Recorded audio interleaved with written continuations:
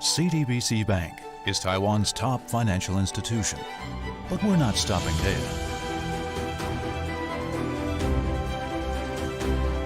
We're crafting an international brand and already have over 370 outlets in 14 countries. We are by your side, ready to embrace the future.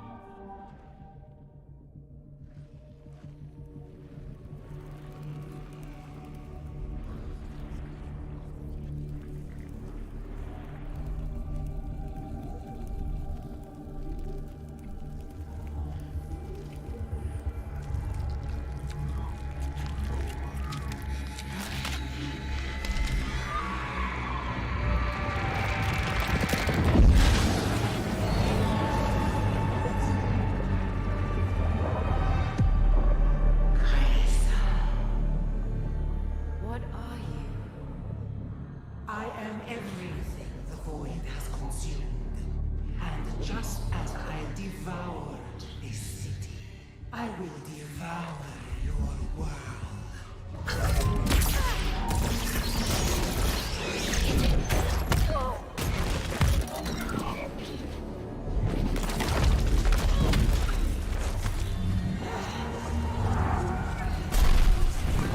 You disappoint me. I am not Samara's void spawn. I am so much more. I am the end of your world and the beginning of mine.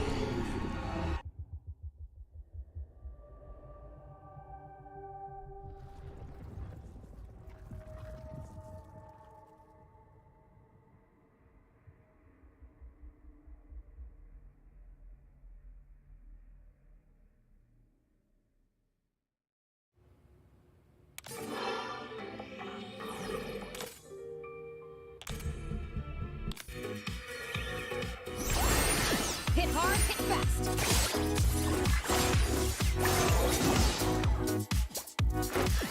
I only see you for missions now, Kaisa. What happened to best friends forever? Akali, I know I've been...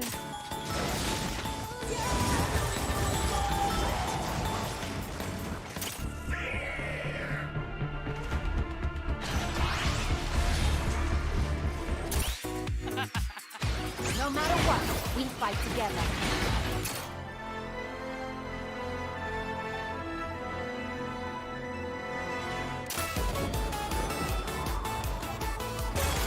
Never be afraid to listen, this little girl.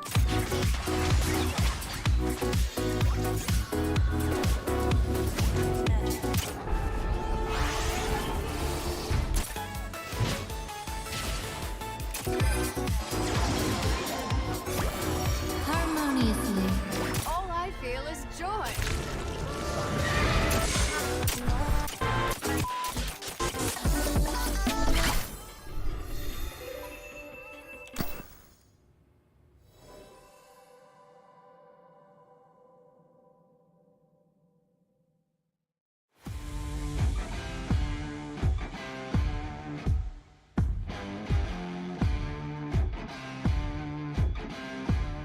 Because of the improved lane phase, what is he up to? What is he up to?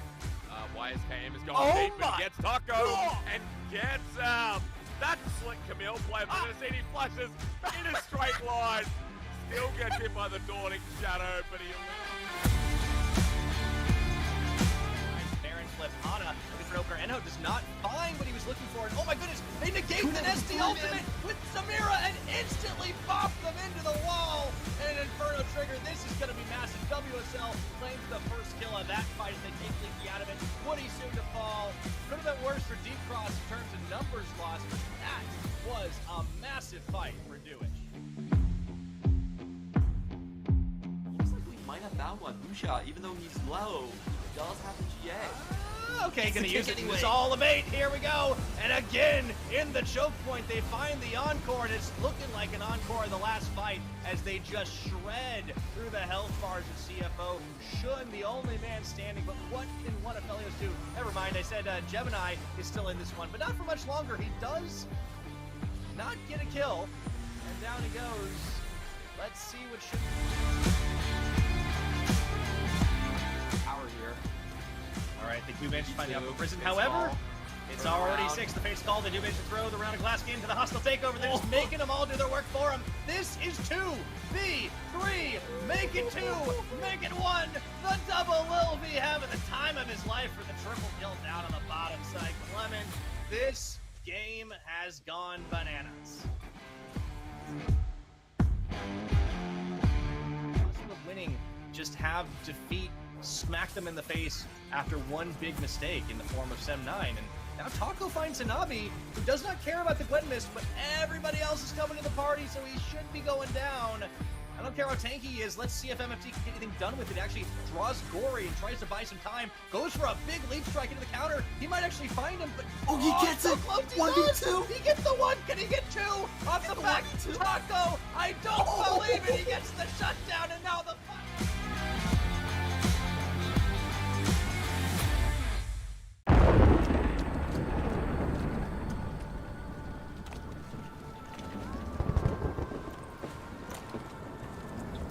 Evils, ancient and deadly, exist in every corner of the world. They have made themselves comfortable, taking what is not theirs, gorged on the suffering of others. I will face them all and crush them. Lord of the waters, grant me swiftness for this trial.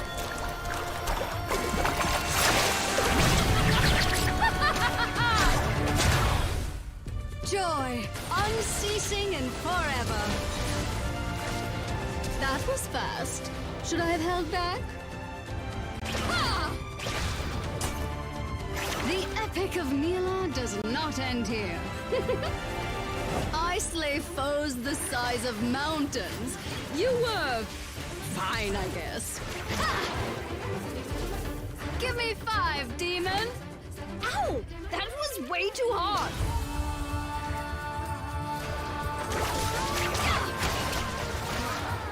I will face the great villains of myth and live forever in song. Prepare for death!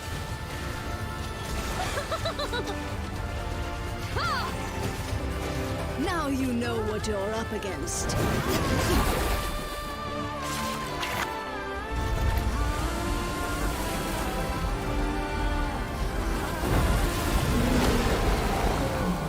I am Neela of the 7th layer. May you find joy in the world beyond.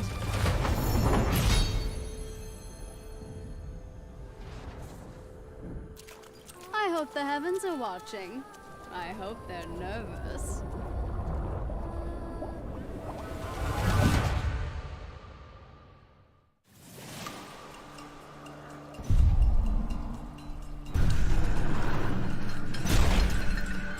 Neela is an endlessly joyful melee marksman who makes waves with the strength of her allies. She steals power from the demon of joy, Ashlesh, siphoning incomparable magic from his prison.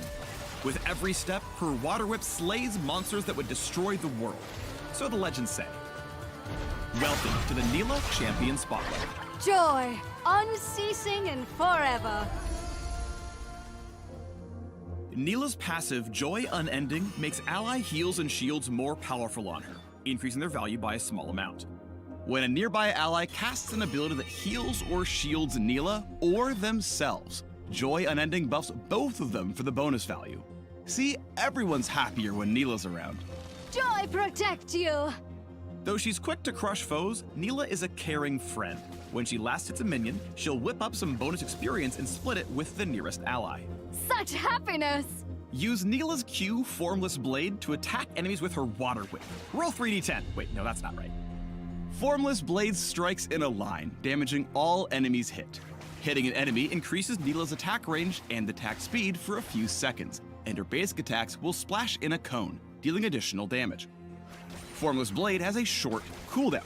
If you hit it consistently, your sustained AoE will wash enemies away. My waters cut deep. With Formless Blade's passive, damage against champions will ignore some of their armor and heal Neela for part of the damage dealt. This effect scales with a crit chance and can overheal, granting a shield. Neela's W shrouds her in Jubilant Veil, where she briefly gains bonus move speed and dodges all incoming basic attacks. She also takes reduced magic damage to really rain on her enemy's parade. Touching an allied champion hides them in the Veil as well, but they'll be protected for a shorter period.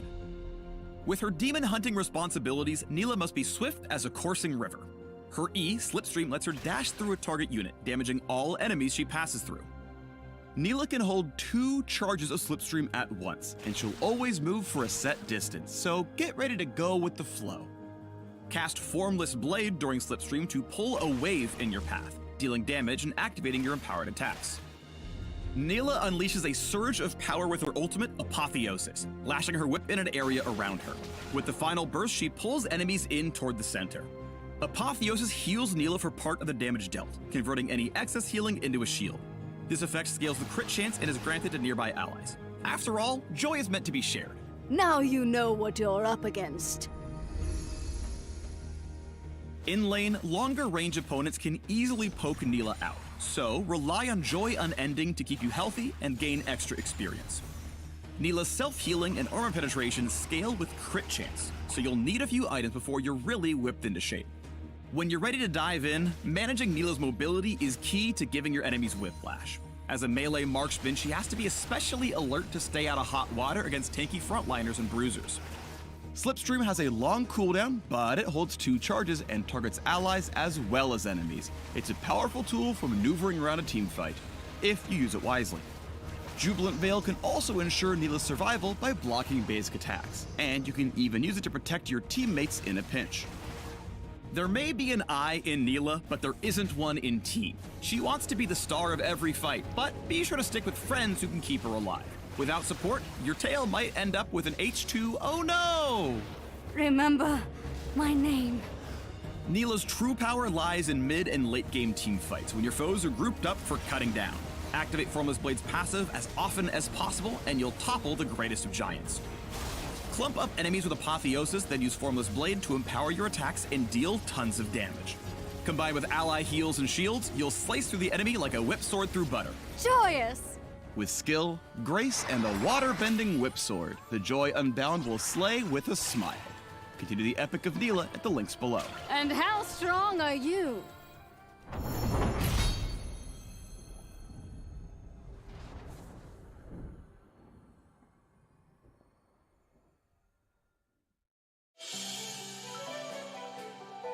CTBC Bank is Taiwan's top financial institution, but we're not stopping there. We're crafting an international brand and already have over 370 outlets in 14 countries. We are by your side, ready to embrace the future.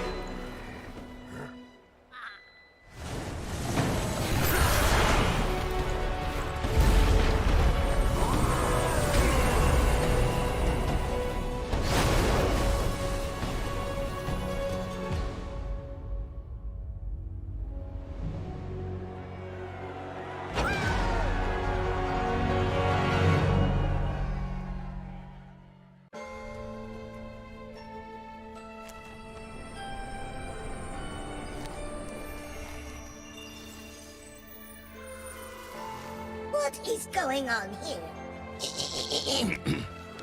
That's much better. Well, I suppose better is a relative term. Let me see if I've got this right. You looked upon the infinite cosmos, summoned me into this, admittedly rather adorable form, just so I could teach you about dragons. After all, there's none more qualified to teach you about the Dragonlands than me. Very well then, my bold little protege, I accept. We begin with power. The Dragonlands don't just have magic. They are magic. And where does this magic come from, you might ask? From dragons, of course. Each one powerful, each one an asset, if you are in the right place at the right time. The treasure dragon may offer you gold or ancient artifacts should you meet them. Just don't be greedy. One per lucky mortal customer. You understand? Of course, treasure isn't all that awaits as you traverse the Dragonlands. Make your way to the Draconic Shrines, and you shall be blessed with wondrous effects in battle, which you will no doubt need. Take Pandora's Bench, for example, which transforms champions into, well, other champions. Or Sacrificial Pact, which allows you to exchange experience for health and... well, yes. Visiting a Draconic Shrine indeed augments your abilities. But these are Draconic augments, and thus are far more impressive than anything mere mortals could invent. And next time, raise your hand. Now then, where was I? Ah, yes. While some dragons roam the lands, others are tied directly to them. Astral, Ragewing, Whispers, Shimmer Scale, Jade, Mirage, Tempest. One dragon for each of the 7 major Dragonlands. Starting off strong, these rather imposing creatures can be convinced to fight on your behalf if you can afford their services. As I'm sure you can imagine, each dragon represents a powerful magic, so you would do well to commit their names to memory. Astral, there really is no place like home. I mean we, are as numerous as the stars in the sky. If the heavens align, you shall receive celestial favor in the form of an astral orb, increasing the chance that an astral unit falls into your shop. Better get wishing. I know. Fire and dragons. Such a cliché. But you're thinking too small and too slow. The dragons of Ragewing don't just feel the burn. They channel it, building their rage meters into a frenzy of fast-hitting power. Do you fear dragons that go bump in the night? Well, you should. After all, the Whispers will steal armor and magic resistance from their enemies. It's always those strong, silent types you have to watch out for. And who said all that glitters isn't gold, The magic of Shimmer Scale can make things downright blinding. What with unique items that scale with your gold? I don't look it, but I am practically green with envy. It is dangerous to go alone, so why not bring an army? That is the Jade strategy, after all. Jade statues protect even while asleep, but attack them, and they are bound to wake up. If that is not enough backup, these statues grow in power the more Jade units you possess. No, your eyes aren't deceiving you. Mirage is the most mercurial of the Dragonlands. taking shape only when called upon. The only certainty is that Mirage units will change their approach from battle to battle, allowing you to adapt and bring your victory into focus. Now, where have I seen him before? Our final stop on this tour of the Dragonlands is Tempest. For lesser creatures, lightning never strikes twice. But for Tempest, lightning is a constant current, damaging and stunning your opponents. Make them regret trying to weather your storms. So tell me, are you feeling educated, inspired? Because that is it. The lessons are over. What? Did you think I was going to tell you everything about the Dragonlands? Ha! Now, where would the fun be in that?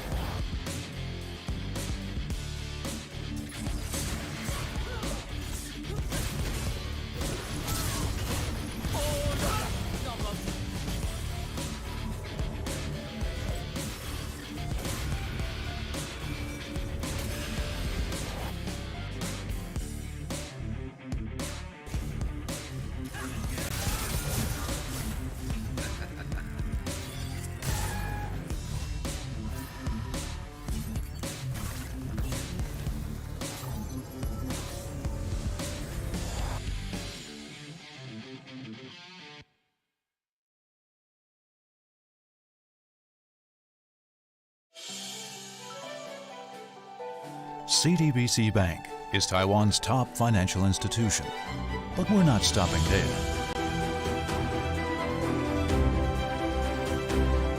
We're crafting an international brand and already have over 370 outlets in 14 countries. We are by your side, ready to embrace the future.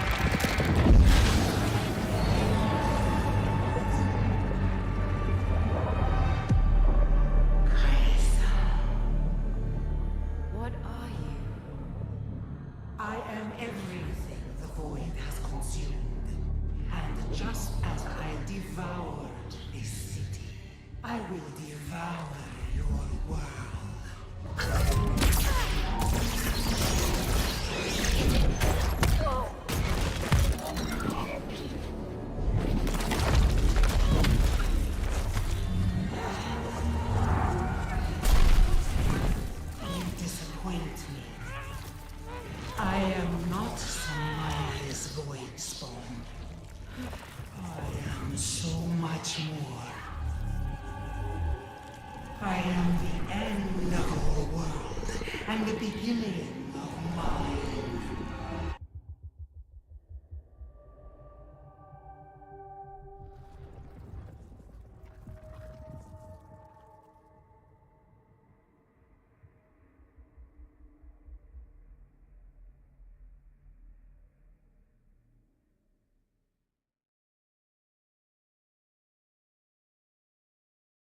Commit up after you finish working. You got the 5-star service.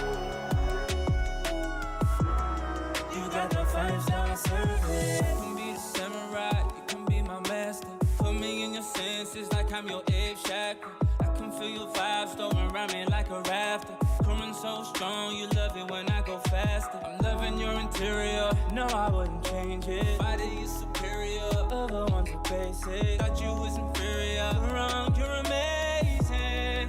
Hey, nah, where you been, girl, I swear you looking hotter. You know I could always do you better. Switching positions whenever fed up. Let me show you. You look so good, let me see you work it.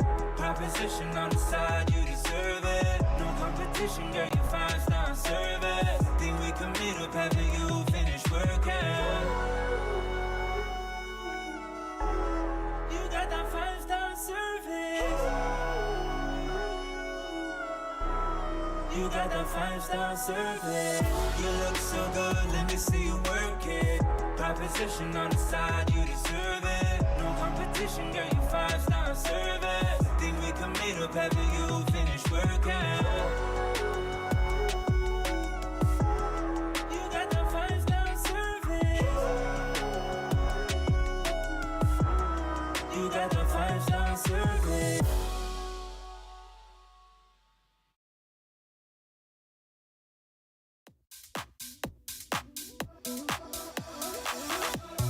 Tell me what's this feeling? Tell me why I lost my self-control. Why is my heart still beating? For you, for you, for you. Yeah, I told myself I don't deserve it. I don't deserve the hell when you leave me hurting. Yeah, I told myself I don't deserve this. Don't deserve you. Love it, love it, love it, love it, love it. Don't myself, don't myself. Love it, love it, love it, love it, love it. Don't myself, don't myself. Love it, love it.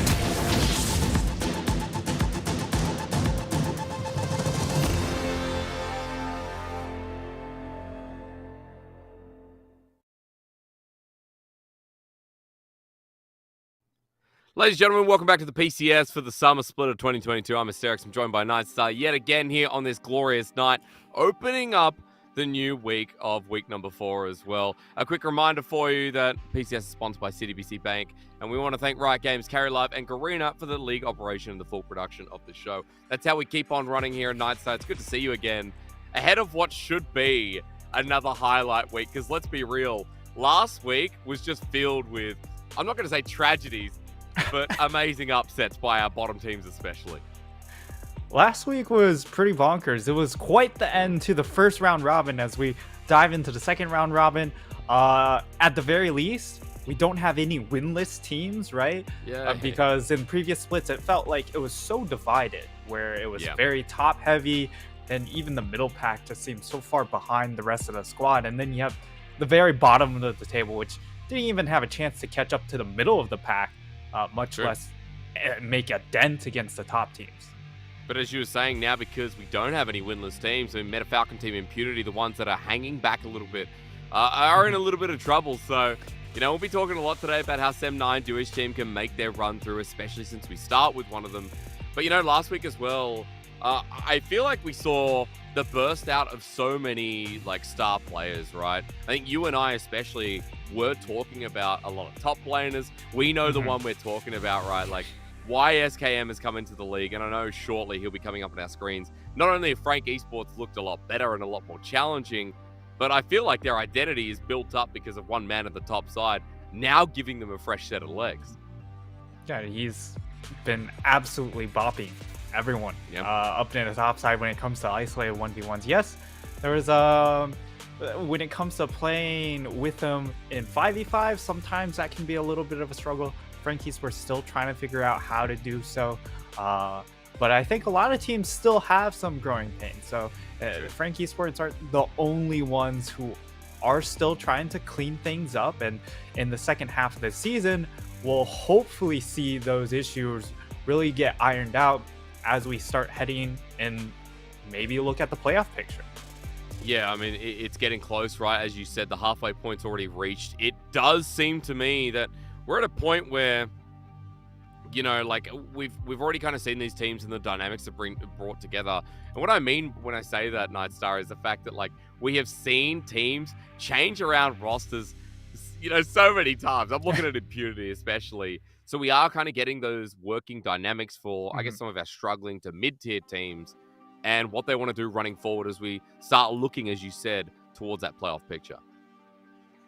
Yeah, and we can see here, it's been very, very competitive. Top 5 of the standings, where everyone's gotten to take a bite out of everyone else. Well, I would say top 6, right? Because they're all with winning records. And even then, Impunity, Meta Falcon team, if they can just figure out a couple things, they can also insert their names up into that middle of the pack. It's not that far out of the realm of them being able to find an upset or two. We've seen them be competitive. It's just about being able to pull up an entire game's worth of gameplay, whereas they have fallen short a couple of times. And I'm especially looking at you, Impunity, because it's still a musical chairs organization at the moment. Oh, I mean, there's a lot of issues on this team. They're obviously, as I was saying before, shifting around the roster to see what works, as we have another one today. But the recent losses against Beyond, J-Team, PSG is fair enough. But let's remember, I think, wasn't it the Sem9 game in week 2? We're like, hang on a minute, what's going on? Even, at the end of last week, the loss to Meta Falcon team really hurt them. Now on a 3-loss streak as well. So, Impunity with all that experience, once again, those players are seeing a bit of reality, which seems a bit like deja vu with, I feel like people like Alex and Apex and Annex, being through that before. But Impunity is not the only ones we want to talk about. Of course, going through, we need to look at our player of the week. We were talking about him before here, Nightstar. YSKM for week number 3 gets our highlight. And I remember you and I casting the Camille game. It was so good to watch, really clean mechanics out of this top lane superstar building his name on Frank Esports. Yeah, when he gets these big ticket carries in that top lane, he's been really, really performing. We get to see this game. This was the game that we got to cast. YSKM really popping off with the Camille pick. He gets the solo kill in Taco in lane. That really just sent things careening for MFT as they really struggled to figure out how to really execute afterwards. And he looked like he was just having a blast, right? He even flashed into a wall after the 1v1 kill, laughs it off, and right there we just saw he just goes ahead, stopwatches, flashing. Statue. Yeah, exactly. Got to showcase, man. Got to showcase. Like, another one of the solo kills. I feel like we even saw one earlier as a double solo kill game for YSKM. But, you know, as you said, the attitude's better from him. But I think even overall, Frank Esports, the attitude just looks so positive. He's changed up quite a lot, and the dynamic now working when Pretender was already developing into this kind of fearful mid laner with a wide champion pool.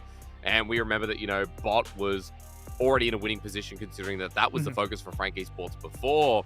And now that you have this top lane dynamic, you know, the attitude couldn't be better. And that's why I think Frank Esports have just become one of the most exciting teams in the PCS, despite being tied for 5th at the moment. Like, YSKM brings that, and it could not be more deserving for our week number 3 MVP. Yeah, and they've really challenged a lot of the top teams as well. They haven't been able to quite be clean enough to finish them off. As we get to take a look at today's matches, certainly looking at that DCG J team matchup as the big highlight here for today, because those are the 2 most competitive squads in the standings. However, definitely don't sleep on MFT versus Megabank Beyond Gaming, because Megabank Beyond Gaming have also been a little bit of a mixed bag when it comes to their in-game performance. Yeah, I feel like Beyond, as you said, you know, a little bit shaky. Trying out Liang in the last game, they're bringing back Lakai. We'll have to see if it's going to be good enough. At least we start with Frank Esports versus Sem9, and Nightstar, I hope we haven't been hyping up Frank Esports and then Sem9 come rolling at them. Yeah. Because I guess we have to be a little bit more realistic with Sem9 now. The game you and I cast against Dewish team, Sem9 set the record for the quickest game of the split.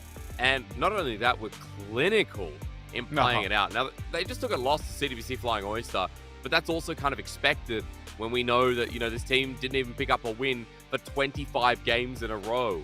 And I think losing to one of the top teams is excusable, but maybe Frank Esports is a threshold below that is reasonable to assume that Sem9 could have a chance here. Yeah, it's certainly reasonable, especially since Frank Esports have struggled a little bit sometimes in just opening up the early game and then just clinically snowballing that lead.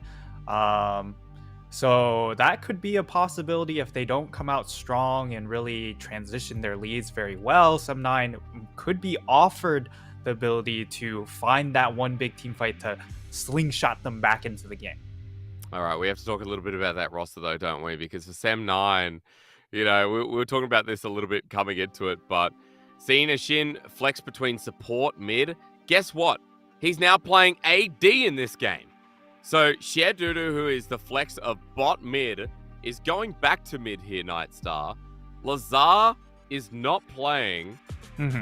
Like, I just love the musical chairs we're seeing as Caspiel, who has actually played bot this split and played against CWC Flying Oyster, is now support. Well, musical chairs. All right. I will correct you on that. It has been Caspiel, even though he's labeled as the AD carry position. He has just played, I believe, 3 games Nautilus.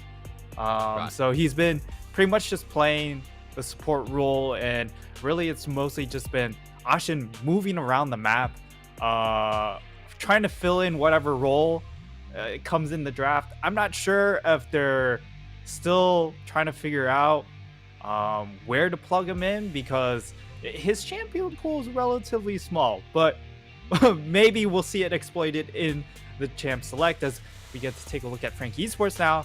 YSKM, of course, player of the week. Big highlight. However, definitely don't sleep on the rest of this roster, because Hollow, Pretender, Eminem carries. They've continued to showcase strong performances, especially during the lane phase from this bottom lane in particular.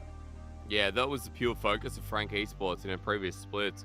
I feel like, Hollow paying a bit of attention to YSKM, at least in the last game we cast as well. So, diversity in this roster is amazing. Pretender as well.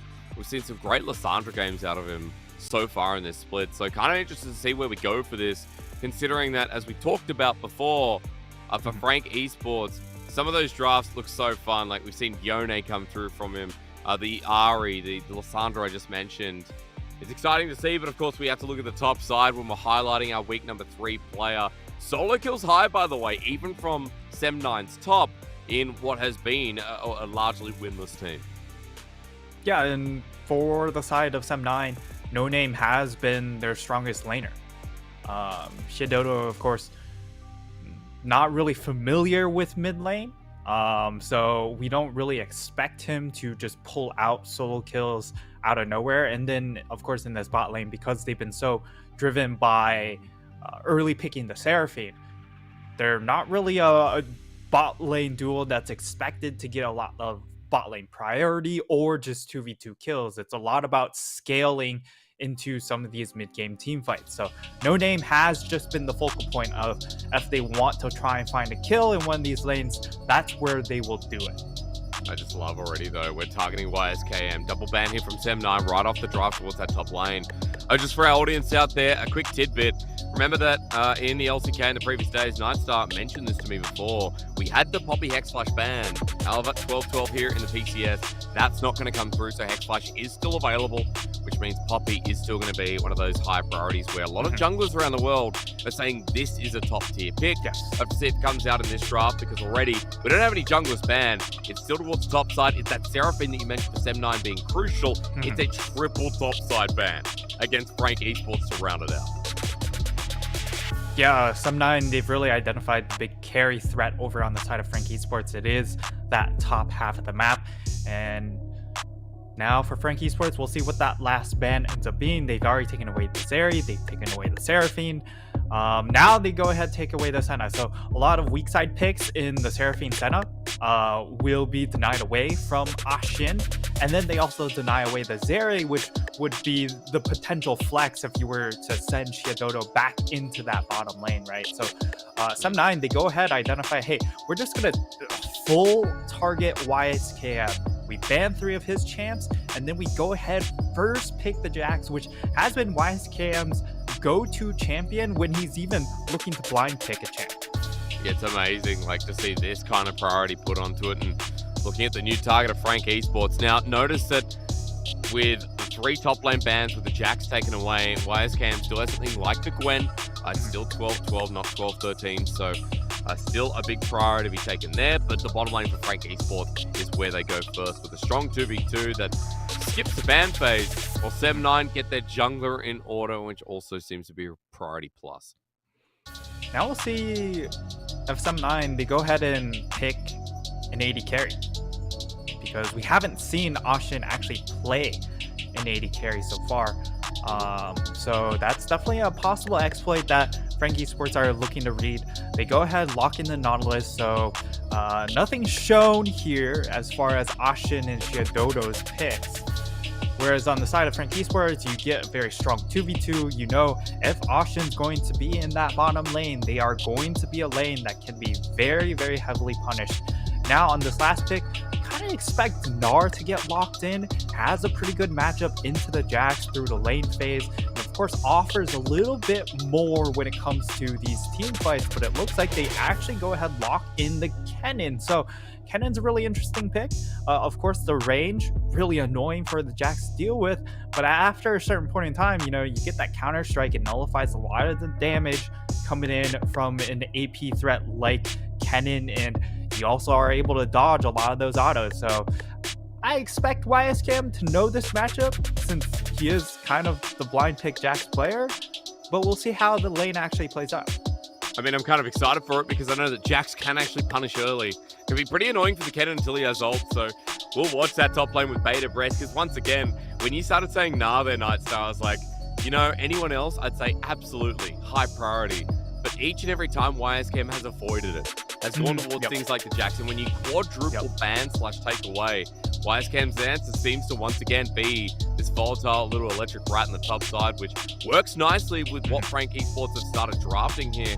I was going to ask you a little bit about what you expect here, because we've had double jungle ban come through. Excuse me, one jungle, one mid against Pretender. Hollow still has things like Viego, things like Jav and Xin Zhao. There's not a lot taken away from his pool. Yeah, and here for the side of Frank Esports, I'm interested in what they're actually going to save counterpick for. You have the Zir available. I would certainly look to lock in a mid laner, whether it's the Zir or the Sylas, and just save counterpick for Hollow. Maybe find that big counterpick threat here to really try and lock down the Sem9 composition. The Viego, of course, offers good scaling, but it might not be enough early game if you really want to just hard punish whatever comes next here in this last phase for Sem9. Yeah, so talking about the flex capabilities, now they show their hand though. We're going to find out who's actually taken the Nautilus, as Nico's going to be picked up. Bit of a rarity. Now, in V5 in the early days, when we had all these random lane swappings, like ball playing top, jungle, mid, whatever, in their 0-16 split, Nico was something that was piloted into the AD role. So I'm kind of wondering if Sem9 plan to do this for their bottom lane, because again, they are like kind of wacky with these bottom three members and how they move around. Yeah, I actually think this is a nice pick into the mid lane. You have the harassment against something like a Sylas, and then you also have the teamfight control to really deter something like a Kennen to dive into your squad. And then they go ahead and lock in the Tristana. So Tristana also a bit of a mobility carry. We'll see how well it actually does here. Has some potential to find that 2v2 kill in the Kalista Renata as well. However, we'll just have to see how it actually performs. And then the Trundle pick does end up coming through, offers a lot more of that early game potential to try and attack these lanes aggressively. I like that. And actually, we could just have the mid Tristana as well, which is pretty good. Of course, you have the range advantage and you have the all-in potential into the Sylas. So we'll actually have to see where they allocate the lanes. Currently, we have 4 teleports, Hysterics. I don't know if that's the move. It is. It is. Tristana's mid. Well, hang on. Again, we don't know. But honestly, it has to be. How fun this comp's going to be to watch, because I feel like what we've got here is a snowball effect for both these teams, right? Both these comps want to get nitty-gritty, like they want to be skirmishing. And I just can't wait to watch this play out, because if any of these lanes take off, Nightstar on either side, it just feels like it's so hard to stop that with the tools of the kit. Like, what great comps to start us off, honestly. Sem9 and Frank Esports kind of both battling to get safety within playoffs, Sem9 especially. But they've just pulled out this fun-to-watch composition where everyone's going to be jumping in, and I'm all about it. Yeah, definitely a lot of yakety sacks here coming in from Sem9, at least from their composition standpoint. We'll see if the Summoners end up being quad teleport. That seems to be a little bit excessive, but you never know. Sem9 have been, the musical chairs, sort of, but it feels like their moves have been more intentional rather than the moves coming in from Impunity, where even we're confused on what they're trying to do. But for Sem9, it feels like they have figured out that, hey, we've got a lot of stuff going on, but we know why we're changing all these things around. Yeah, look, they know why, but still, for us, I mean, we kind of always expect, like, okay, Caspiel will go support, or Caspiel will go the Nautilus, while a Shin will pull out something else. This time it feels like we're actually in role order for lane allocation, because you can see, I mean, Shadow is committing to the mid lane, so it will be a Tristana mid, a Shin with the Nico in the bottom lane, has built himself up with Doran's ring, so he'll be farming too, worth mentioning. So kind of excited to start this game off, because junglers will be on the opposite sides of the map. Set up here for Arashi to go top, and bot side here for Hollow when he has a Kalista Renata line. Yeah, and for Frank Esports, with the Trundle, Callista, and Renata combination, you really just want to hard slam this bottom lane. So we'll see how Sem9 set up the waves with this Nico, because of course you do have the ability to kind of shove this lane pretty hard if you want to, if you get enough points into your queue. After a certain point, you just kind of perma-shove the wave, and it's very hard to dive you at that point. But early on, definitely could get punished for your lane positioning. Yeah, I mean, level 3, a big one, but you could also say that with the Callista Renata lane, right? So for a Shin, all about landing those Tangle Barbs and then getting yourself out the Shape Splitter third strike passive. Played a hell of a lot of Nico back in the day. It was pretty fun to play as a support, and actually probably after this game, tonight might involve another support game of Nico. But we're already seeing the bullying coming out of the lane. Hollow has made himself path directly to Gromp. Like, no wolves on the way. 2 camps done. This will be number 3. Beelined it down to this bottom side. Yeah, and this pathing is just really get to level 3 as fast as possible and just be around bot lane as much as possible early on. And over in this top side, YSKM really utilizing that extra range and punishing here as No Name. This was the first pick Jax. Definitely something I don't know if anyone has seen.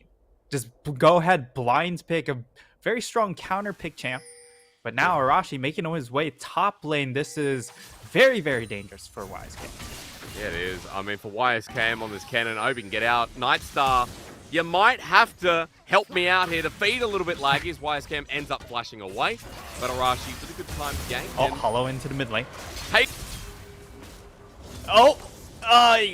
Well, alright. It was almost my time to shine. But, you know, the kill doesn't actually happen. So it was a good attempt coming in from Frank Esports. At the very least, you get a good chunk of damage now. Hollow making his way towards this bottom lane, and he's all right, you're back. I am. Maybe? I am. Okay. I'm indeed. No. We're Gucci now. We've fully fixed the issue. We're coming back. I just come back to Frank Esports having some pretty big lane leads. Like mid's even, but look at bot.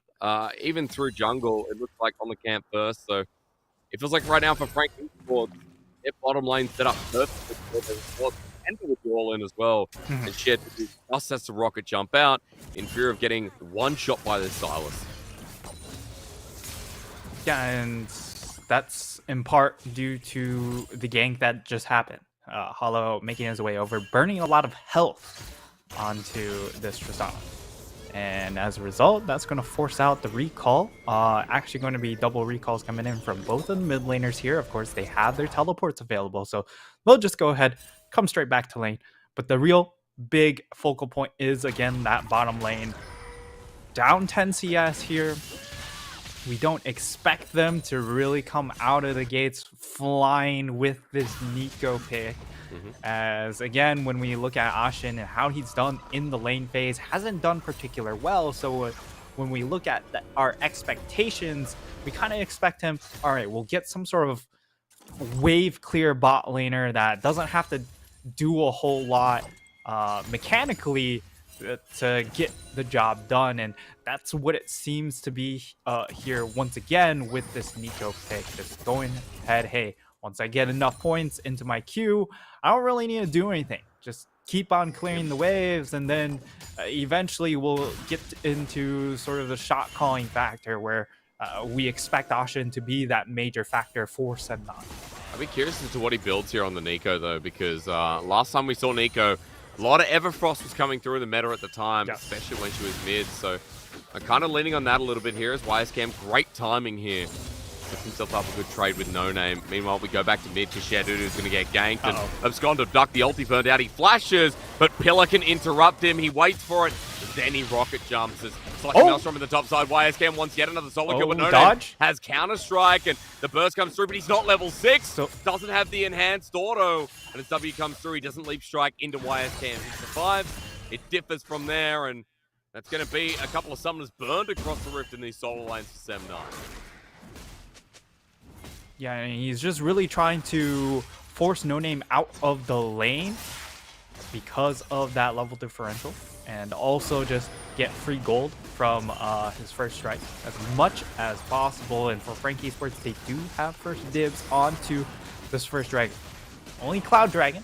So, you know, the move speed will help Frank Esports, but for Sub 9, they're not worried too much. It's all about getting to level 6 with this composition, with the Nico and that Wukong, and then perhaps find that big fight around Rift Herald or something where they can just nail that Wampa.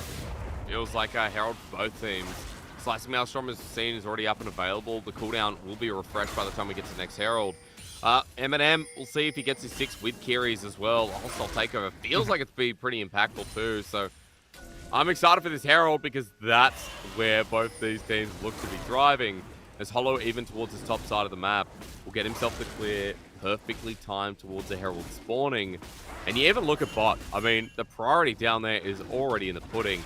You can see a turret plating already taken. Like, Eminem and Carries are doing so well within the lane. And it feels like they'll be able to make the first move as we're 20 seconds away from that objective.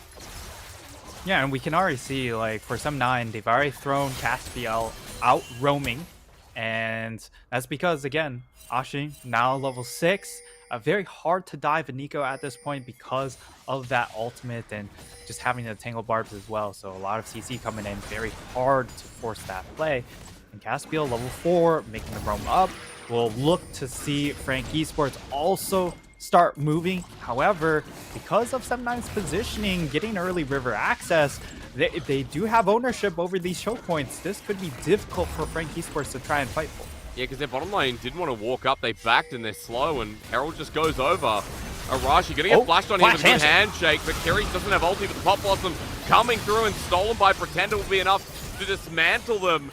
The Sem 9 are first blooded by Frank, and that response was good, but it's still a Herald play achieved by Sem 9.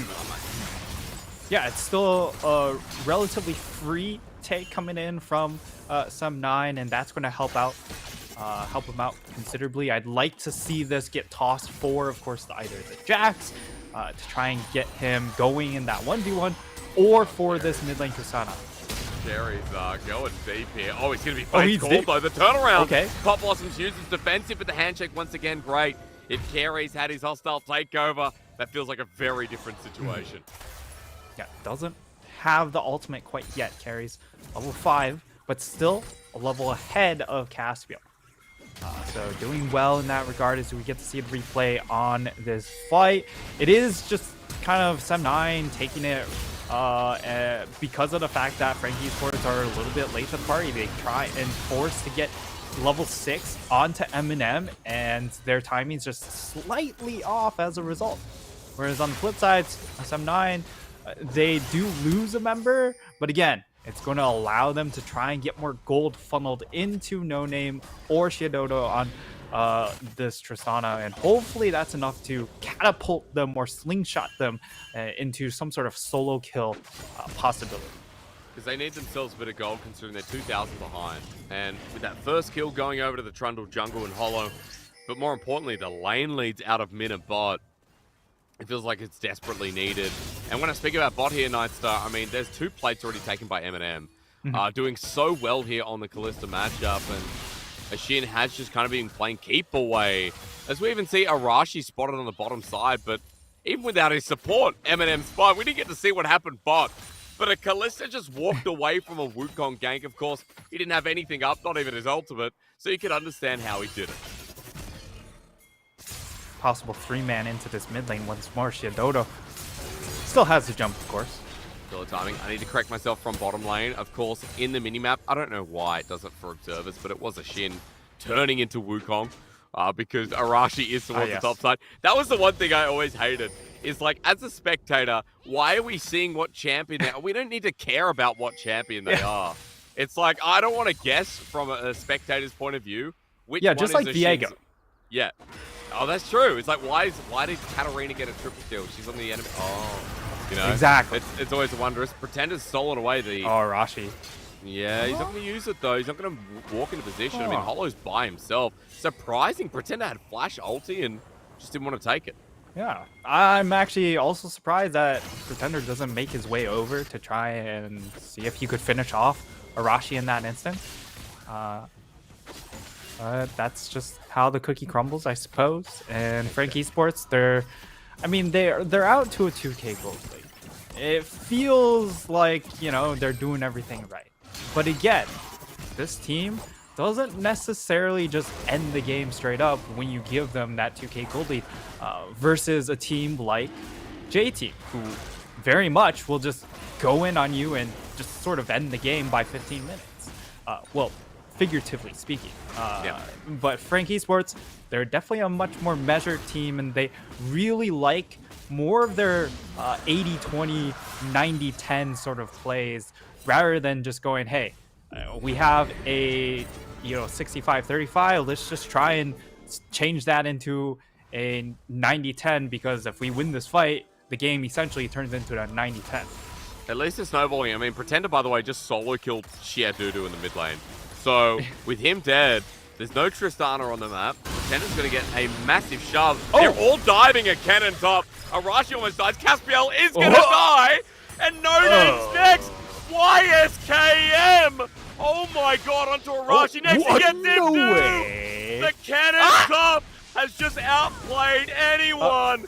No Name jumps in and he dies too. YSKM, you are a god. Let's just say he's really starting out his Week 4 MVP campaign out pretty darn well. As we get to see this mid lane solo kill, it's Pretender.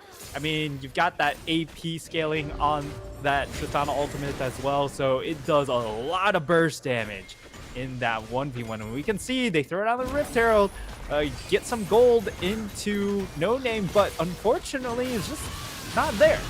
So all this gold is going into Arashi, and then you're trying to dive a cannon, and if he gets a 3-man ult, it's really just dunzo from there, because that's just so much damage coming out from that cannon. And yes, No Name gets this kill, but it comes at a cost.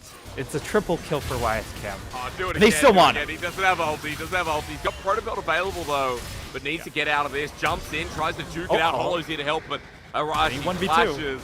The emote Carries, goes up. You have to Pretender. do it after the 1v3 before. Let's see. As Carries and Pretender come through, I mean, this level 11 Silas can steal a depth charge, but Caspiel's getting out of the way. Shiadudu moves in to threaten while in the bottom lane. Meanwhile, Ashin wants to take the 1v1 and gets himself a good pop blossom. First damage, but now Eminem has himself the one-on-one himself. Immortal Shield, Bo the Rend about to come through. The stopwatch doesn't save him, and Eminem gets a solo back in. Frank Esports now saying nothing to Sem9, who are getting dominated.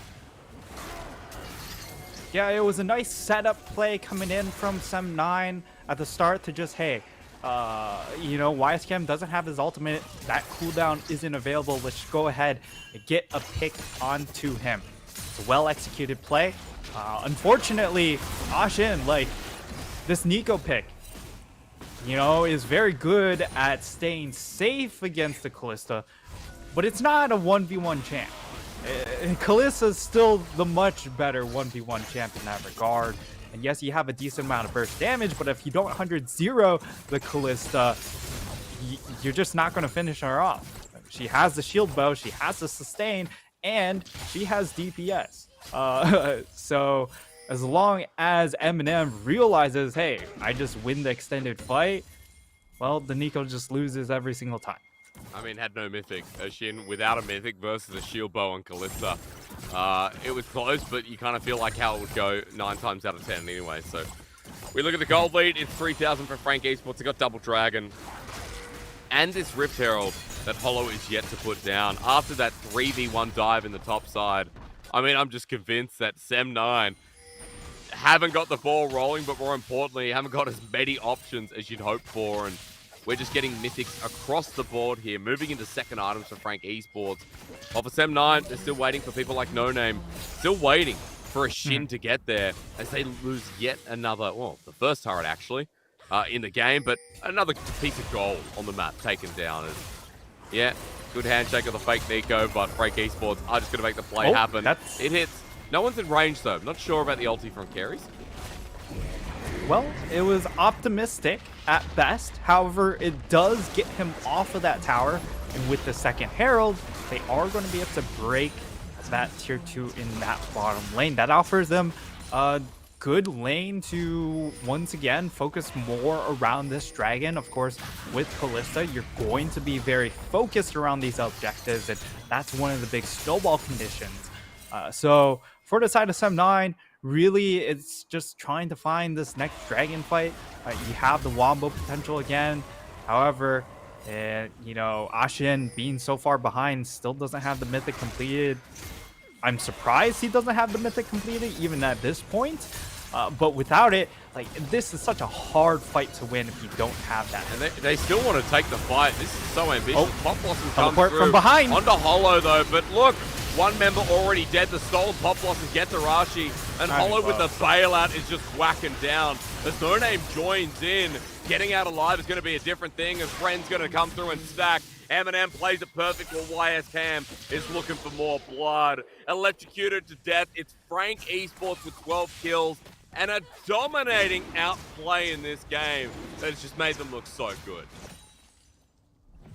Yeah, Hysterics, there was really just no gas to that play coming in from Sem9. They understood, hey, we want to contest this dragon. It would be third dragon for the side of Frank Esports, but they didn't really account for should we be, because they just didn't have the power spikes to actually do so. Hollow so tanky on this Trundle at this stage in the game. Throws down the ultimate, sealed resistances, teleport comes in from YSKM on the backside. This backline is just so frail. Again, Ashen just doesn't have the oomph to actually burst anyone out. Now has the Ludens, but it's just too little too late. At this point in the game, Frank Esports, they've got enough level lead under their belt that that extra magic resistance starts churning through, and you're not going to get bursted out, especially by a Ludens, which it just feels bad for the side of Sem9 right now. Needed damage. As Shin again is going to be pillared. Carry's running into him confidently. I mean, Arashi just looks forward, but to take that, Hollow pushes him out a little bit further. And I feel like, you know, we go back to the draft and we look at what Sem9 brought out this game. Triple topside ban against YSKM. But then he just picks Kennen and has been absolutely fine. Like, I don't know. The banning out topside here against Frank Esports didn't work out. They gave away Kalista Renata, which no region at the moment, even though Kalista has seen to fall, is willing to give away this specific duo. It's either Kalista or Renata singular, never together. And that's kind of only the start of the problems here for Sem9 as they give up so much. Well, No Name in the top side, he's going to pop the ulti, but now Frank Esports have the backup coming through. Slicing Maelstrom buys him time as with Pretender in, stealing the depth charge. In the air he'll go, Arashi starts spinning, but YSKM is playing with the rest of his food, and Pretender will clean this up. One goes down, Arashi getting the trade, but look, on the other side of the map in mid lane perhaps, Eminem just picked up a double, and Pretender is having the time of his life with a Shin dying yet again. I can't watch this anymore. Sem9 are getting cut open, and the blood is flooding the stage. At the very least, Hysterics, they didn't showcase that mid-fight because it was just a straight-up disaster for the side of Sem9. It was a 3v3, and they got absolutely wiped. Pretender might find one more kill. However, the Warrior Trickster will be enough to get him out. And yeah, Sem9 is just, everything's falling apart. They didn't have a lane to really play through. It was supposed to be this Jax, right? Because you invested so much draft resources here. But ooh, nice little ultimate coming in, but it was just too telegraphed, right? So the side of Sem9, they try and just immediately turn for the play, and they just don't have enough damage because all of their burst damage is supposed to be from this Nico to get them low enough for then the Tristana to hop in and set up those resets, and it's just not even close to happening so far. So clean from Eminem. That kind of way from Dredgeline, like, I don't know. I don't blame Sem9 for going all in on this Kalista, who kind of janky over the wall, past the wall, behind the wall. Like, what do you do at this point when you have a Nico on the team? And, you know, Nightstar, the one thing I know about Nico is when you fall behind as a Nico, you are useless. Like, you don't do any damage. Your E is barely a stun, which if anyone builds tenacity, you know, by the way, even though they doted this game, also just feels worse. And you kind of look at it like, well, what does it do? Because at this point, Sem9 with such limited damage now have to face up against a team that has full Baron vision control, have Midway pushed out, and don't have anything else running for them on the map. I mean, good luck checking this. I just don't think they can. Yeah, it's very, very difficult. They throw it on the blue trinket so they know, but YSCam, perfect angle here. Oh my god, almost solo killing the mid laner of Sem9. A good Renata ulti again as stun goes down. He does. That's a solo burn. kill. The ult. He's now got it as Slice Malcolm gets a double stun yet again. YSKM is on a different level. Frank Esports top laner has taken them all the way to playoffs, I'll tell you now. The 7-3-2 yet again, showcasing why he was the MVP of last week. No Name trying to do work on the side, has the completed Hullbreaker, but it's just not enough, especially against Baron buff. Frank Esports, they can just look to easily try and end things out from here.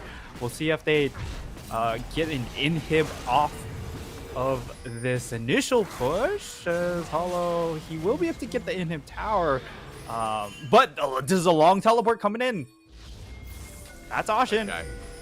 Yeah, it is. He's trying. But Eminem still without summoners. I don't favor it, and now he's out. No Name's like, I'm helping, but how can he help this situation? And then meanwhile, YSCam pressing 2 buttons, and Shiadudu's almost dead. His ult's not available, but he's just pressing Q.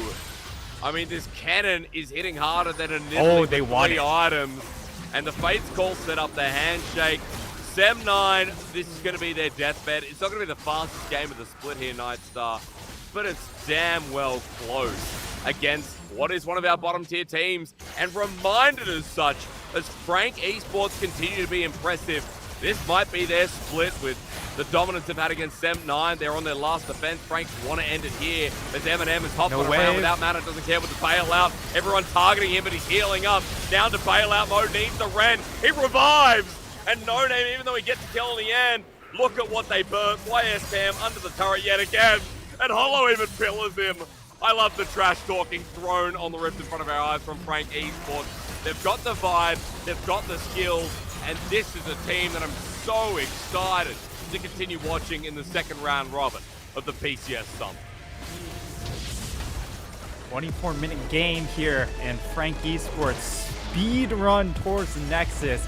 It is a very, very dominating win, and YSCam yet again flashing his absolute brilliance in this game, showcasing why he was MVP last week, and already starting his campaign to a week 4 MVP. Very, very strong. Yeah. Oh god, yeah. Strong is, I think, an understatement for that Frank Esports game.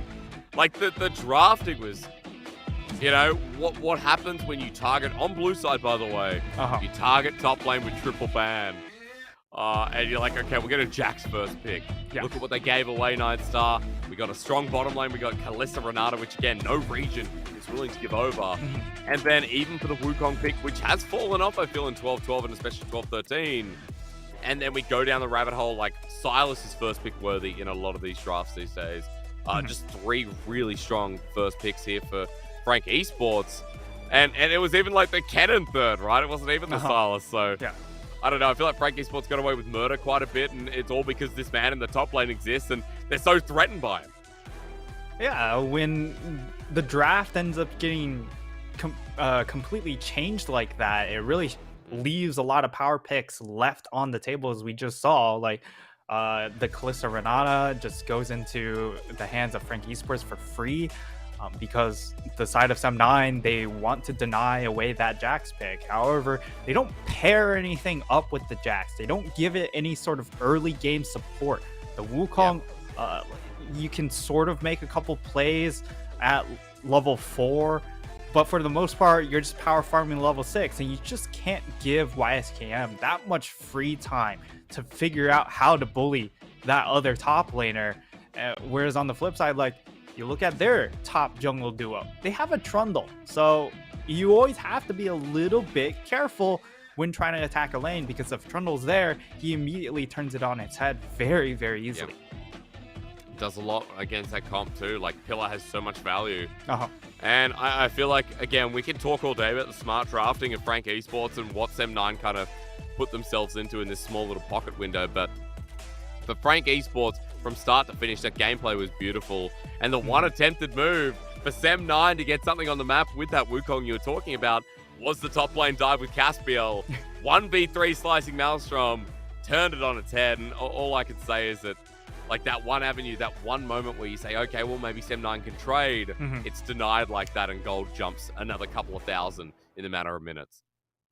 Yeah, and that was like really their one big play to try and swing any lane into their favor. If they find that kill, deny a bunch of gold away from the Kennen pick, maybe he doesn't have those big pop-off team fights coming in from the flank angle and being able to just like one-shot everyone in the back line. Maybe that doesn't happen, or maybe the Hullbreaker comes on a little bit earlier for the Jax. But, I mean, we can theorize all we want. The reality of the situation was they just 1v3 into. Yep. Yes, they did. The damage, not surprising, from YSKM in the top side. Like, oh, damn. Oh, damn. Like, you know, if he had another 6,000 or so, it'd be more than probably the whole team of Sem9. So, you know who's getting MVP Night Star? We don't even need the next screen, dude. We don't need it. We don't need it. YSKM yet again. What more are we going to see? And here it comes. He was number 1 in MVPs before this game. Number 1 with 4 MVPs. He now has 5 MVPs and has 2 more than anyone else in the league. Not surprising when you see how much he did just within that game. And I don't even think that was like the game where he set up to succeed, but he made it work on this Kennen. Man, I really, really need a YSKM jersey right now, because he's had 5 out of 6 MVPs for his squad. They've only had 6 wins. This is their 6th win here. And he's had 5 MVPs. That is ridiculous. He is clearly the win condition for this squad. And if he ever gets ahead, like, look out at PCS, because he is definitely coming for every single top lane. It's crazy to me, like, you know, in LDL 2021 summer, LDL 22 spring, the B League of LPL, YSKM was in IG Young, and IG Young had this reputation in the LDL of, like, raising really good talent. And the people he played with, like Naney, who's on the back of IG now, XZY, who's, you know, strong mid laner in LDL, Long, who's really good on top esports challenger, Xiao Yueji, also there too. All these growing names, he played alongside them, and it's no wonder that he was continued playing around people that have, you know, gotten promoted into the main league. So big. YSKM, this is such a great split for him, and for Frank Esports as well. Win number 6. That'll move them up to number 4th here. But coming up next, we're going to see if PSG can continue their run against Jewish team in the PCS Summer for your Magical Friday night. CTBC Bank is Taiwan's top financial institution, but we're not stopping there.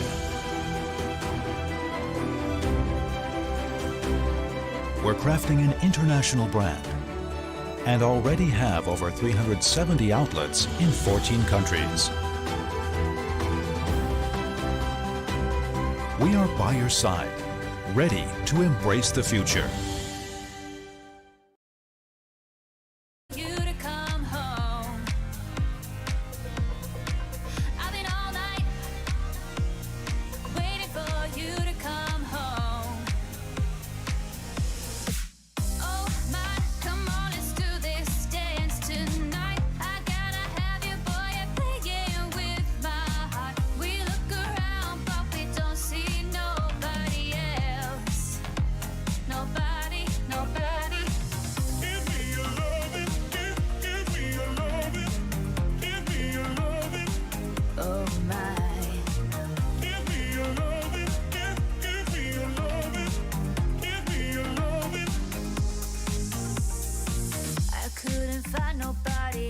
Like you, been let down each time that I've tried to find another, but I always come back to you.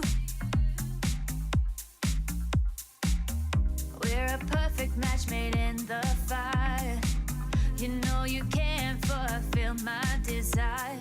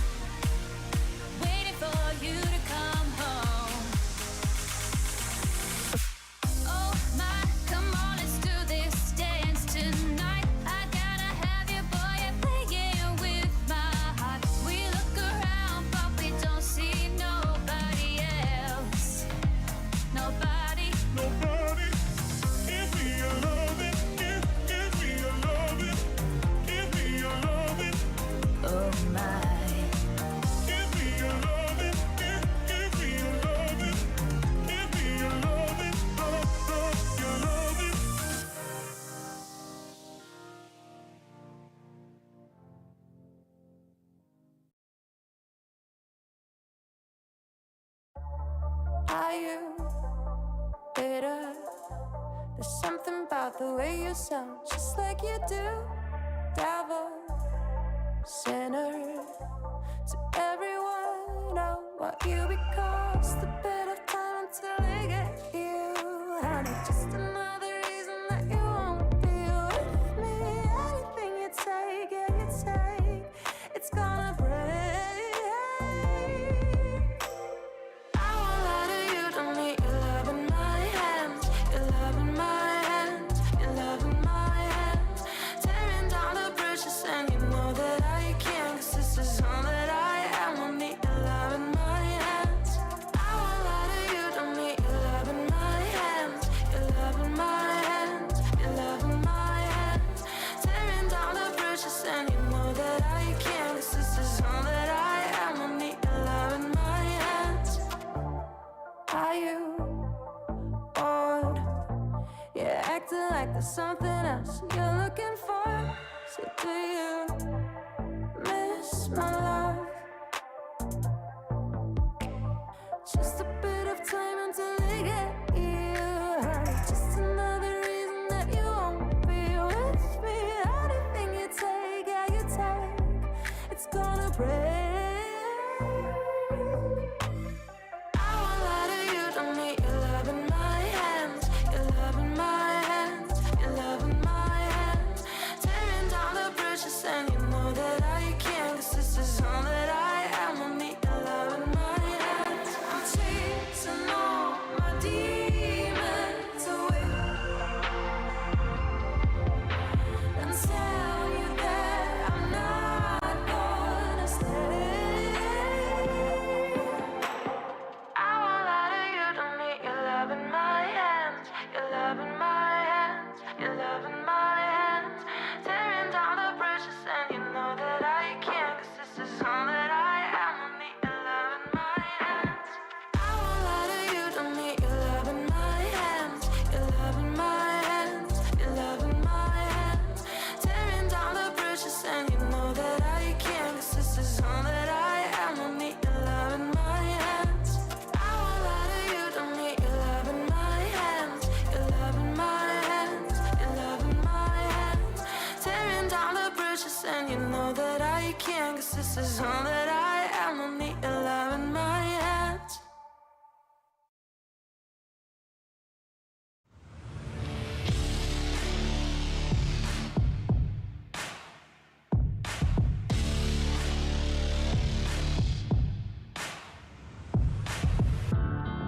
I'm taking my pain away, nothing else more to say.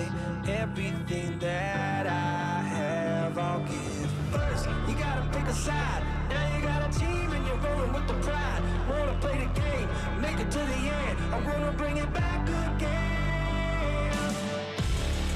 I feel it inside. I'm reaching my stride. I'm standing my ground. I won't give in. I'm moving ahead.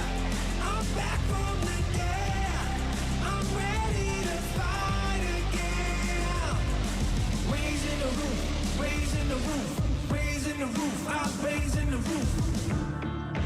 All the mistakes I made, now I can change my fate. No one can take this heart away.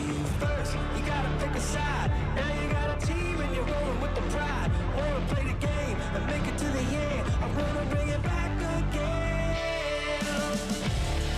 I feel it inside. I'm reaching my stride. I'm standing my ground. I won't give in. I'm moving ahead. I'm back from the dead. I'm ready to fight again.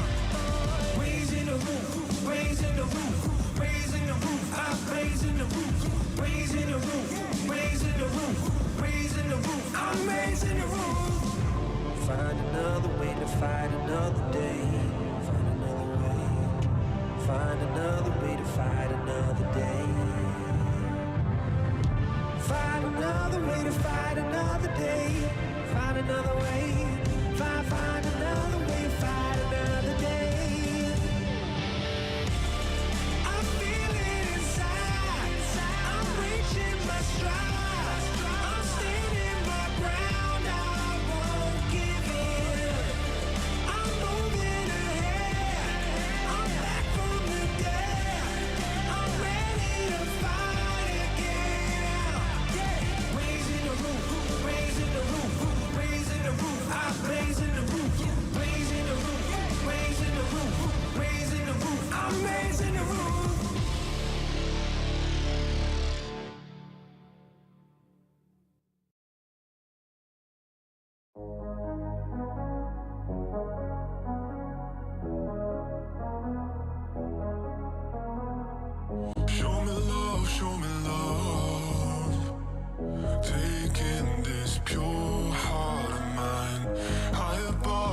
above. We go off in the night.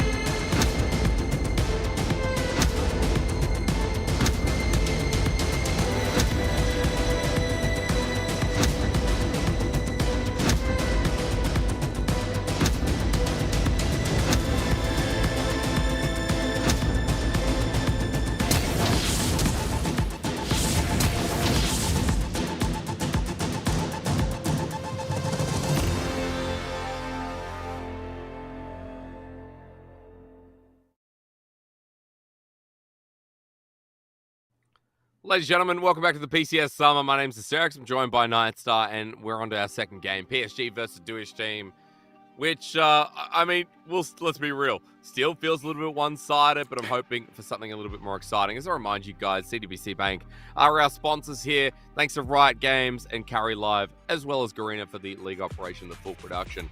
But as I was saying, Nightstar, well, this hopefully will have a bit more spice to it, considering Duish team, well, like Sem9 last week, in which case they picked up their very first win of the split. Yeah, they really surprised with their victory over DCG. Good word for it. But when you kind of look back and see how it all went down, for the side of DCG, they just really mishandled a lot of these objective fights. I don't think that will happen against PSG. But certainly going into this draft for Duish team, the key factor is just going to be them getting as strong a lane as possible and trying to be able to hold their own in the lane phase to get them to those first couple of fights where they stand the chance to hopefully flip the game in their favor. Because look at who they're going up against, right? Burry has really moved into this roster nicely. I feel like Gory has gotten over some of the laning weaknesses we talked about with FPX, but more so just isn't being challenged like he was in the LPL. Remember, Nightstar, you and I were having a chat. It was like, Gory came into the league and I'm like, oh, his laning is just horrible. He's been able to get away with, you know, a lot of his lanes and has been so impactful on this PSG roster. Feels like he's fitting in nicely. And, you know, at this point, PSG sitting at the top of the standings for a reason, because everyone's coming up trumps in such a massive way. What is it now? It's a 6-win streak that PSG have been on, you know, since their loss earlier in the split, coming from, I'm just trying to remember who it was. Beyond Gaming. It was indeed. It was Beyond in week number 1, Nightstar. Well spotted. So ever since then, haven't dropped a single game, and that includes J-Team. That includes Frank Esports as well. Yeah, and on the other side, for Duish team, this is a squad that bounced back against one of the fastest losses against Sem9. Not the fastest loss anymore, but it was still a very disappointing game against Sem9, a fellow team down in the bottom, but they bounced back in a major way. They take down DCG, and part of that was just being able to draft strong lanes, hold their own, and then get to that big team fight where you win that 1 or 2 fights around early objectives, around Rift Herald, or that first dragon. All of a sudden, you've got this 4 or 5k gold lead that you can just snowball around afterwards. Let's just quickly talk some stats about this early game and like how it coincides, because for both teams, their win rate when ahead at 15 minutes is 100%. Now, not as impressive for Duish team, because Duish team have only won 1 single game. They got ahead of the early game and snowballed from there. But for PSG Talon, maybe more so, you know, this team in its loss in the split was behind from the start against Beyond Gaming. So yeah, maybe the early game has that impact where it's who gets kind of rolling off the bat, because I feel like we know that PSG, even with the drafts that they pull out, some of these slow moving like Azir, Corki, we've seen an Ornn game like the Narf, Elios, the standards, maybe that's something to look at as punishing here for Duish team. As we look at the picks, I mean, look how different it is between Xiaotu and Gory Nightstar. Complete different angles. Yeah, and I mean, Xiaotu's been really, really reliant on the Zoe and the LeBlanc. Both of these picks, which I think are very good when your team just doesn't know really what to do. Because these are champions that kind of create their own play. We saw Last year, the LPL was very reliant on these two champions as well, just saying, hey, to shore up anything, if we don't have good calls as a team, our mid laner just picks one of those two champs and makes something happen on their own. And that's sort of the approach that Duish team have taken here for Xiaotu. However, at the same time, these are two champions that kind of drop off the face of the map if they don't get snowballing early. That's very true. I mean, even the Jace has come through mid as well. Like, Xiaotu's champion pool, something that builds up momentum in the mid lane with his most played being the Zoe. We'll see if it gets banned against him, because so far PSG taking away Samira. All right, Bang 2's brought that out in his win in the previous game. The Na against Lacunai. We're getting there. It takes every single broadcast to come back and I'm like, wait, are we saying it the right way again? But yeah, nevertheless, the Na goes, the Silas as well, which is shared between these two mid laners. Yeah, and we'll see if the Kalista does get taken off the table here, or the Zeri, because those are the two big 80 carries that are still left on the table. Or maybe they go ahead and take away the Renata here for the side of Duish team. Okay, so it's going to be Zeri, should be the lock-in, but for Duish team, they've been very willing to leave up this Zeri pick, especially last split as well, and then just try and hit it with maybe a Twitch Yuumi. Perhaps that's the combination that they're looking to answer with in this particular draft. Or they might go for a Tristana answer to add kill pressure into the lane. So there are certainly approaches for Duish team. Also the fact that, hey, Zeri isn't exactly the strongest lane champion. Certainly scales out of her mind. But if we're taking our win condition as Duish team, they need to win the early game and then hope that they win one of those big team fights early on. That could be their way in. Oh, okay. Well, one of those team fights consists of Jinx, because for Bang 2, this is going to be, what are we at? We're at 8 unique champions now picked up for this 80 carries. So setting themselves up with a scaling condition of their own, and the range, right? To outrange the Zeri seems to be the goal. Yeah, and this is going to be very much about them trying to hold their own against a very strong scaling duo of Yuumi Zeri. So pretty powerful bot lane scaling champions coming in from both sides, and PSG will cover this Azir. This Azir has been targeted heavily in the ban phase against Gory, so having this up available for him, definitely a big boon, as this is going to be a pretty hard to lock down competition coming in from PSG already with the Zeri and of course this Azir pick, and Azir flying in with the Yuumi on top of him can definitely be lethal as well. But I feel like Poppy here might actually be something worth for WSL, who has been really struggling as we've seen him in jungle. This would be his first Poppy, but hey, I mean, Poppy against his comp in theory does quite a lot of work. As you can deny all 3 champions on your screen for PSG so far. Yeah, once you get on top of these champions, you will be able to deny their ability to get out of the fights. However, you have to get on top of them, right? So that could be a struggle for Poppy when it moves later on in the game, when these champions do get a lot more damage. You just kind of get shredded before you can even get close to them. But in the early mid game, definitely very much possible here. I like this Trundle ban takeaway.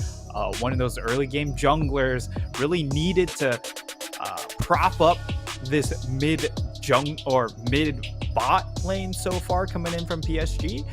And PSG, it looks like they are taking away the Zoe, so maybe you're looking to take away something like that LeBlanc on the second ban as well. Oh yeah, that's a good point. I mean, Xiaotu, we were kind of talking up his champion pool before. Very volatile. And in the same way that it doesn't feel like you can really ban out Bury here with the double jungle, it doesn't feel like Xiaotu, you can really take too much away from his direction. Zoe the most played. We've already seen the Silas ban, the Corki through as well. Jace, LeBlanc, you already mentioned the LeBlanc there.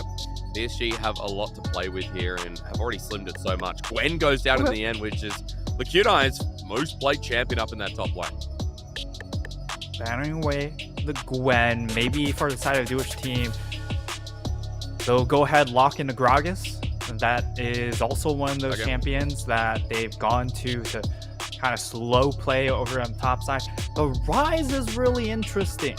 We have not seen Rise, and for good reason. He does not do well in the range from PSG. So unless if they're trying to threaten a flex into the top lane, I do not like this pick coming in this early.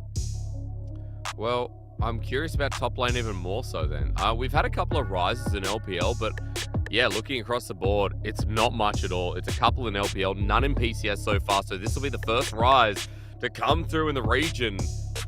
And if you're putting your eggs in the top lane basket or even bottom lane, let's be real, with side lane pressure, I'm just wondering what the last pick's going to be, because now it's a Sejuani to take top lane.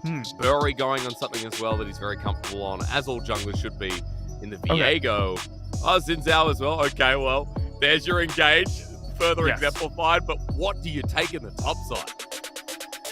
Currently, it's the Mordekaiser Hover. Is certainly does scale well into, of course, melee tanks as Sejuani. Okay. Jax that come would be out. A little bit more curious. Camille, even better. I've seen this matchup go badly though. However, at least direction for Duish team seems to be hitting on sides here. Hitting on that top side with the Rise. This is an old combo as well, Nightstar. Remember, like Rise, Camille, that's season 8. Maybe, season 7, season 8 vibes. Yeah, and this composition coming in from Duish team is really just all about snowballing top half of the map. You have the Rise, Poppy, Camille. This is a very unconventional approach in the current iteration of the game. Whereas on the side of PSG, there's a very stable composition. You have Sejuani, you have Xin, very strong front line, very good front to back. It's going to offer a lot of space for the Zeri to operate and dance around these walls to reset herself in these fights. And it also gives you the opportunity for Azir to fish for the best shuffle rather than just going and be forced to make a play with that ultimate. He has the initiators to be that secondary or tertiary engage with his ultimate. I just love what you said in the draft, right? That exemplifies that point, which is the range is there. You know, playing Rise into this range, as you mentioned, hell, like if Duish team don't get on top of them, we're just going to see a slaughter come through. So for PSG, simple front to back. For PSG, we kind of know them as this team. They're not a fast PCS team, right? We're not like, oh my God, they just take over. This team is so coordinated. I feel like their biggest relation is RNG and LPL. Strong mid-game team, really good macro, amazing dynamics with how they not only play side lanes, but how they play like third, fourth, fifth dragon fight Nightstar. At PSG at the moment, they're first for a reason, and that's why for Duish team sitting at 9th, equal 9th with Sem9. If they lose this series, this game, excuse me. Duish team have got a lot to give, but it's only one win. They only picked up their first win. It was an upset against Beyond, but they need to do a hell of a lot more to make it a reality against PSG. Excuse me, it was Deep Cross Gaming, of course, but still, I mean, PSG are a different beast, as they are currently on a 6-win streak in the PCS Summer Split.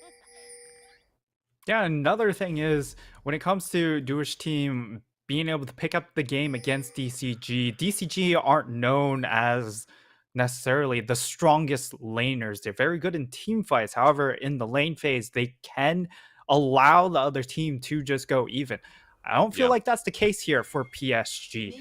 Unified timing, definitely very strong. Gory, yes, he hasn't exactly just shoved his lead down the throat, but if you get him, allow him to be even, the amount of pop-off he has in these early team fights is just so ridiculous. So I think Duish team, like, this composition is really all about your level 4 to level 6.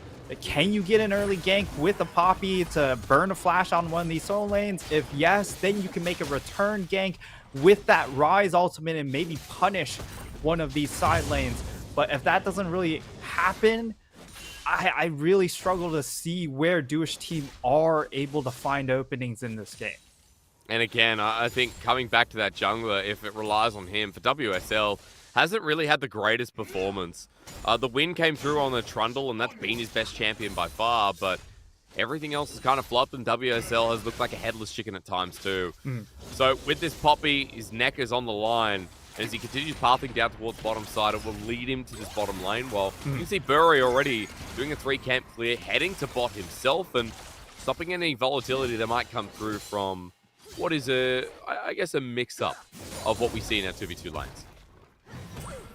And I mean, WSL on this Poppy pick definitely has a lot of value, right? With the steadfast presence, being able to reject every single one of these champions and stop them in their tracks.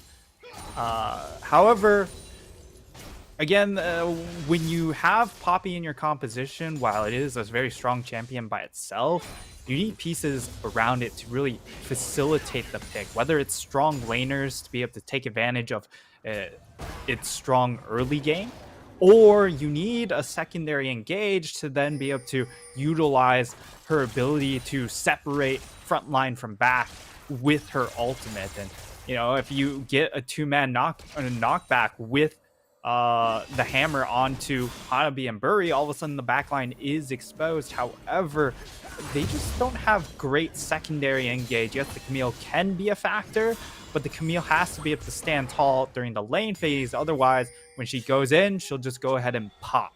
At least now it's a good start in the top lane. 11 CS for now for Lacunai, who got the counter pick. Gory's well aware that WSL is here. We saw that ward placed towards the entrance of Raptor Camp.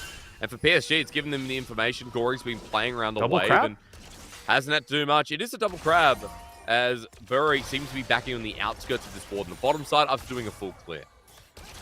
It is going to be a double crab, so that's a solid start for WSL, right? We've been pretty critical about his pathing and some of the choices he's made, and perhaps waiting too long in top lane bushes sometimes, and unfortunately taxing his top laner a little bit too hard in some of these instances. However, at the same time, when you get yourself a double crab, onus is definitely on you to now perform on this Poppy pick. So look for him to be the critical factor. And we talked about, hey, levels 4 through 6, that has to be where Duish teams start to find or at least fish for plays aggressively. We'll be getting close towards that realm walk shortly. Shatu just hitting 5. He had to burn the TP to get into lane. Just worth mentioning if we do see the realm walk play and what Gory can get off the back end, well, his TP still remains intact. As Shatu starts walking down, this is just to give vision, but no camps up and available. Gory's already pinged that he's moving from lane. Unified and Kaiwing are paying the respect, and at Yumi Zeri, so many tools to get out this early on, so it seems like the play will just fizzle out, and the early game continues to be a bit of a farm fest with nothing much happening. We'll continue watching to see who gets those level 6s, because I feel like, again, you know, you already set it up. PSG, though, we know what happens towards the later game. It needs to be Duish team getting the ball rolling. And with one objective already up and available, I want to see what WSL goes for, because right now, Bury is out farming him in the jungle. Yeah, and both of these junglers, you know, they're not known to be power farming junglers. So farm, it should not be the main thing. These two champions do need to just look for plays. They have to fish actively. Can't just go ahead sit back on the back foot. However, at the same time, for Xin, a little bit more leeway, since he gets a little bit more utility out of his ultimate just to create space. But for WSL, this is a good start. He gets himself the first dragon for his team. And for PSG, they understand, hey, you know, our comp scales ridiculously well. We can afford to give the first 1 or 2 objectives. We just can't have a back-breaking fight like what happened to DCG, where they lost back-to-back big team fights, and all of a sudden, Duish team are just given life where there shouldn't be life. And I feel like as well, like for Duish team for that first dragon, at the very least, you know, denying it from PSG means that PSG don't have this condition to stall out the game. So far so good is what I'm leaving it with. Yep. while we wait for the Herald coming through, while Lacunai, as his Spidey senses, assuming that Bury is up on the top side, while the Control Ward bottom, spots out WSL, who wants to set up this dive. He's going to go for this. I mean, Poppy's surely. However, he turns the other way, so I guess not. Maybe just doesn't have the confidence. No wave there, and no level 6s as now he's looking mid. Gory should know, though. The shifting sands can be blocked. Good charge into the wall. The ulti sends back the Poppy. Ooh. WSL was unable to press the W, and Gory will survive for now without having to burn the flash. So WSL gets unscathed, but at the very least you take a big trade. With the ulti going down from Gory right before the Herald spawn. Yeah, it does mean that Gory won't have that ultimate available when Herald does spawn, so perhaps that just gives added tempo over the side of Jewish team.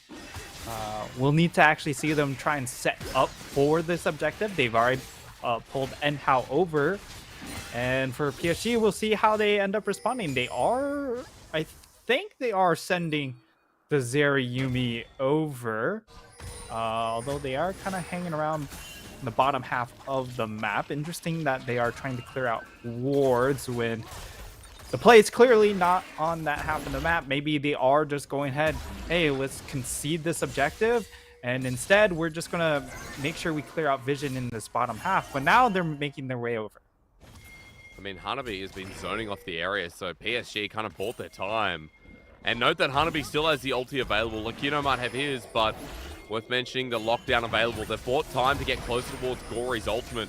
WSL still having his available, however, and yeah, they're going to just turn back and not finding the pick on Xiao2. So Jewish team will get the first Herald. The early game set up quite nicely here. Now that we've hit the level 6 mark as well, it feels like Jewish team can get a lot of value out of these first couple of objectives. Yeah, and this Herald usage is going to be key, though. PSG looking for this blue buff. And it does look like Jewish team will just go ahead and concede it, which is probably the optimal play there, as WSL is not in the vicinity to help out for a skirmish in that regard. It does mean that they've given some free time for Unified to get EXP by himself, as Xiao2, he needs to get out of this lane. Hysterics. Yeah. You do not get to play the game if you're stuck in lane against Gory. But look how many opportunities have been, given to move top, just outside of the lane push and everything. Xiao2 hasn't been able to get top side. Hanabi has been pretty safe so far on the Sejuani. And now maybe for the gank, the ulti burn first time. Bury's here. Wind becomes lightning. The counter gank is beautiful. And WSL left standing with what the heck just happened. Meanwhile, Lacune, the ultimate's going to be chucked. A double stun. He has Ignite available. Hard to be close, but at least the shield here with the precision protocol going to help Lacune. While the flash comes through from WSL. Bury's there once again and saves his mid laner. WSL a bit over ambitious on the Poppy. Yeah, certainly a little bit ambitious there. But even more ambitious was just trying to make a play with the Rise at that low HP. They try and call for the gank. It turns out Bury was there. But even then, I feel like Gory trades at least 1 for 1, even in that instance, because of how low Xiao2 was already brought down before the gank actually happened. And once again, really highlighting this Rise pick. It's just not right. Yeah, it's not. Look again, because that was flash committed. And you're right, the health bar just wasn't willing. Yeah, it's just a little bit of no comprendo. So now coming into this next Dragon fight, this is, if PSG want to go and fight for this, it makes a lot of sense because they have resources coming up. Their bot lane is now strong. You have level 6 onto the Yumi, so you can really do some damage in the back line if you're able to get access. And that's why, with the back timing coming in from back and Bang 2 as well, they actually get first dibs onto this dragon, and that is a big dragon for the side of PSG. It breaks the dragon stack, and now they have the time to scale if they want. Well, WSL at least getting the steal in the meantime. I'm just wondering, what is he doing? We have a Herald. There's no trade here for Duish team while Dragon is forfeit. He heads up to the top side. They can't get past Gory on this Azir. They keep playing as a Hex Flash over the wall. They really want him. Soldiers forward. I mean, they really want to kill him, but he has Flash available again. And Bury's nearby. WSL is now going to drop the Herald mid, but PSG with the 2-man stack here at the very least going to try and stop this. Move up, and I will say, thank someone that at least they got the turret. Wait. Even now, WSL going in for the dive. He'll be able to get the movement speed away, but will he really? Gory has the flash, and with the range now as well, it's a trade. Herald gets the push, which is the positive out of that one. You know, Duish team in an isolated goal situation, they trade up, right? Because you get the plates, and you go 1-for-1. So at least it is a move, and honestly, the kill onto Bury was pretty clean. Bury kind of overstays after he gets locked down. Really nice chain CC. Good execution on the play coming in from Duish team, but they do allow Gory to get himself the kill back, which is going to be problematic because still, yet again, Xiaotu, he's level 10. And I believe we've seen 0 Realm Warps come out. That is correct. There have been 0 Realm Warps so far. This mid laner has not gotten out of lane, and as you said, problem with Gory is he already had the Luden's Tempest before that play came through. Now 2-0, a big CS lead brewing. Will be about 20 as TP's once again burned defensively here from Xiaotu. 30 seconds before it turns into Unleashed. And Gory is the one moving first. Rise is getting out-roamed by an Azir. And even though the dive doesn't happen, I mean, Bangtu and Enhao are being pressured. So Xiaotu and WSL have to match, but they do not want to take a 2v2 at this point. Do not fight this. It's just really... I don't know. I feel like a lot of this chalks up to the fact that we had a Rise locked in. Because he's just trapped in the mid lane. He doesn't have shove against an Azir because it's an Azir. And he doesn't have the range to try and kill the Azir either. So it feels like they just have this giant void in this mid lane that they can't figure out how to play around, because a lot of times you're so reliant on your mid laner to be able to move and help out in these roams. But because he just doesn't have shove and he doesn't have the ability to just trade and find a 1v1 kill, they have no legs really to try and base any play around. And it would be fine if we were like, oh, well, Rise will still, scale up or whatever. And while that might be true, it's like, well, Azir is always going to be better. And more importantly, as you said, the range comes into it. But the biggest part is, like, Azir wants an extended laning phase, and Rise doesn't. Rise wants to break up the map. Tempest, Rise. Yeah, so he's going to have damage, but at the very least, the utility kind of gone. Lacunai has not gotten any resources this game. He's now 10 CS down. And even though the Herald's going through, and even though it's only a 1k gold lead to Duish team, as Nightstar said in draft, if you're just tuning in PSG, it's simple. This comp out scales, and the way this game's going to be played is just so much easier from PSG's perspective. As first Heart Blood goes down in the bottom lane in the interim, like, that's another lane with a CS lead here at the 15-minute mark. Yeah, it's also not really close in that bottom lane. It's about 20 CS differential. A lot of that comes from the fact that they just cannot roam this Rise down towards that bot side of the map. The Poppies tried a couple times to threaten plays down there, and it's been respected.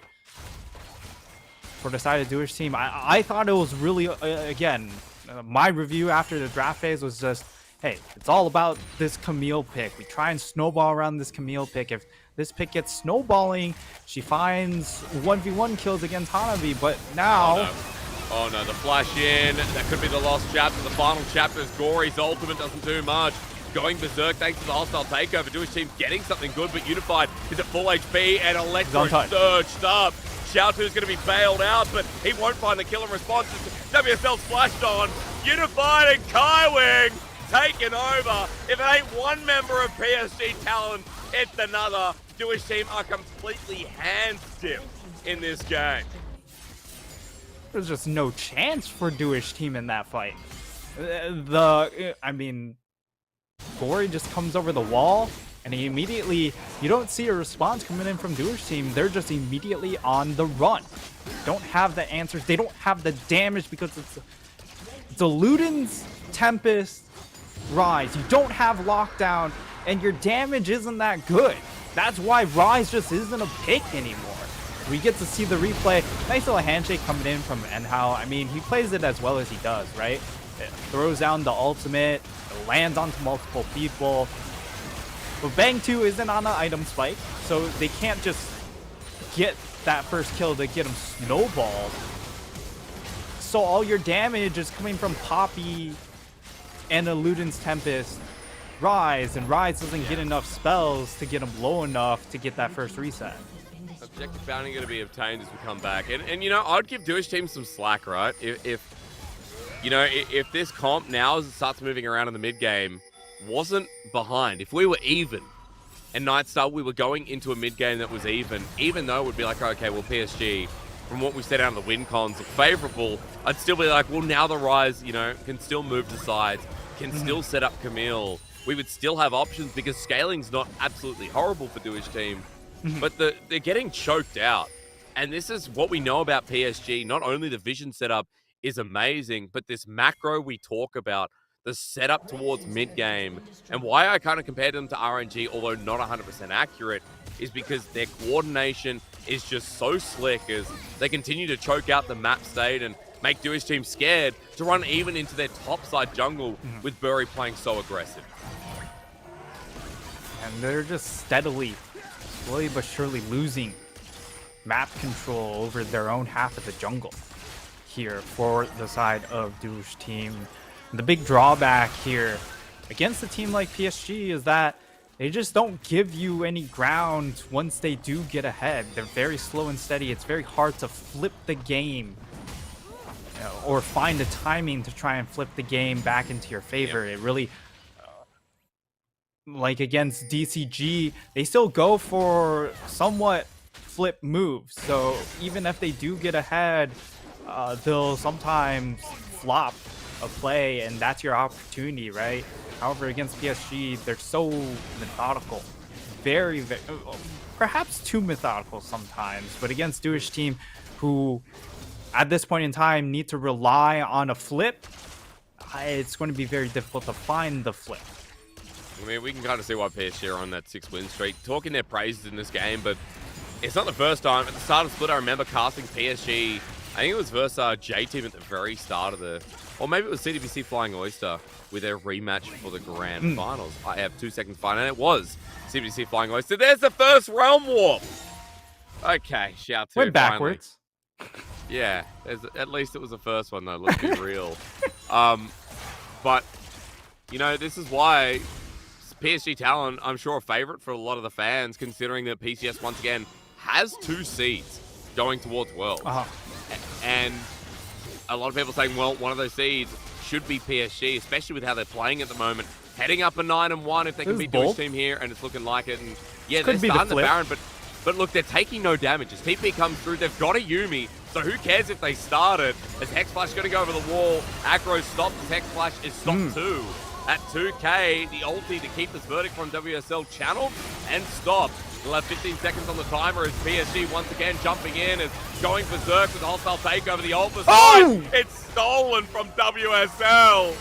And for PSG, that's a little bit upsetting as Enhao flashes over, but you're going to lose so many members. And even though it's a great play from Doish team's jungler, PSG still clean up the scraps.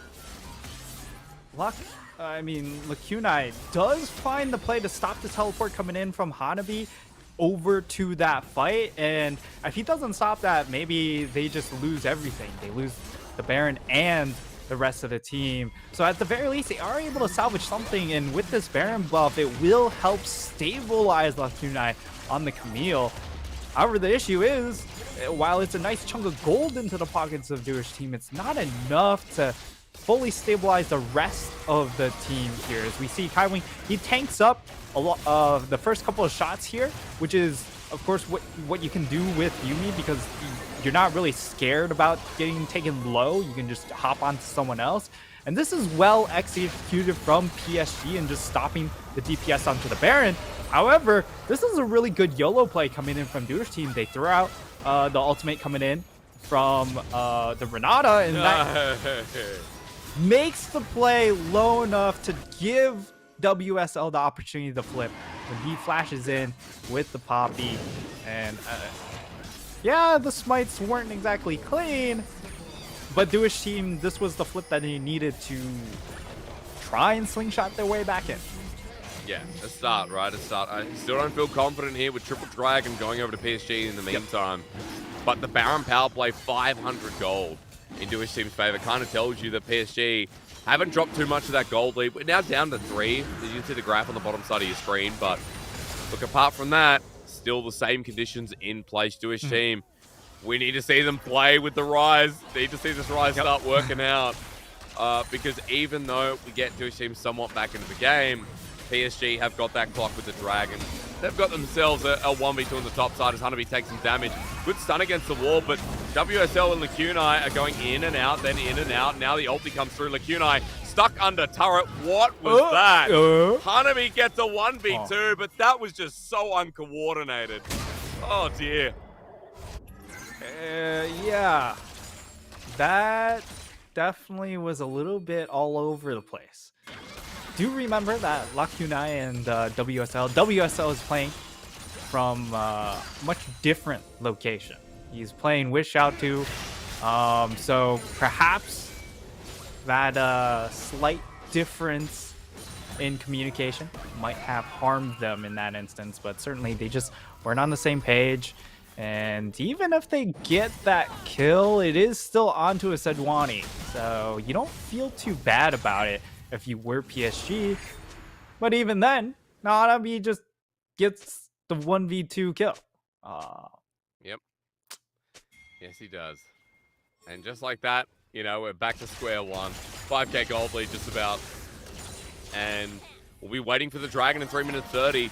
Maybe forget Baron for the time being as PSG just continue doing what we saw 4 or 5 minutes ago, choking out the vision in front of this neutral. And for Duish team walking into their own jungle, still as risky as ever, as it's over the red buff. The shield wants to come through from WSL, and he does fish, and he does catch something. But for Duish team, yet again, it's only these small wins for now. As you can see, Gory setting up topside wave in the meantime. Yeah, Hanabi on the side, they do kind of have Duish team funneled in. If Duish team were ever to take a fight, easily collapsed upon from both sides. But when we take a look at these items for Duish team, the best opportunity is hopefully get that last or third item onto your Jinx. With that extra Lord Dominic's regard, maybe that's enough oomph to help get that first reset. But other than that, it really just comes down to Lacunai being able to pin down one of these backline carries, whether it's Gory or Unified. Hopefully isolate and split them away from the fights to then allow the Jinx to get that first takedown, and hopefully with that reset be able to find the damage on to the rest of PSG. But it's definitely a tall task, but it's not outside the realm of possibility, which, you know, 25 minutes into the game, you're down 5k gold. It looks bad, but anytime we have a Jinx in the game, you just need that one hope, right? Yeah, you do. I've been waiting for third item though. Jinx, the third item, and a huge spike for this 80 carry. Problem is, Unified is already there with the Infinity Edge Phantom Dancer added on into the repertoire. And Gory now has a Zhonya's Hourglass. So if we're talking about picking off some of the backline of PSG, look at how many tools they have. As TP comes through, PSG were deep for this. You said Unified, they're on top of him. And maybe it's okay, the Death Rocket doesn't connect, but Unified's still down. And Kaiwing by himself. I guess if they're split up, then Unified can die. Yeah, and they pick off Unified on that play. Very easy kill, and Kaiwing very quick to follow. So really nice execution coming in from Duish team. A little bit unlucky for them that, you know, the objective isn't quite there yet, but a kill's a kill. As we get to see the collapse, they pull this teleport play and really nice engage coming in from the top jungle that we highlighted. And I mean, shout to, I guess he flashes forward for a little bit of damage. But I mean, they need more. They need one more of those before the objective, and then maybe we're cooking with some gas. Yeah, because we're forced into a 5v5. I mean, Jewish team have to fight this next dragon, otherwise it's Soul. And it's shame it didn't come a dragon earlier, because Lacunai now with 3 items. This Camille, the one to watch for sure. If this gets stalled out for Jewish team, maybe we'll start talking again here, as Enhao might be caught. He has to flash away from the Glacial Prison, and Camille away in the nick of time at half HP, but DSL going in. The flash right again. Unify is dead. The hostile takeover great too, but Hanabi's dealing with 3 people. They need to kill him, and they do, so the reset goes through. While Enhao and Xiaotu are getting low. Like, you know, the same as Gory is still alive. The other carry now with the Yumi on top, as Enhao is going to be the first to die. Get him out of there. The President survives, and for Duish team, it's still going to be a favorable trade if WSL gets out alive. He's not slow for now, but the flash coming through. The TP committed. Furry almost kills him, but Lacunai came on in for this to save his jungler and almost dies himself. The problem is, jungle gets low. Top just TP'd in. Jewish team may have found the favorable fight, but PSG have a Dragon Soul for free. Yeah, and that's the key factor, was that Jewish team, they found the pick that they needed to get the dragon afterwards. The issue was they ended up overstaying. They didn't slam their recalls fast enough or look to turn to try and force the dragon fast enough. And for the side of PSG, like, if Gory is still alive, yes, you turn and kill Unify, but again, you don't have the range to deal with this Azir pick. This was as good of a fight as they were going to get. They delete Unified at the start. They get that first reset onto Bang 2. However, Bang 2 is stuck autoing Hanabi, and while Hanabi does go down, it just occupies so much of the time that now Gory, he's able to do a lot of work onto their front line. And when it comes to backline, Gory is still stronger. He is, but I mean, I can't help but think that for Jewish team, even though they lost Infernal Soul, this Poppy value is huge. Look again at top jungle. The Gory could be angles here as Gory is trying to zone himself out, only if he's in the middle of a W, Nightstar, as PSG once again have themselves the same position, but they haven't spotted out Lacunai and WSL. Once again, the difference makers will have to watch as PSG head towards Baron. Secret agent, WSL, Lacunai. Time to see if they can work their magic. Find yet another pick.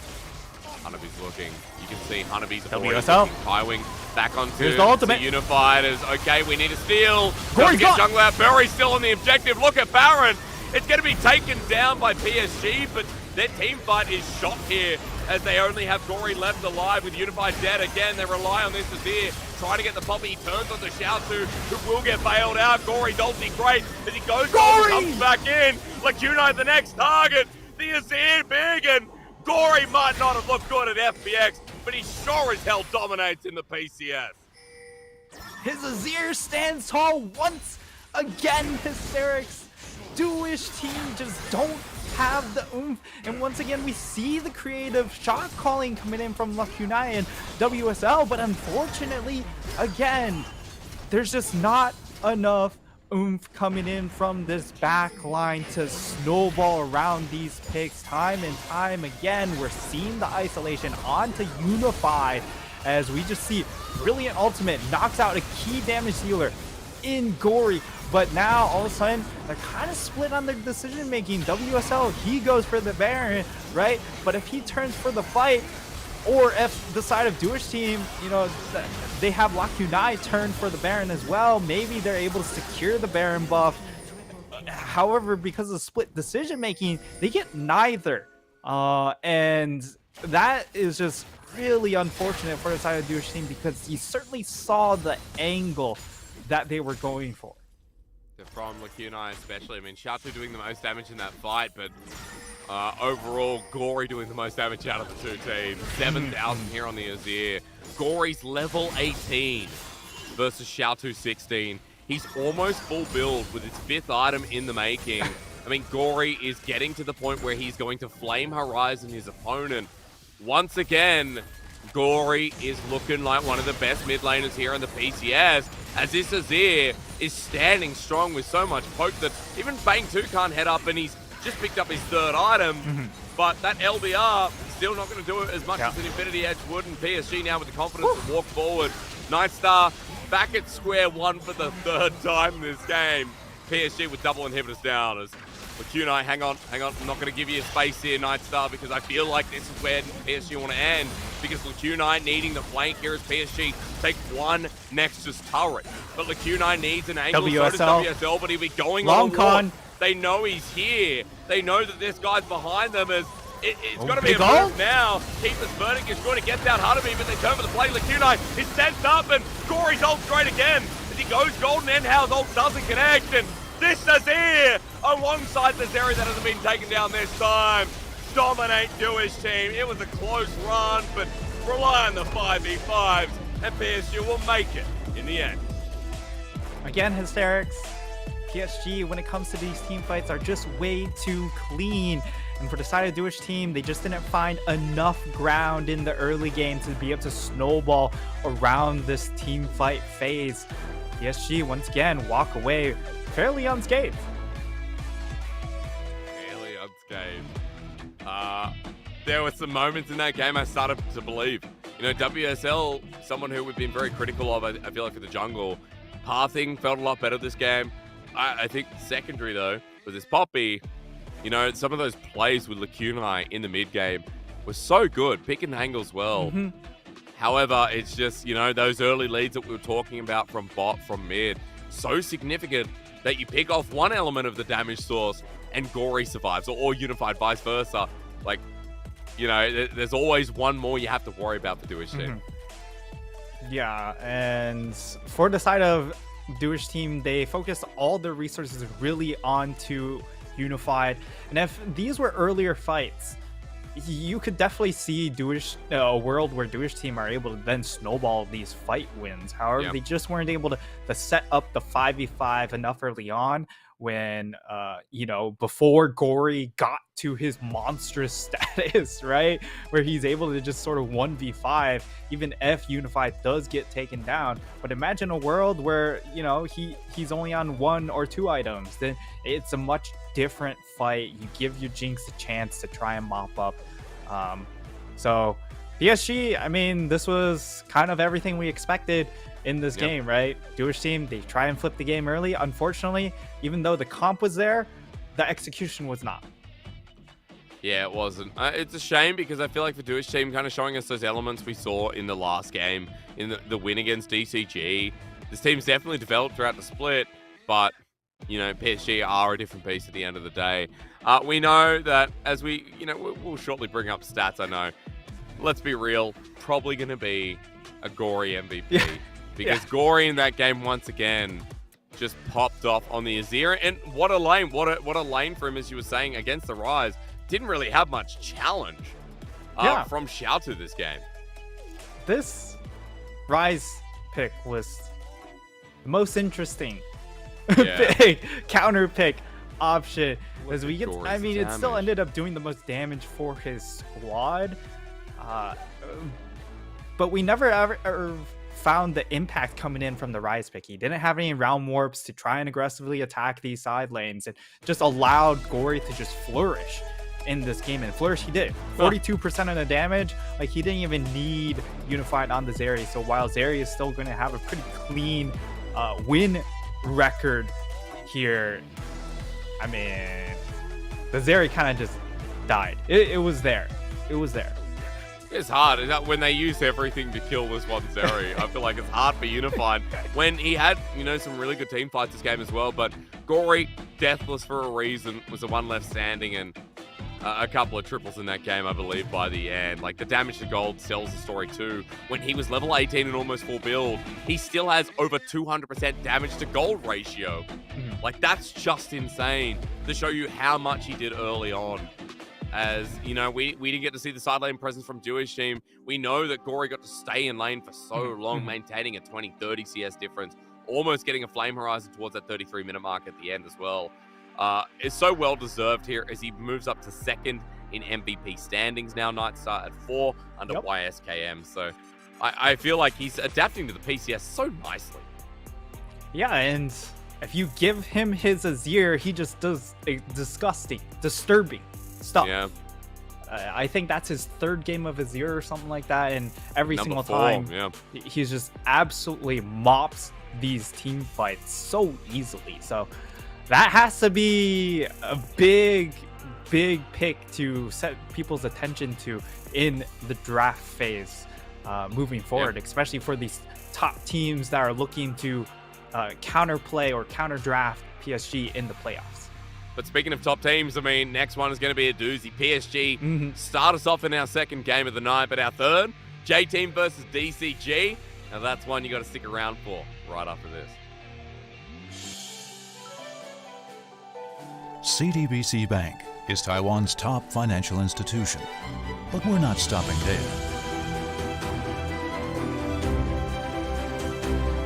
We're crafting an international brand and already have over 370 outlets in 14 countries. We are by your side, ready to embrace the future. And love you till the end of time. You always get what you want. That I won't stop fighting till you understand. That I'll love you till the end of time.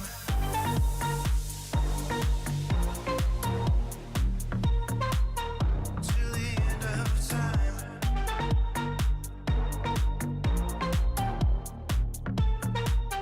Till the end of time. Girl, I want you every night. Come on over.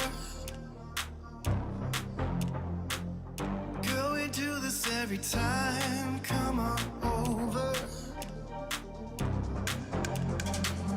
You always get what you want. That I won't stop fighting till you understand. That I'll love you till the end of time.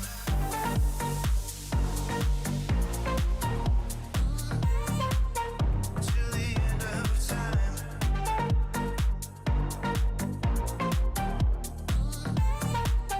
Till the end of time.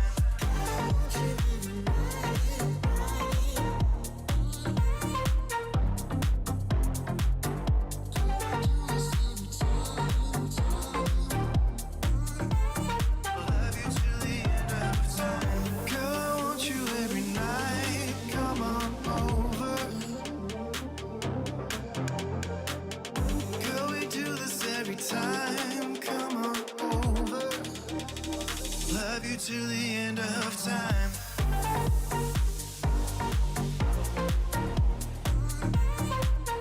Till the end of time.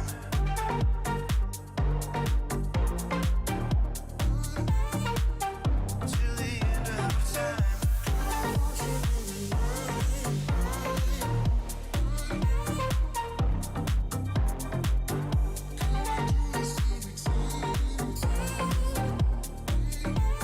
Love you till the end of time.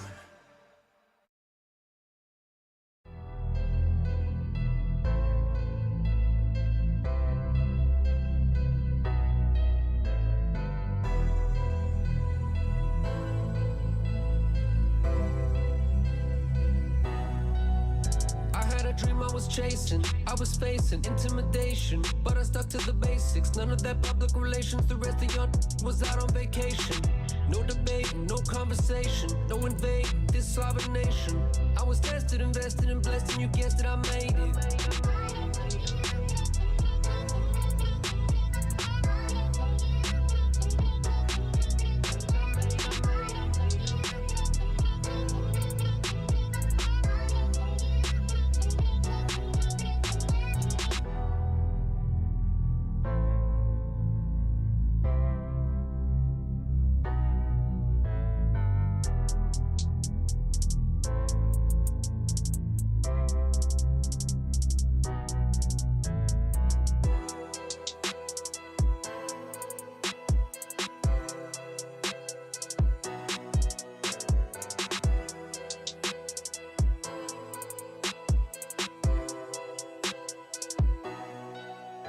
I had a dream I was chasing, I was facing intimidation, but I stuck to the basics. None of that public relations, the rest of y'all was out on vacation. No debating, no conversation, no invading this sovereign nation. I was tested, invested, and blessed, and you guessed it, I made it.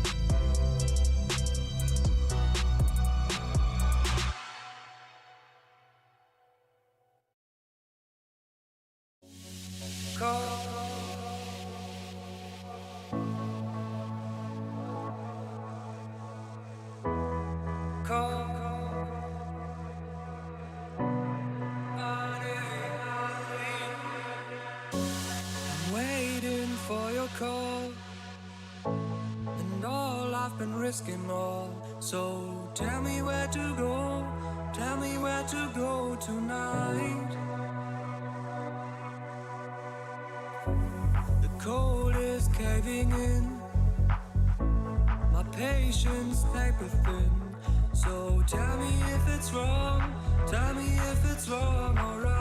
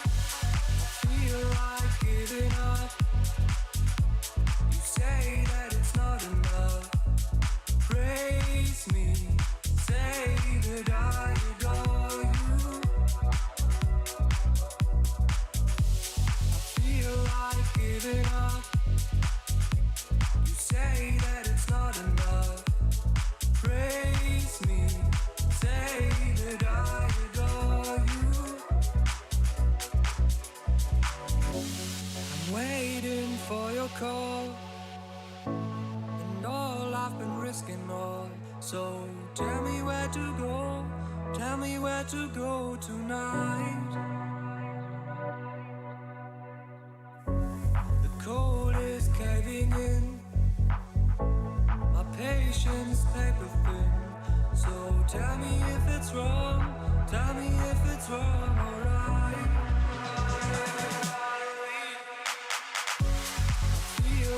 Giving up. You say that it's not enough. Praise me, say that I adore you.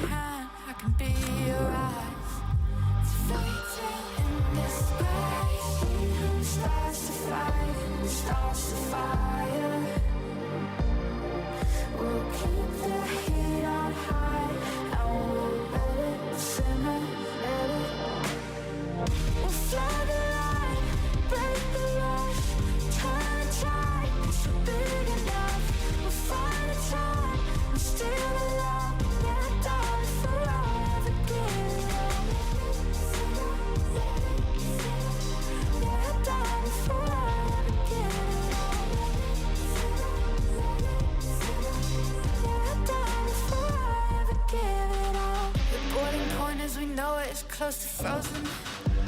What a time to feel alive. We'll be by the river when the floodgates are open. I think about it all the time. Who starts the fire? Who starts the fire? We'll keep the heat on high.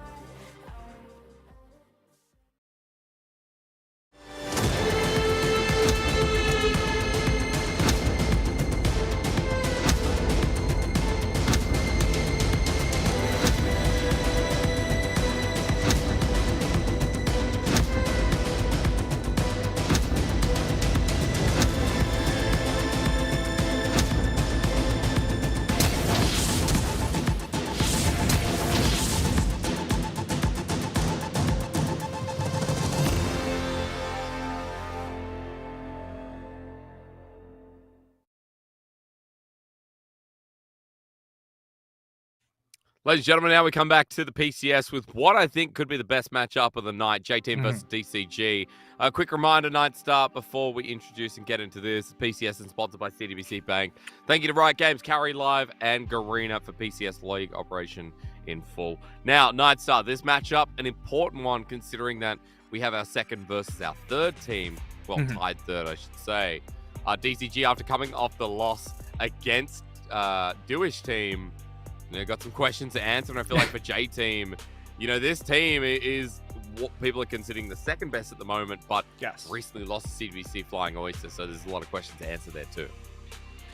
Yeah, for J-Team, this is a squad that has been really, really good in general.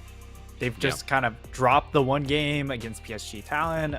Again, I think while J-Team are stronger than PSG in most aspects of the game, what they do struggle in sometimes is the team fight, which is exactly where PSG excel. However, in this game, I don't think that will necessarily be an issue.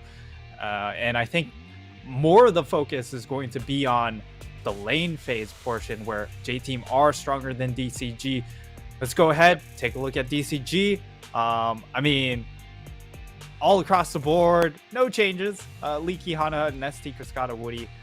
I think the focal point has been the fact that DCG have returned to going for quirky things in the draft, which has been really their trademark. True. Things like Seraphine are coming through. I feel like we've had more Swain out of Nesty than expected by anyone else. Hana, still the Belveth on our minds.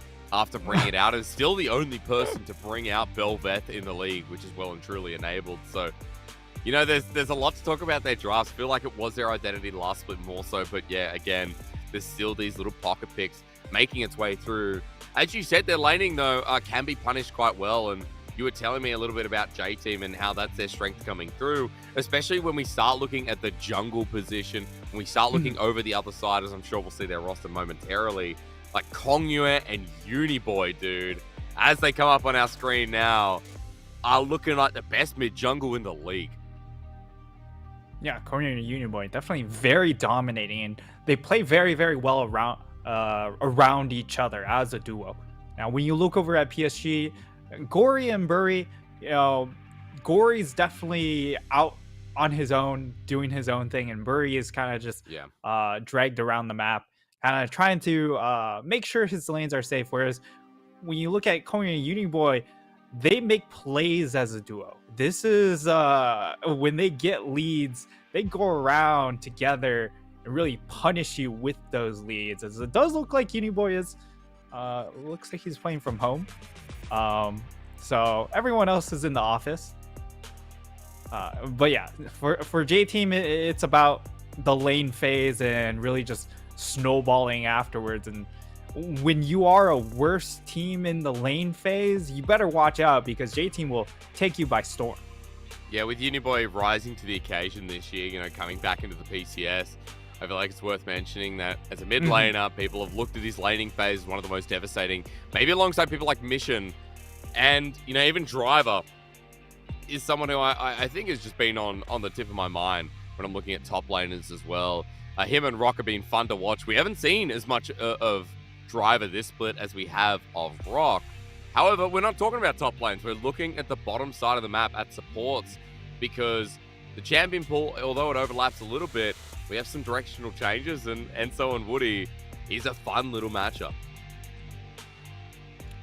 Yeah, and they kind of serve different roles on their squad, with Woody being more of a secondary engage, where he's really hoping Hana or Nesty is that big primary engage, and if he's given the opportunity to find the perfect follow-up play, more oftentimes than not he does end up being able to find it. However, when he's put on primary engage, he can struggle a little bit, whereas on the flip side for Enzo, it feels like he's more of that primary engage for his squad.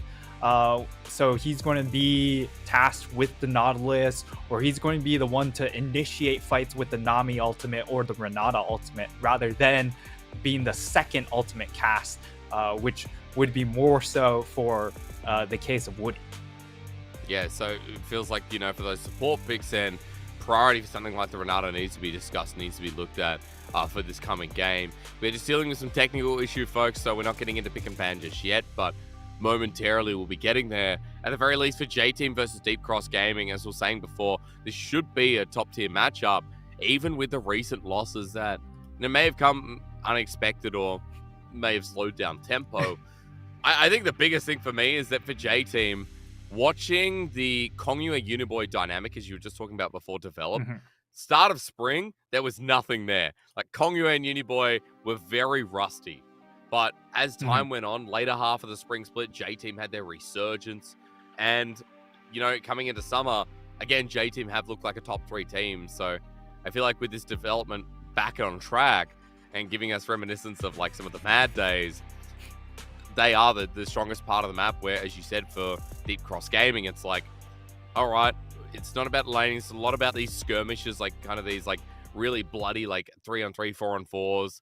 And, with this same roster they've been running the whole split, it seems like they have a lot of options in draft, as we know that it's pretty hard to ban out DCG. Yeah, for DCG, it's really about the coordination plays. And if you're caught off guard by those kinds of plays, that's where DCG really takes you for a ride. Whereas for the side of J-Team, they're very much about brute force tactics. They're very in your face during the lane phase, and when they get leads, they make sure to let you know they have leads, because they will get more and more aggressive in trying to kill you. So it's definitely very different game plans coming in from both of these squads, and it's most highlighted by just how the jungle mid dynamic works, right? We talked about Kongyue and Uniboy, whereas on the flip side, for the side of DCG, when it comes to Hana and Nesty picks these facilitator mid laners like the Swain or the Seraphine, and Hana is just kind of tasked with making sure his lanes get to stand tall. Sure, at least get to that point. Ladies and gentlemen, we've been told these issues aren't resolved yet, so we are going to have a short break. When we return, we'll be jumping into J-Team versus DCG. Don't go anywhere. CTBC Bank is Taiwan's top financial institution, but we're not stopping there.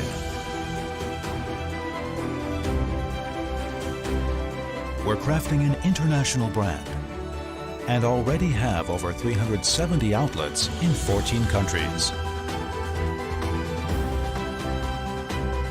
We are by your side, ready to embrace the future.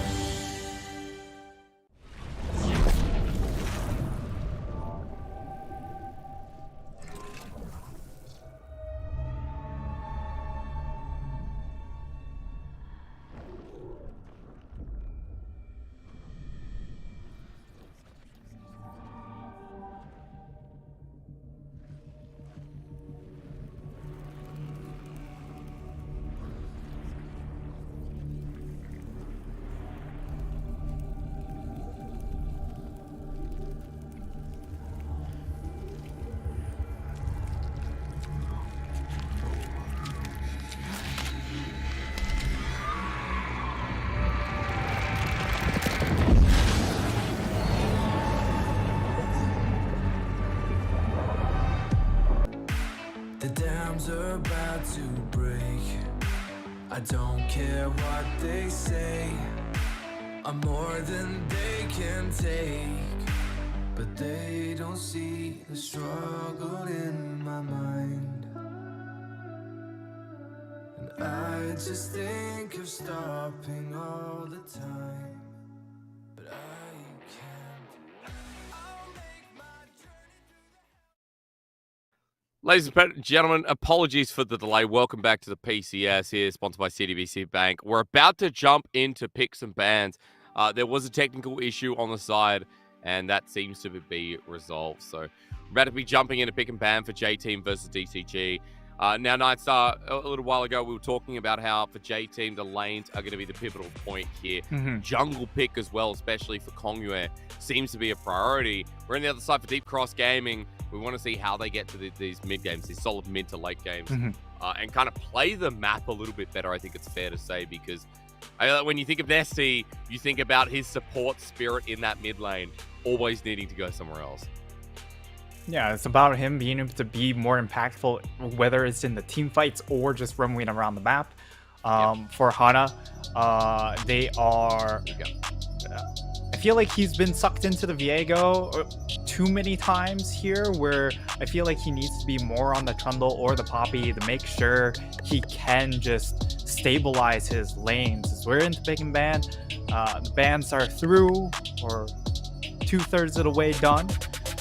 Already taken off the board, I think, is a really good ban from DCG. Uniboy's been really devastating on this pick, and it's one of those picks that you can really just destroy the map with. So trying to limit Uniboy's impact is going to be a key factor. But I wonder if the Silas is going to be the last ban, right? Because we get Poppy through for Kongyue, which is an old classic of the Mad days, especially with Poppy coming back into the meta.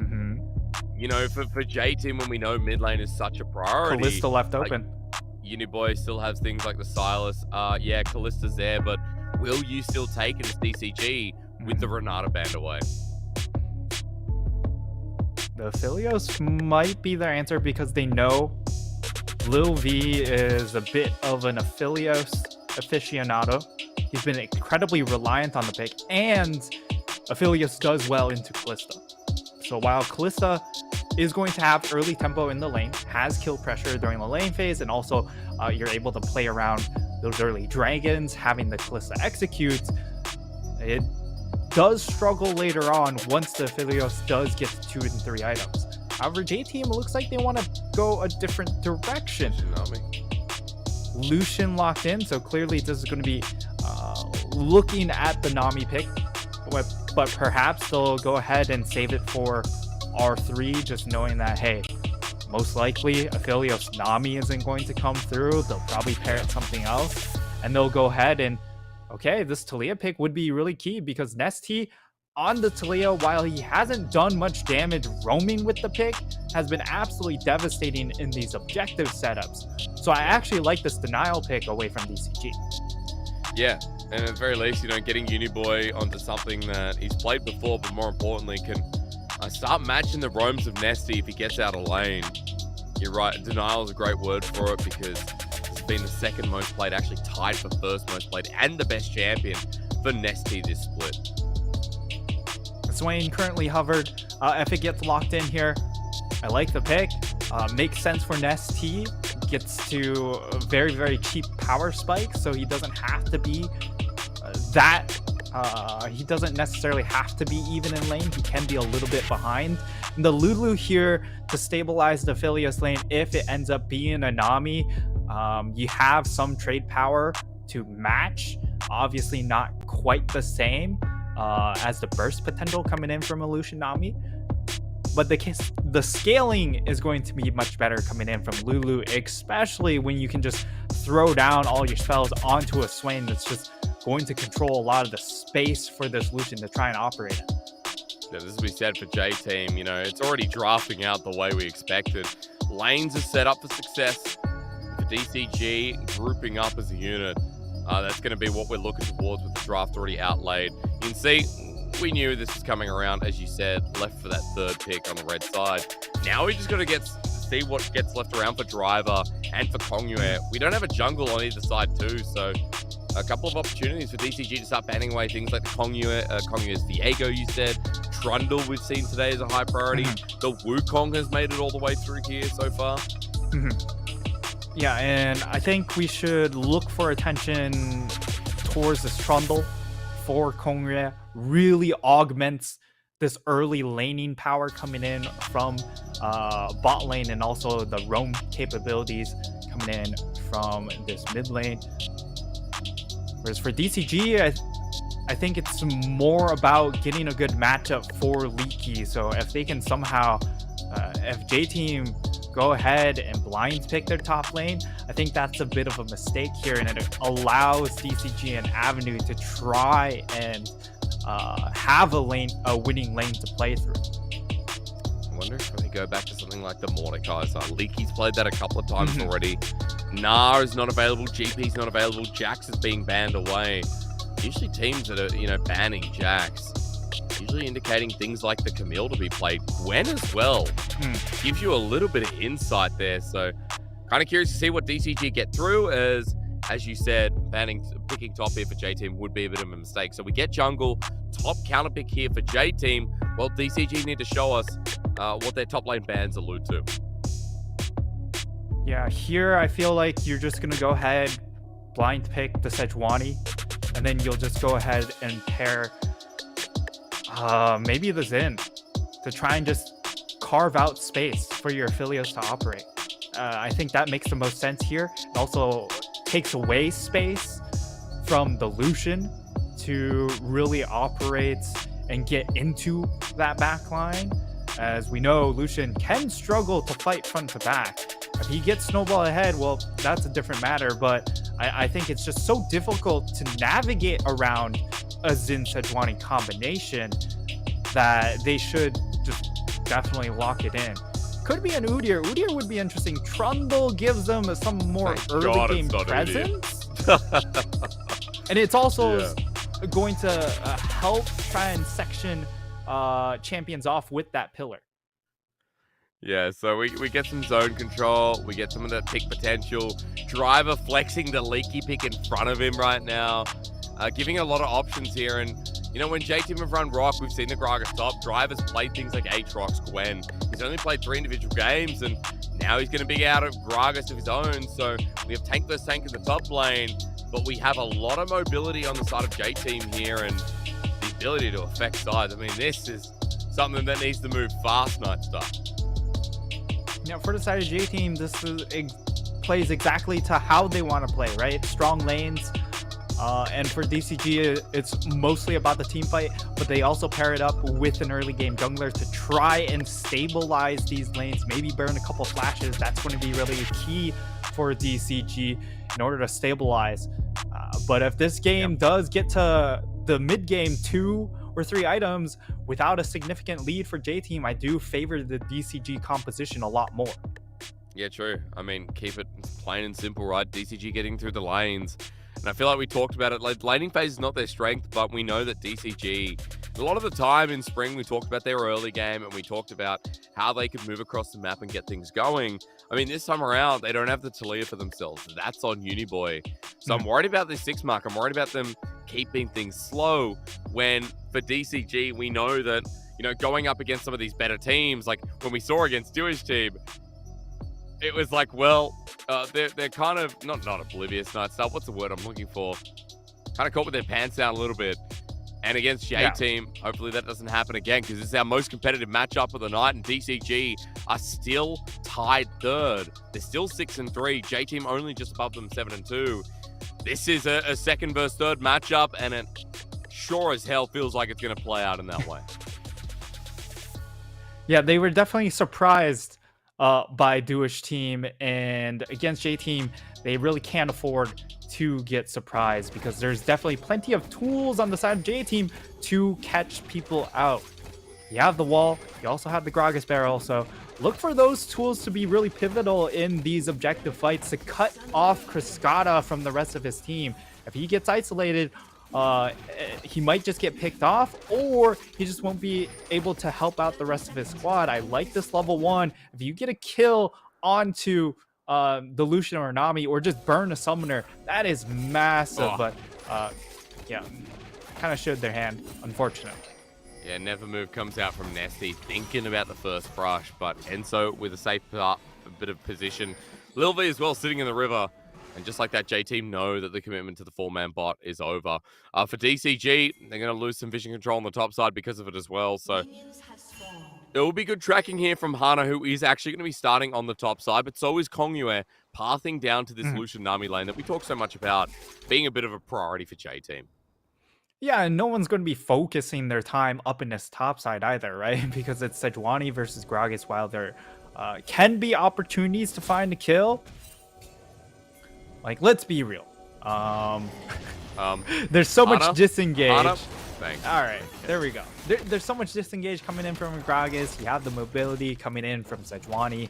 Really, it's going to be a difficult time to really try and snowball one of these lanes, especially. Yeah. Much less just get one kill onto these champions. Yeah, I mean, again, like, the camera will go up there a little bit. We know take versus take matchups, as Uniboy's actually already got the shove out in the mid lane here as well. Camera seems to be a little bit peeled. Yeah, he is level 2.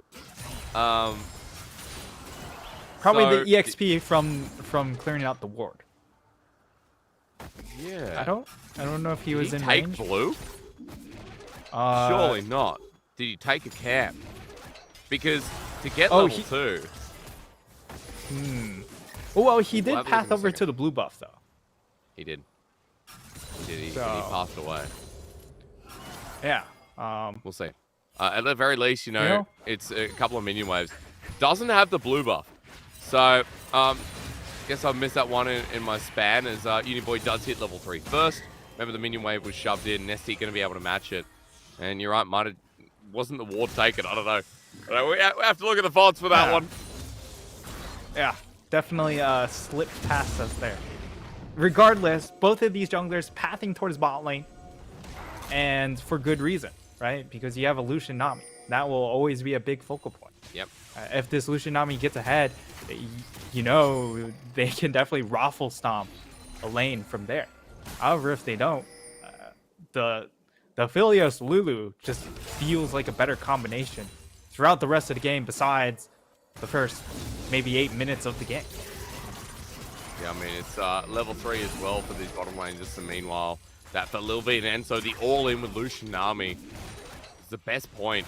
For DCG, their bottom lane, as it pushes out, I mean, Kongyue is nowhere nearby, and the bottom lane is so well warded. So, really good defensive vision here from DCG. And as Kongyue heads up to the top side, he'll just be looking for this Scuttle Crab as a response, where it will be a 1-for-1. So, Kongyue nowhere near the lane he wants to be, but just farming away as any Viego main would. Yeah, and the reason why we haven't seen as much success coming out from Viego in the PCS has been mostly because of the fact that Viego feels much more of a win more champion in the PCS, because he doesn't really offer a ton of early game pressure, especially compared to the other big junglers that you would see in something like the Poppy or the Trundle. And he doesn't quite have the same impact as something like a Wukong, who has that big level 6 that we all know and look out for. Once he gets to that, he has that big team fight impact. Viego doesn't quite have that, but if your lanes are really strong, you know, in that first fight, you're just going to be bouncing around with those resets and then snowballing those fight wins. Ooh, good trade in the bottom lane. Meanwhile, though, Chris Carter and Woody, great poke. I mean, the Lucian Nami lane is not going well to kick things off with Lil V and Enzo. Woody and Chris Carter putting a number on them. Yeah, utilizing that range well. Yeah, and that has been... Woody is probably one of the few better enchanter players in the league. Doesn't really look that great on main engage, as I mentioned before. But when he gets to play back and search for the perfect play, more often than not, he will be able to find those big impactful plays for his squad.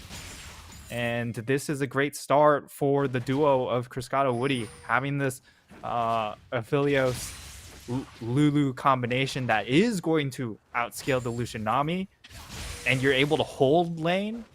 That's fantastic. Cycling in on Nessie's level 6. I didn't find out, by the way, Nightstar. I didn't find out how that happened. I mean, we got to work past it, of course, but yeah, that's one that's just perplexing me. He hits level 6 here, matching up with Uniboy, and we talked a little bit about how J-Team can accelerate the game. There's a 10 CS lead in the mid lane. Nesty now trying to get the shove as Never Move doesn't connect once again, but Uniboy, as he cycles through, remember the Dragon's up and J-Team are already moving down. Oh, they are trapped. They are. They are trapped. I mean, Flash might have to come through from Nami, E over the wall for Lil V, so it's only one summoner, but it's early on the Dragon that causes them to burn it, and DCG get priority. Yeah, this is a great look. However, they still want to fish for this.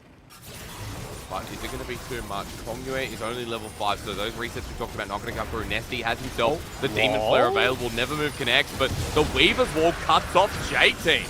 The Weaver's Wall from Uniboy wasn't good as Nesty flashes away. They still want to take the fight. Lil V is isolated himself. Uniboy's ultimate just didn't get the right idea across. Not quite the wall I was looking for coming in from Uniboy. Definitely missed its mark. And yeah, there was really just no angle for the side of J-Team to find that fight. However, at the same time, they are still up in gold. And part of the reason why is because the top half of the map is doing well for themselves. Small CS lead for Driver, small CS lead for Kongyue, and more importantly, over a 20 CS lead in this mid lane. Uniboy definitely doing work in this mid lane. Kind of what we expect. However, when you are playing that Talia, you have to be able to find these roam plays to really get the maximum out of this thing. Yeah, as we said, accelerating the game. So I feel like the Dragon is that much more influential that's been taken away by DCG. It's only a 300 gold lead or 400 at this point for J-Team 2. So the game hasn't really exploded yet, but as we said, those ultimates are now available. Uniboy uses first one in front of the Dragon, and it's going to be more about where he can move when the second one comes up and available. As Hana's now level 6 as well, positioning himself down the bottom side, while with this Herald now spawning too, kind of be looking towards this pivot from J-Team and seeing what they can do, but Kongyue is coming in mid. Flash W. This mid jungle was our selling point, and now both of them have just gotten us perplexed. That's a big swing and a whiff. They're coming in from Kongyue. Is level 6, so, you know, he has the potential to start popping off in these fights, and his skirmishing potential definitely jumps off him a lot more, and you're not worried about him burning that flash because he still has the ultimate to get out of dodge if anything does get a little bit messy. However, it certainly just doesn't look good. And for J-Team, out to an 800 gold lead, DCG have, it looks like they have the first angle onto this Rift Herald, and J-Team, they're not in a position to contest because for Kongyue, because of how this bot lane has played out, this Lucian Nami has not been finding good damage onto the Lulu Aphelios because they're just outranged. It's pulled a lot more attention from the Viego than really he wants to throw attention to. Yeah, like the response not being enough, Kongyue's flash being down to meaningful, and one turret plate for the cost of the Herald, which it is always going to be two, or even taking a turret down depending on the situation. So for J-Team, again, this early game hasn't been as clean as we kind of expected.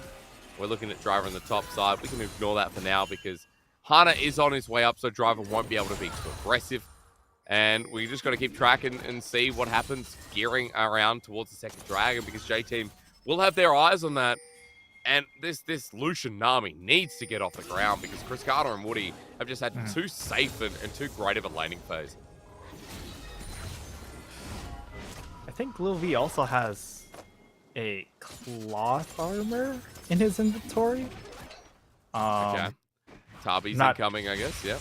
Yeah, he's got a cloth armor. He's really worried when I mean, there's so much magic damage piled in on the side of DCG, right? Because you have the magic damage threat coming in from Swain and from Lulu. That's a lot of the harass he's taking in this lane phase. However, he's gone for the cloth armor to try and mitigate the Cascada damage, which I would say is not the majority of damage he's taking in the lane right now.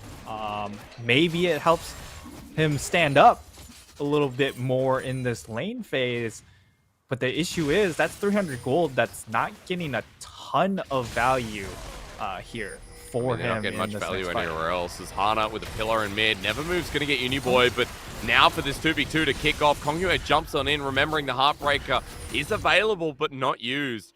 So they stop the Herald play. For DCG wanting to open up mid 30 seconds before Dragon.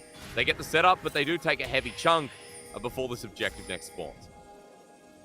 Yeah, and DCG do get first access into the river, which is definitely an improvement because, again, their loss to Jewish team was them always late to these objective fights, and they end up getting caught against the Meganar time and time again. This time around, no Meganar, but if they're late to these fights, they'll just get cut off by the Talia wall, right? So they don't make that mistake here, and they're able to secure themselves a second dragon. That is massive. I feel for their like J-Team are just, I don't know. They don't know what to do after their bot lane loses its heart. Which doesn't make that sense. And it's not like bot lane is like losing out that hard, right? But the bottom lane going even is, yeah, it counts as a loss with what you consider as, you know, Leaky and Driver. We keep watching top side. Let's wait a bit. Permafrost is going to come through. Leaky has Ignite, but Driver mitigates a lot of the damage. And, you know, Driver didn't have TP available. He didn't start walking down. J-Team now 2 dragons down. And having that in DCG's pocket, even if J-Team get the next 3 dragons, we are looking at, what, at least 15 extra minutes on top of now 27, 28-minute Dragon Soul up for the taking. Sorry, 30-something minute Dragon Soul if J-Team are the ones to pick it up. So no matter what, DCG in such a great position in this game, as you were saying. And it's going swimmingly. No kill yet, but hey, for DCG fans out there, you'd be so happy just watching all this gold funnel into Chris Carter, piece by piece. Woo. Man, 3 plates worth of gold just flipped into the Trundle Aphelios. That's going to feel really, really good here.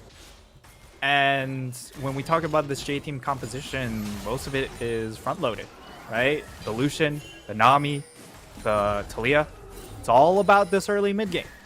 And the early game has not stuck, which means their timing window in this mid-game just shrinks all the more. Yeah, it does. I mean, you know, for J-Team, let's see Uniboy get out onto the map, because I feel like that's what we've been asking to see so many times. They're now moving down, but Hana's still here. He's been in the right place at the right time quite a lot in this game. Driver's getting turret plates, but it's like, well, even though this is a Night Harvester Gragas up in the top side, who cares? You know, who cares at this point? Gold lead is only 500 for J-Team. The Dragon's still scary. You know, the Herald got its play. We got another one up in a minute. And for DCG, they're still in a comfortable position. We can see the plating on the bottom side of our screen. DCG actually got more with the extra plate going down thanks to the Herald charge. So still looking really good here. We'll have to watch and see if J-Team can get that fight that we've been waiting for. Maybe the pick-off here, Nightstar, before Herald spawns. Yeah, and before we get into the next objective fight, I just want to highlight the items that have been completed, right? We've seen a change of itemization coming in from Hana. He's gone, instead of the Divine Sunder, he has the Iceborne Gauntlet, or Frostfire Gauntlet. And on the flip side, Kongyue, he's went ahead and rushed the Kenpunk Chainsword. So he's just trying to get maximum power right now, because he knows he needs that power now rather than later.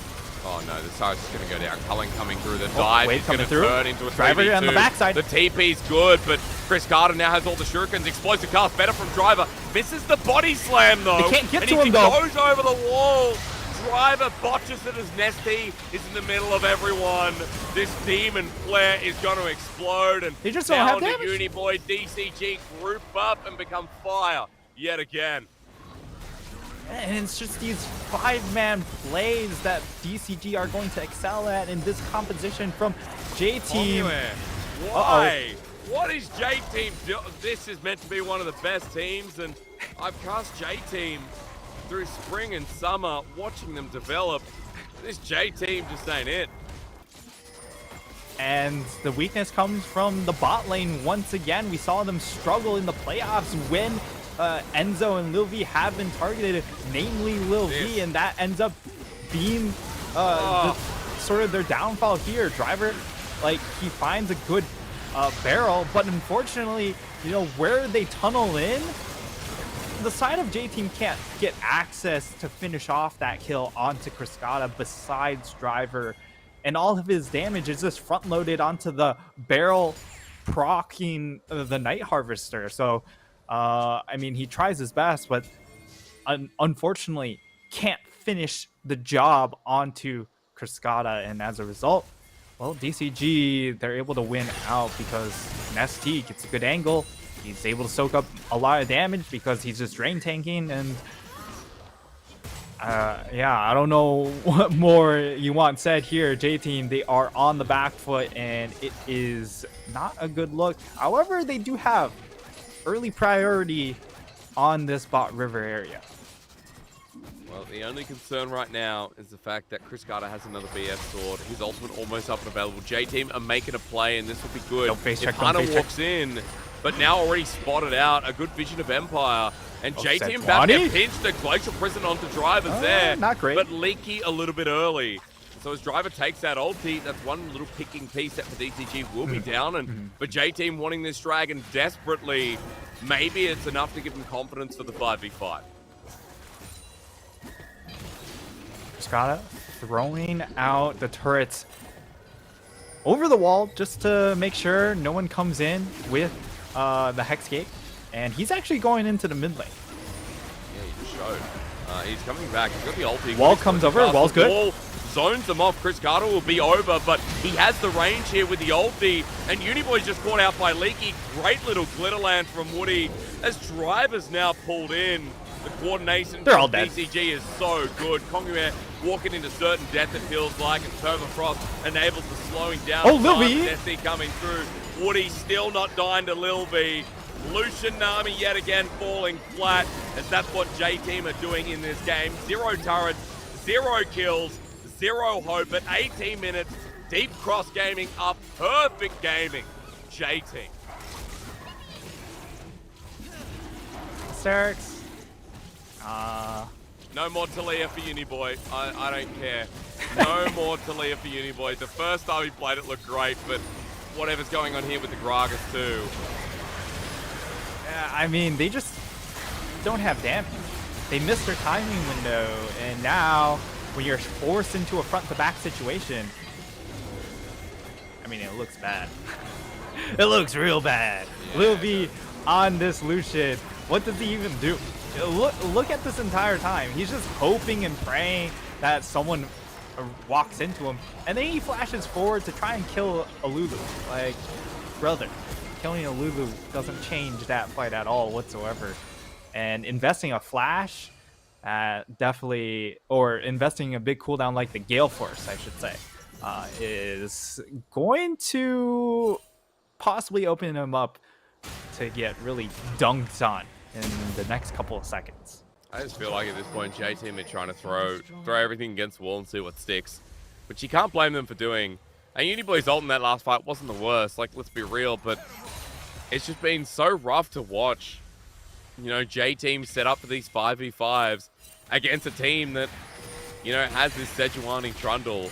You look at all the tools for DCG, and you're like, it's so easy for them to play standard 5v5s, where for J-Team, these explosive casts have been great, but then the wall comes in, it's like, you know, Uniboy maybe should have started with the pig. It needs Konguer to get the reset. They're not getting these quick burst trades off, and DCG all the better for it. As you can see now, at least J-Team are going to be getting 2 turrets out of it with objective bounty, but the DCG look for the dive here. Driver's sitting here with an explosive cast, but yeah, the pillar comes through. Enzo's coming in. This might be a little bit too deep for Hana as a good Aqua Prison too.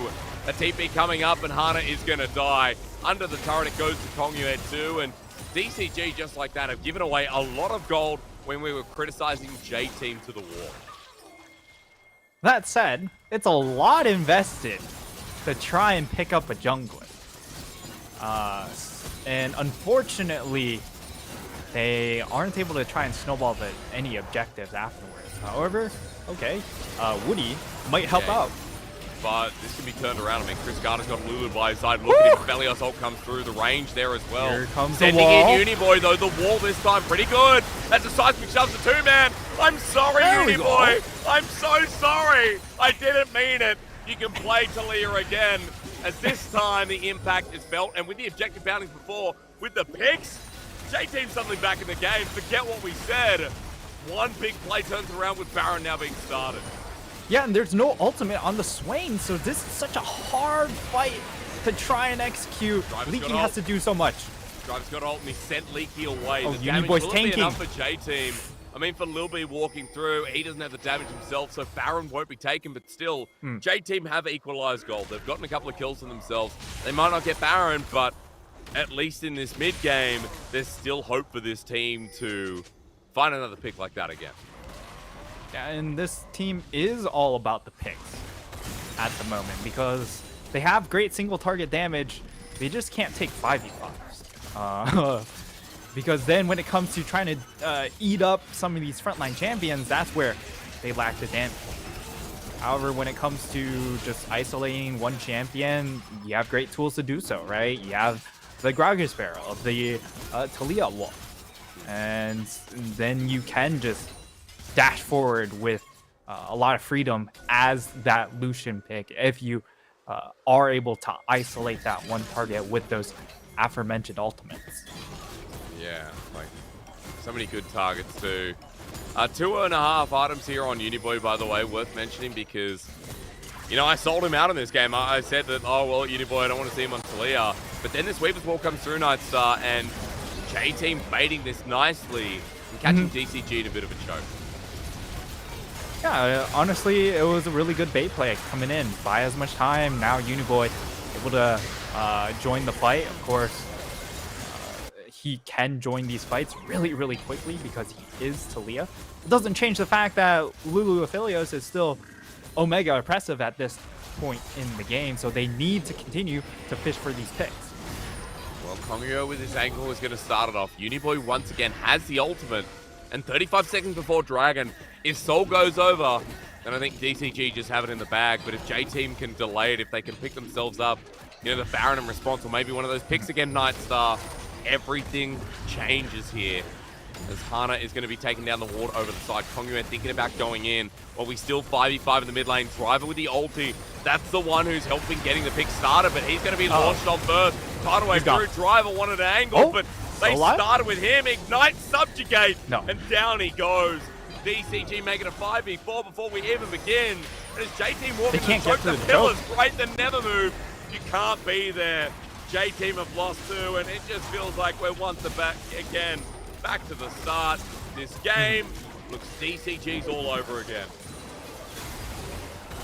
Okay, Leaky gets caught out. He's still Sejuani though, which is the core issue. And for DCG, now they have Hextech Soul obtained, Cascada. Okay, the wall comes through, cuts off Hana, but no one really cares. The Trundle is not the core target you're going to collapse upon, but teleport coming through, they want to try and flip. You have to throw everything in. They have no jungler. The wall at this point for J-Team, no jungler, but can they get the 4v5? Nesty gets a never move once again as Dragon Baron, going down. Driver with a great ulti. Lil B trying to carry the fight. Now over the wall, Kongyue is going to be here just in time. Driver and Chris got to fight it out while the steal comes through. Kongyue just respawned, beelined it to Baron, and stole it to keep J-Team going, if only for a little bit longer. Ooh, that was a very necessary steal coming in from Kongyue that keeps their hopes and dreams alive.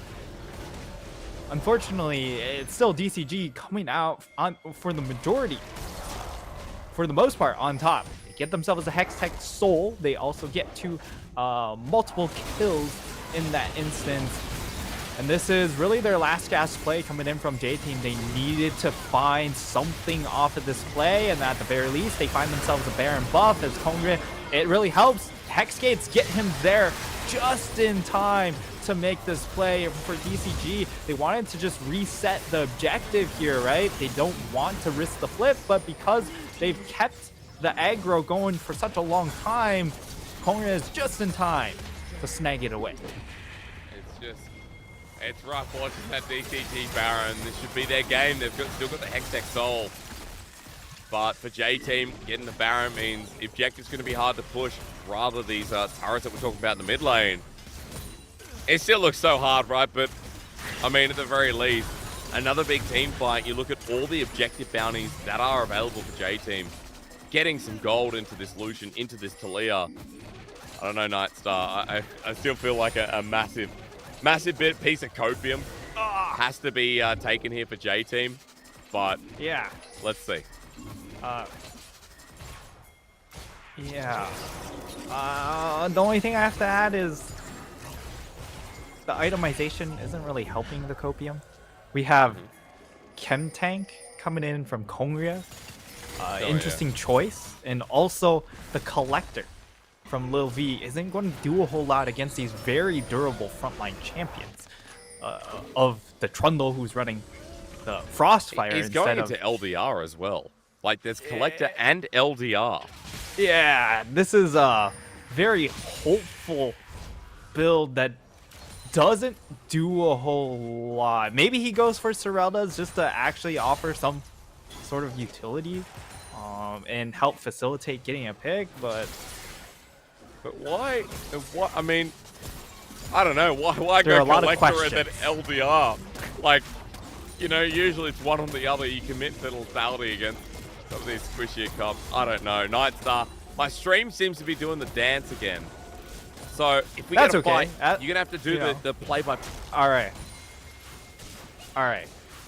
We'll wait to get you back in here. But as it stands, 13-30 DCG have the lead, and okay, looks like we might have a fight. Wave does come out. Okay, great time. Hey, but yeah, I mean, look, you know, we can have a conversation about items if this game goes long enough to talk a little bit about, you know, when Lil V finally gets the third one. But for DCG, they have control of the map right now. That Baron taken by J-Team was good. The gold short up, but as Nightstar already told you, DCG well and truly came online. This is a 3 and a bit item of Felios. Side lanes, no problem. As J-Team look to capitalize here with the Weaver's Wall up and available, Kongre is beelining it here with the Chem Tank on this Viego. But Hana just says nope, and DCG continue to walk out, and J-Team can't close the gap. Yeah, and there's just not enough range from the side of J-Team to try and find these plays.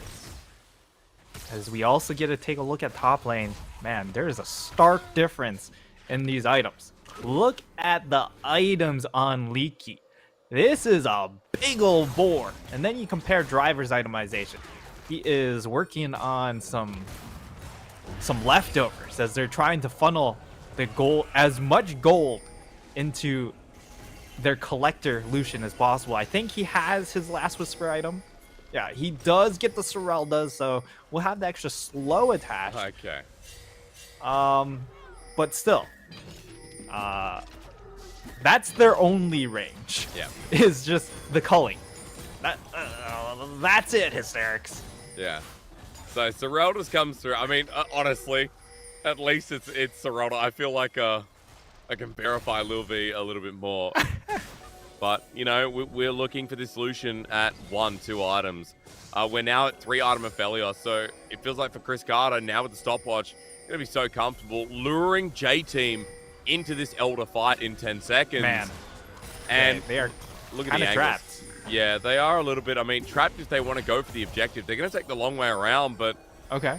DCG still, they're going to be looking to start this one up while Kongre charges in first, but Cascada's not here. Yeah. And Union Boy's a bit far away. Has the Weaver's Wall.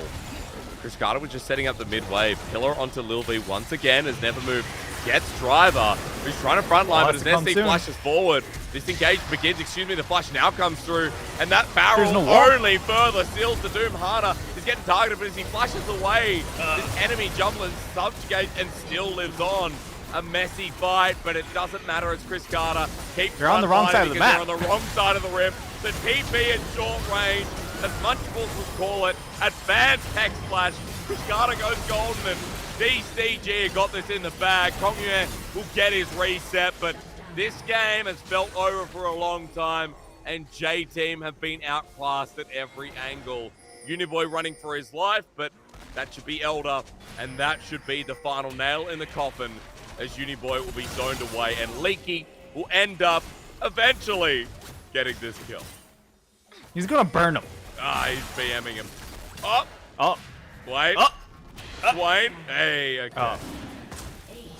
You know what? I almost thought the BM went too far, but it was just enough. It was just perfect with Saracen. The end result is sort of as we've expected, even though the gold lead isn't that much, right? DCG only up 2.5k, but it also just shows you the difference in their composition building. For DCG, like, this is all about the 5v5. And for J-Team to win these fights, the wall has to be perfect, has to cut off the backline away from this dive. And look at where Talia is. Just nowhere close, trying to deal with that mid-wave pushing into tower, and is forced to use the teleport. And by the time the wall gets here, there's no health bar left. Like the wall sections off Woody, but everyone on DCG are on the right side of the wall to deal with J-Team.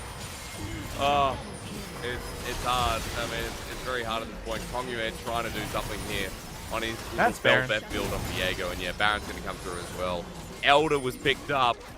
This is now the game-ending push. In a matter of minutes, DCG are going to try and burn this one down, as J-Team might just have to sit and watch.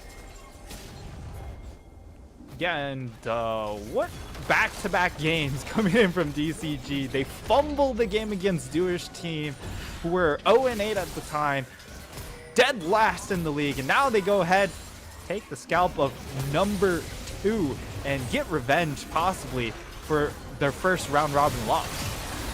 Attempted wall, like the prison of the turnaround, though, and there's the burn from Elder.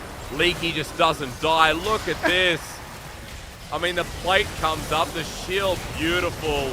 And Leaky, even though he'll die, the burns keep coming through. Nesty for the next, and this Imperial Mandate Flame is doing enough. Enzo walking up and almost dying as well as the root comes back. The Demon Flare at the ready, and Nesty is taking names, dude. DCG may have been third before this, but they'll tie up with J-Team and make a statement after getting knocked down by Jewish team. J-Team all out of sorts here in this game, but DCG played it clean from the very start. Clean, clinical execution coming in from DCG. This is what we expect from this team when it comes to leading in team fights. And as you can see in the cams from J-Team, they are not pleased with this result. Yep. They never gave themselves a chance. They didn't have that early game jungler to help facilitate that bottom lane, which has to get ahead. And again, reminder, Viego is much more of a win more jungler. And when none of your lanes are winning, well, what are you winning more with? That's right. No one winning, no walls across the map. Kind of rough to watch because I feel like that was J-Team from week 1 or 2. That to me gave me the vibes that I saw. And when I say week 1 or 2, I mean spring week 1 or 2. Yep. Yeah. Like the Kongyue Uniboy that weren't synced up at all. You know, we're looking at item builds that game, and you know, people are building Chempunk first, right? It's very gold efficient. Yes, that's fine. Yes. But it's not like Bel'Veth, where Bel'Veth are building Blade of the Ruined King first and then going Sunfire. Kongyue is like, you know what? I'm gonna try a tank mythic second on my Viego. That's just kind of rough. And he's got the name synergy going. That was it. Yeah, somewhat. I don't know. That game was interesting because for J-Team, like, okay, we know they're not like super proactive in the early game, but also when you draft a comp like that, when it all lays down to the early game, Nightstar, your only option is to play hard and fast, and at 10-15 minutes in the game, they weren't coming out with lane advantages, really. Yeah, they had a massive lead in that mid lane, but they couldn't do anything with it because you look on the side lanes, there's just really nothing to attack. You attack a Sejuani, sure, great. You killed the Sejuani. No one cares about that, right? The Gragas isn't all of a sudden just going to explode on the map and dominate the 1v1. And you look bot lane, your Lucian Nami is just getting ground pounded. Sure. So there's not much there to work with. Not much ground to work with, you could say. I think, once again, the big highlight on this J team, or weakness getting exploited on this J team roster, is just the fact that Lil V needs to win lane. If he doesn't win lane, he really struggles unless if he's on that comfort champion of Ophelia. So teams are just really hard targeting him, and when he's isolated, he doesn't look great. No, and I don't know. Like, we're being really negative on JT, and I feel like, you know, for people that might tune in for the first time and be like, oh, they're really harping on J Team. With better teams in the league, and this happens with LPL a lot too, when they don't look like themselves, you know, you're more critical than you'd be of like a Sem9, of a, you know, like a Hurricane or Duish team in the league currently, right? Yeah, J Team were our second team, and Kongyo and Uniboy praised for their mid-jungle synergy as you were praising them coming into this game.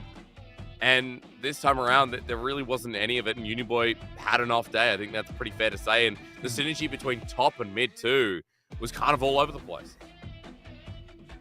Yeah, and it's really just a difference of expectations, right? J Team, we expect a lot from this squad. Oh, we do. And against another top team in DCG, they failed to reach any of those expectations. They really fell apart from the get-go. So that's why we have so much disappointment being exuded by ourselves. But Nesty, he gets the MVP. I mean, there was no way to deal with the Swain. He throws up the ultimate, and just so much space created in these fights, facilitating then Cascada to do the Aphelios things.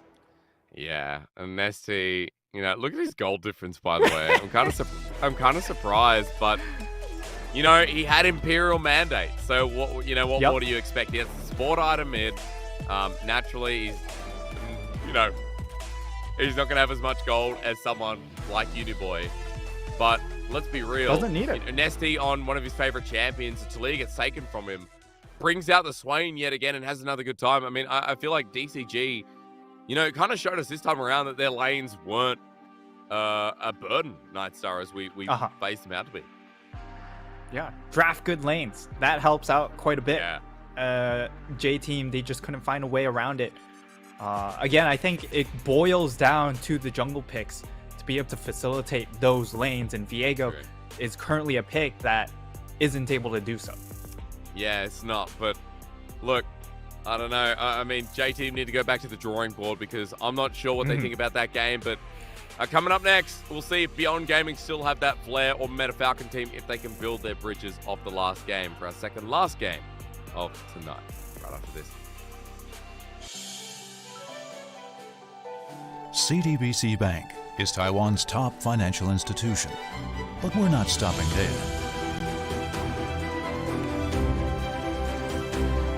We're crafting an international brand and already have over 370 outlets in 14 countries. We are by your side, ready to embrace the future.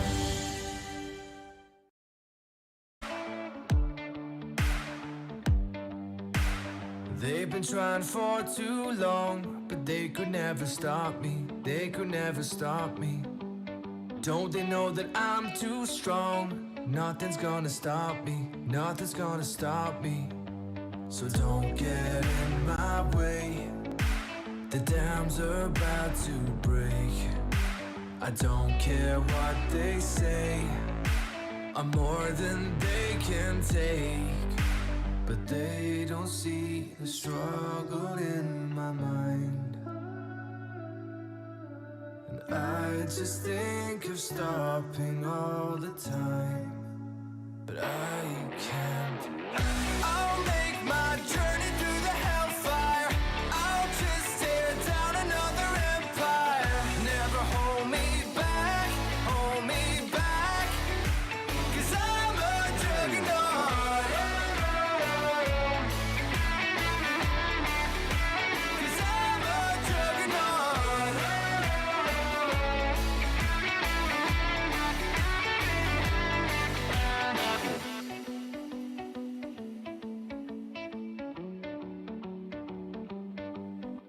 Determination on my side. Nothing's gonna stop me. Nothing's gonna stop me. They're telling me to run and hide, but they could never stop me. They could never stop me. So don't get in my way. The dams are about to break. I don't care what they say. I'm more than they can take, but they don't see the struggle in my mind. And I just think of stopping all the time, but I can't. I'll make my journey through the hellfire. I'll just tear down another empire. Never hold me back, hold me back, 'cause I'm a juggernaut. 'Cause I'm a juggernaut.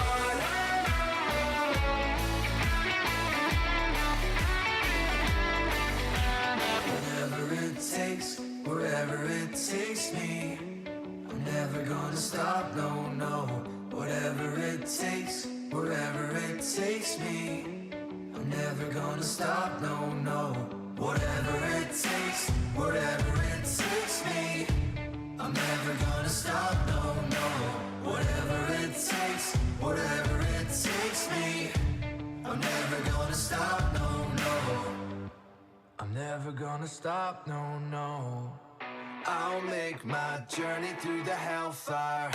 I'll just tear down another empire. Never hold me back, hold me back, 'cause I'm a juggernaut. Whatever it takes, whatever it takes me, I'm never gonna stop, no, no. Whatever it takes, whatever it takes me, 'cause I'm a juggernaut.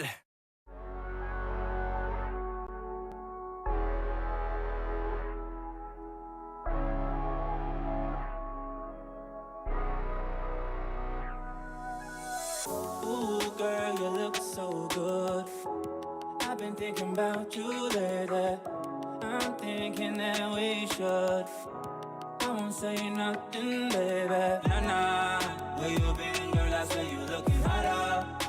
You know I could always do you better. Switching positions whenever fed up. Let me show you. You look so good, let me see you work it. Proposition on the side, you deserve it. No competition, girl, you 5-star service. Think we can meet up after you finish working. You got the 5-star service. You got the 5-star service. You can be the samurai, you can be my master. Put me in your senses like I'm your Abe Shacker. I can feel your vibes throwing around me like a rafter. Coming so strong, you love it when I go faster. I'm loving your interior, no, I wouldn't change it. Body is superior, other ones are basic. Thought you was inferior, wrong, you're amazing.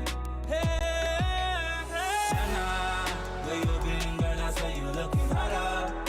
You know I could always do you better. Switching positions whenever fed up. Let me show you. You look so good, let me see you work it. Proposition on the side, you deserve it. No competition, girl, you 5-star service. Think we can meet up after you finish working. You got that 5-star service. You got the 5-star service. You look so good, let me see you work it.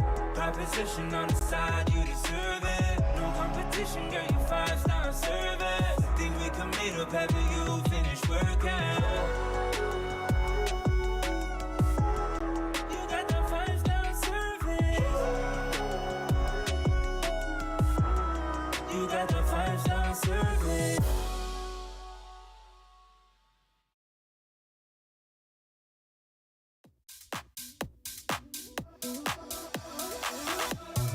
Tell me what's this feeling? Tell me why I lost my self-control. Why is my heart still beating? For you, for you, for you. Yeah, I told myself I don't deserve it. I don't deserve the hell when you leave me hurting. Yeah, I told myself I don't deserve this. Don't deserve you.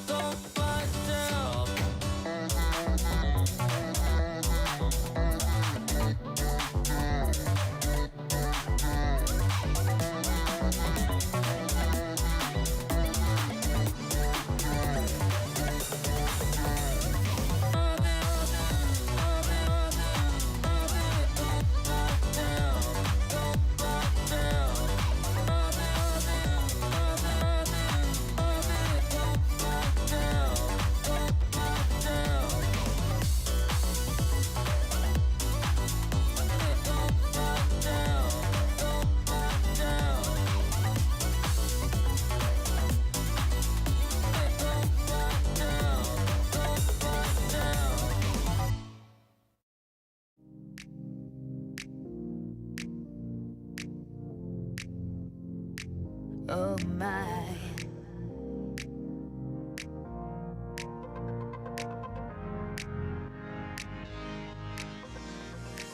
I've been all night waiting for you to come home.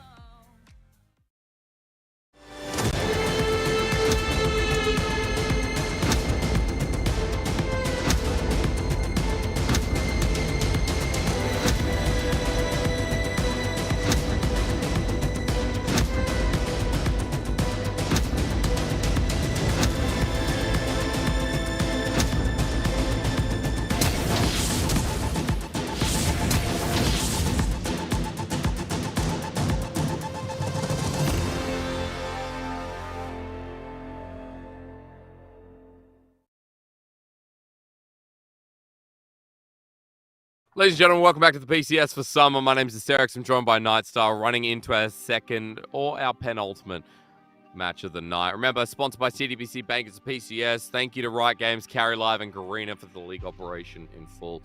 As we run into this matchup, Nightstar, I feel like with J-Team DCG letting us down a little bit, being a bit one-sided towards Deep Cross Gaming, I'm hoping that Beyond Gaming and Meta Falcon team have a better feel because, Meta Falcon team in their big win versus Impunity, where Beyond Gaming are coming off the back of 2 losses in a row. Like, Beyond right now, maybe not looking as convincing as we thought against some of the other top teams like DCG, like JT. Not sure if I should be refreshing my... Oh, okay. We're back. We're back. My VMix froze for a second there, so I wasn't sure if I died. But I am still here. Yes, talking about this matchup, I think both teams have a little bit to prove here. Of course, for the side of MFT, trying to get back into the upswing of things. For Beyond Gaming, they did take a stumble in the last game of the week. Yeah. So look for them to try and bounce back. And this is an intriguing matchup because of one of the win conditions for MFT is Taco being able to get a good matchup up topside. And one of the weak spots for BYG has been Lee Kai's laning. So while he has performed well in team fights, his laning hasn't exactly been a highlight for him. Yeah, no, really. And I feel like for Beyond Gaming, we knew this team to be so great at like the 1-3-1, right? As we look at Meta Falcon team, we can talk about Beyond in a second. Whenever we come against this team, we look at them and we're like, well, you know, it's about Taco, who is apparently frozen too, and it's just he's just not moving today. And 665, right, as a jungler at a normally large damage percentage for this man. I feel like we know that Meta Falcon team, despite having their issues, the strong side of the map seems to be towards, you know, jungle top. And even Hong 2 coming in has had a bit of a performance. As we look at their opponents today, it might be a little bit difficult for them, and it's going to be a big ask. It is going to be somewhat of an ask here, as Megabank Beyond Gaming have, for the most part, performed very, very well. They've had that big upset against PSG, but they've also dropped the ball as well. So slight mixed bag. We'll see where the coin lands, right? For them this time around. Had a rough week last week as they played every single one of the J team squads, and they were able to pull one over CFO, but did drop against DCG and J team. So not a great week to end their first round robin, and they'll look to start off this time around a lot better. Yeah, I mean, for Beyond Gaming, we kind of held them in high regards. That's why, like, the loss against other top teams is astounding, because it means that Beyond Gaming feels like they're maybe not in that little bubble up in the top side. Frank Esports joining that, by the way, for Beyond, sitting dead middle at the moment. As we look towards this top side, we were talking about for Lakai, a lot of questions that need to be answered, but, you know, Taco, the same vein, the carry potential on this guy is so big. But will it be enough today? And will, you know, 665 be able to set up this top laner who has often been a point of interest for teams to really focus down?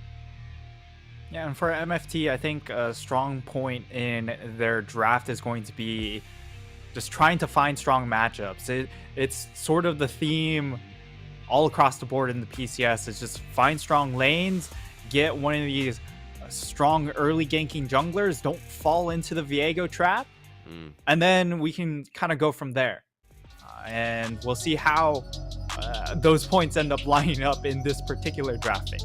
Yeah, things like the Poppy, right? That goes to the top of the list with it being such a priority across the world.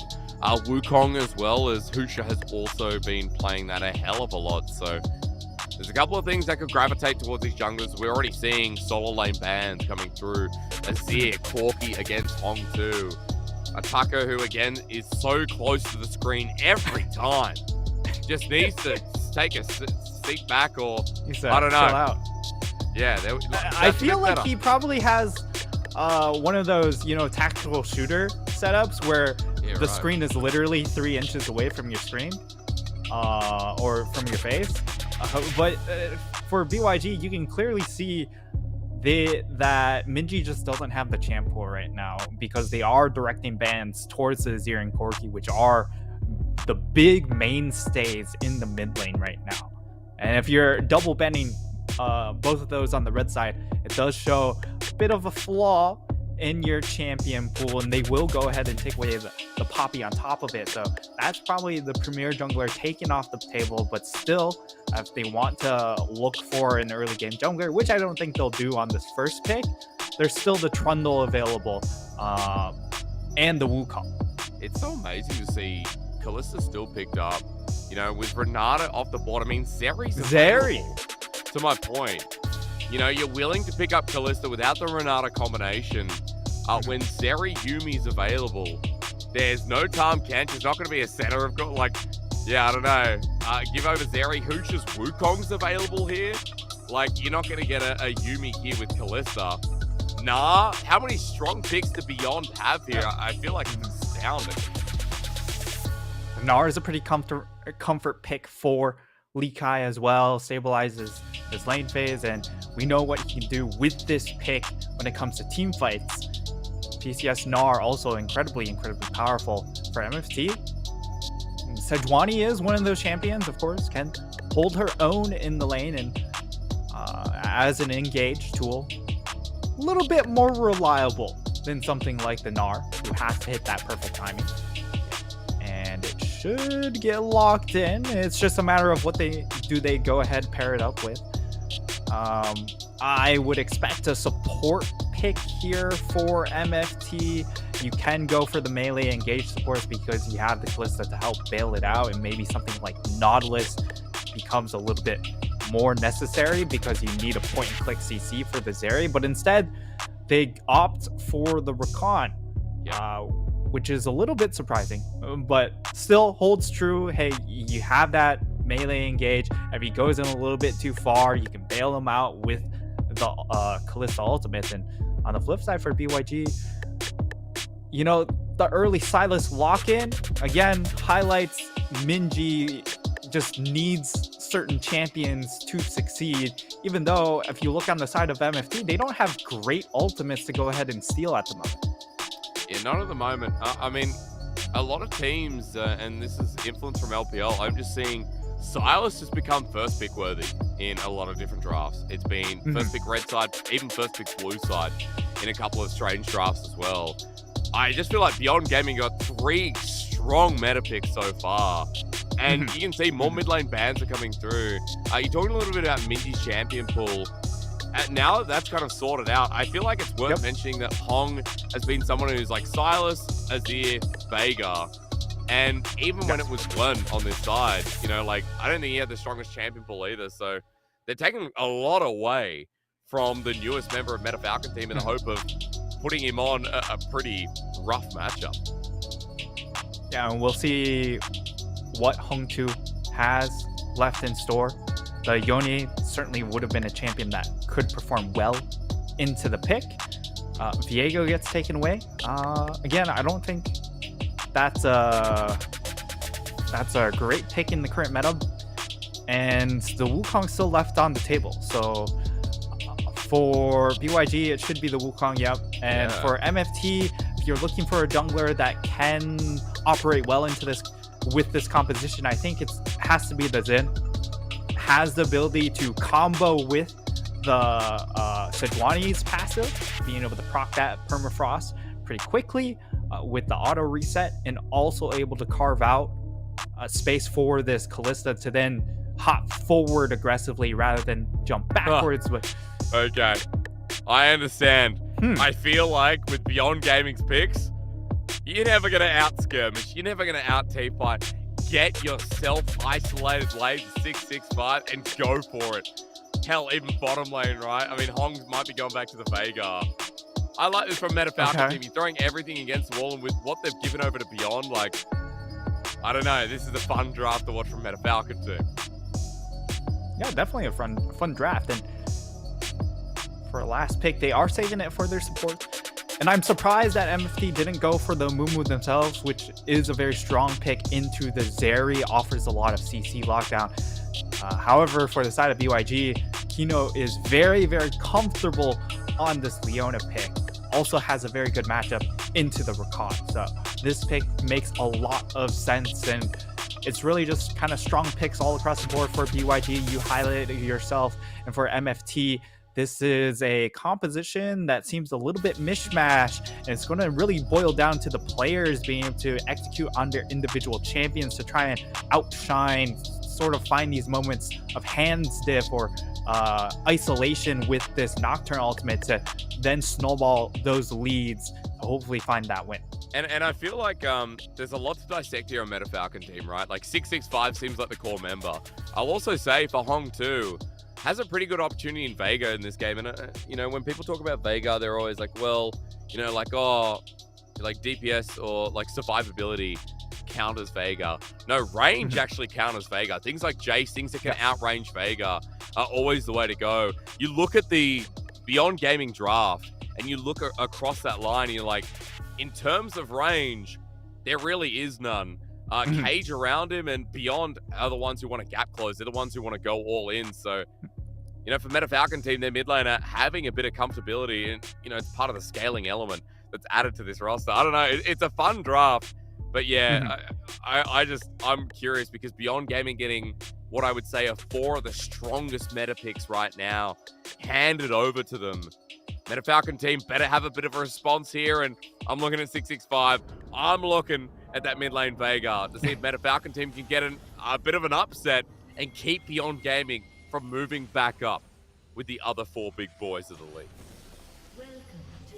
MST, they could definitely gatekeep BYG here and make a strong statement themselves if they find this upset. Would move them to 4 wins and close the gap between them and BYG.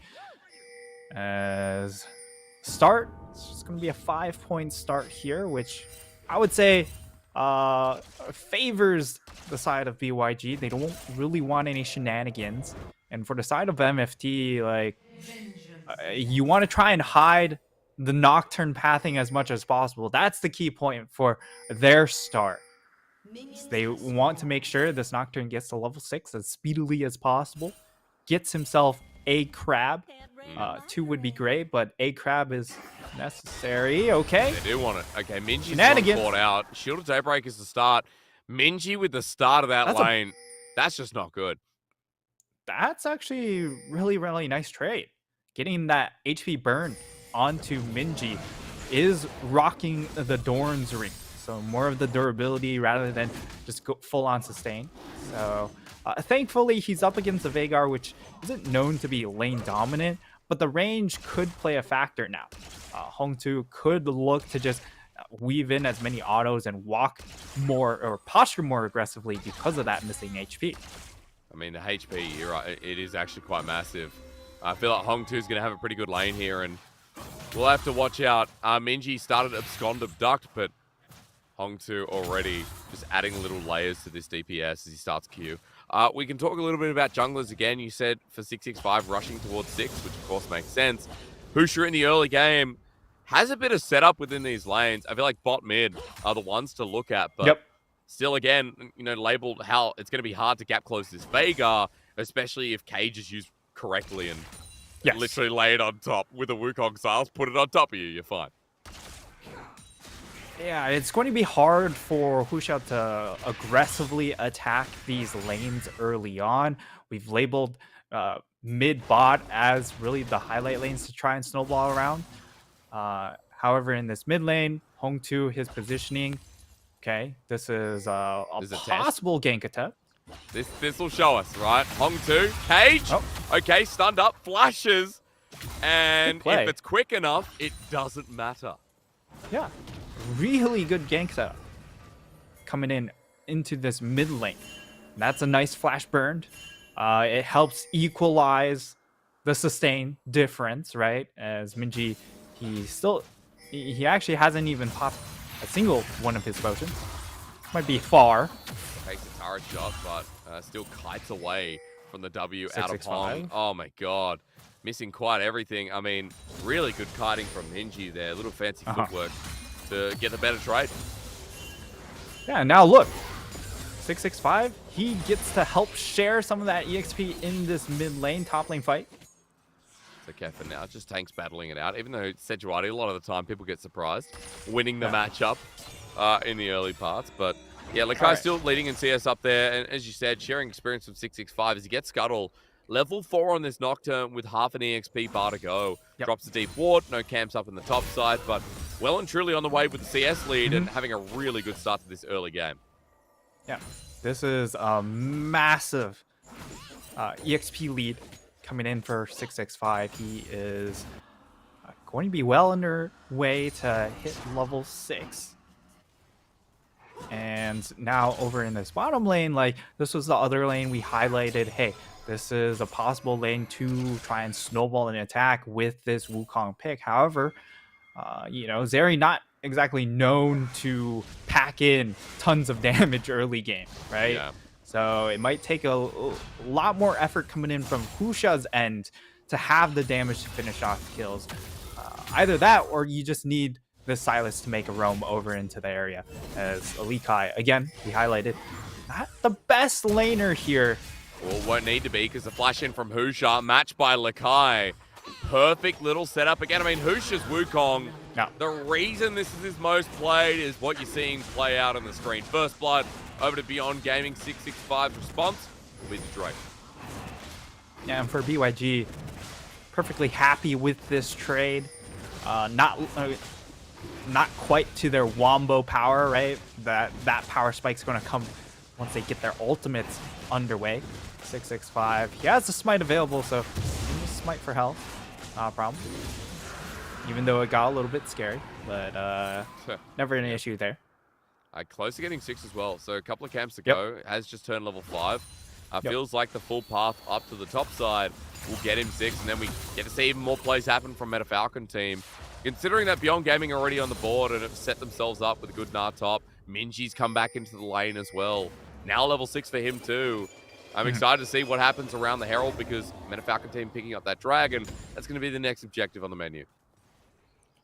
Yeah, and once 665 does hit level 6, I feel like the key lane he's going to target is that top lane. Lee Kai has been caught out a couple of times during the lane phase. So that could be a clear target here with the Sejuani ultimate to further lock down the Gnar to facilitate that Nocturne ultimate gank. Of course, another target could be in that bottom lane, but it's hard to kill Leona, and Wako does have cleanse, so they're going to have to do a little bit more work to try and set up a play down in that bottom lane. But possible gank mid.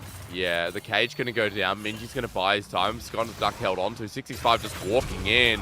You're going to find yourself with the ultimate stolen away. Paranoia is there, but Minji not getting the Abscond Abduct. It stops. So Minji now without the hijack. About a minute before we get towards the Herald. Yeah, and the hijack isn't going to have the largest impact in this particular game because of the ultimates that are available.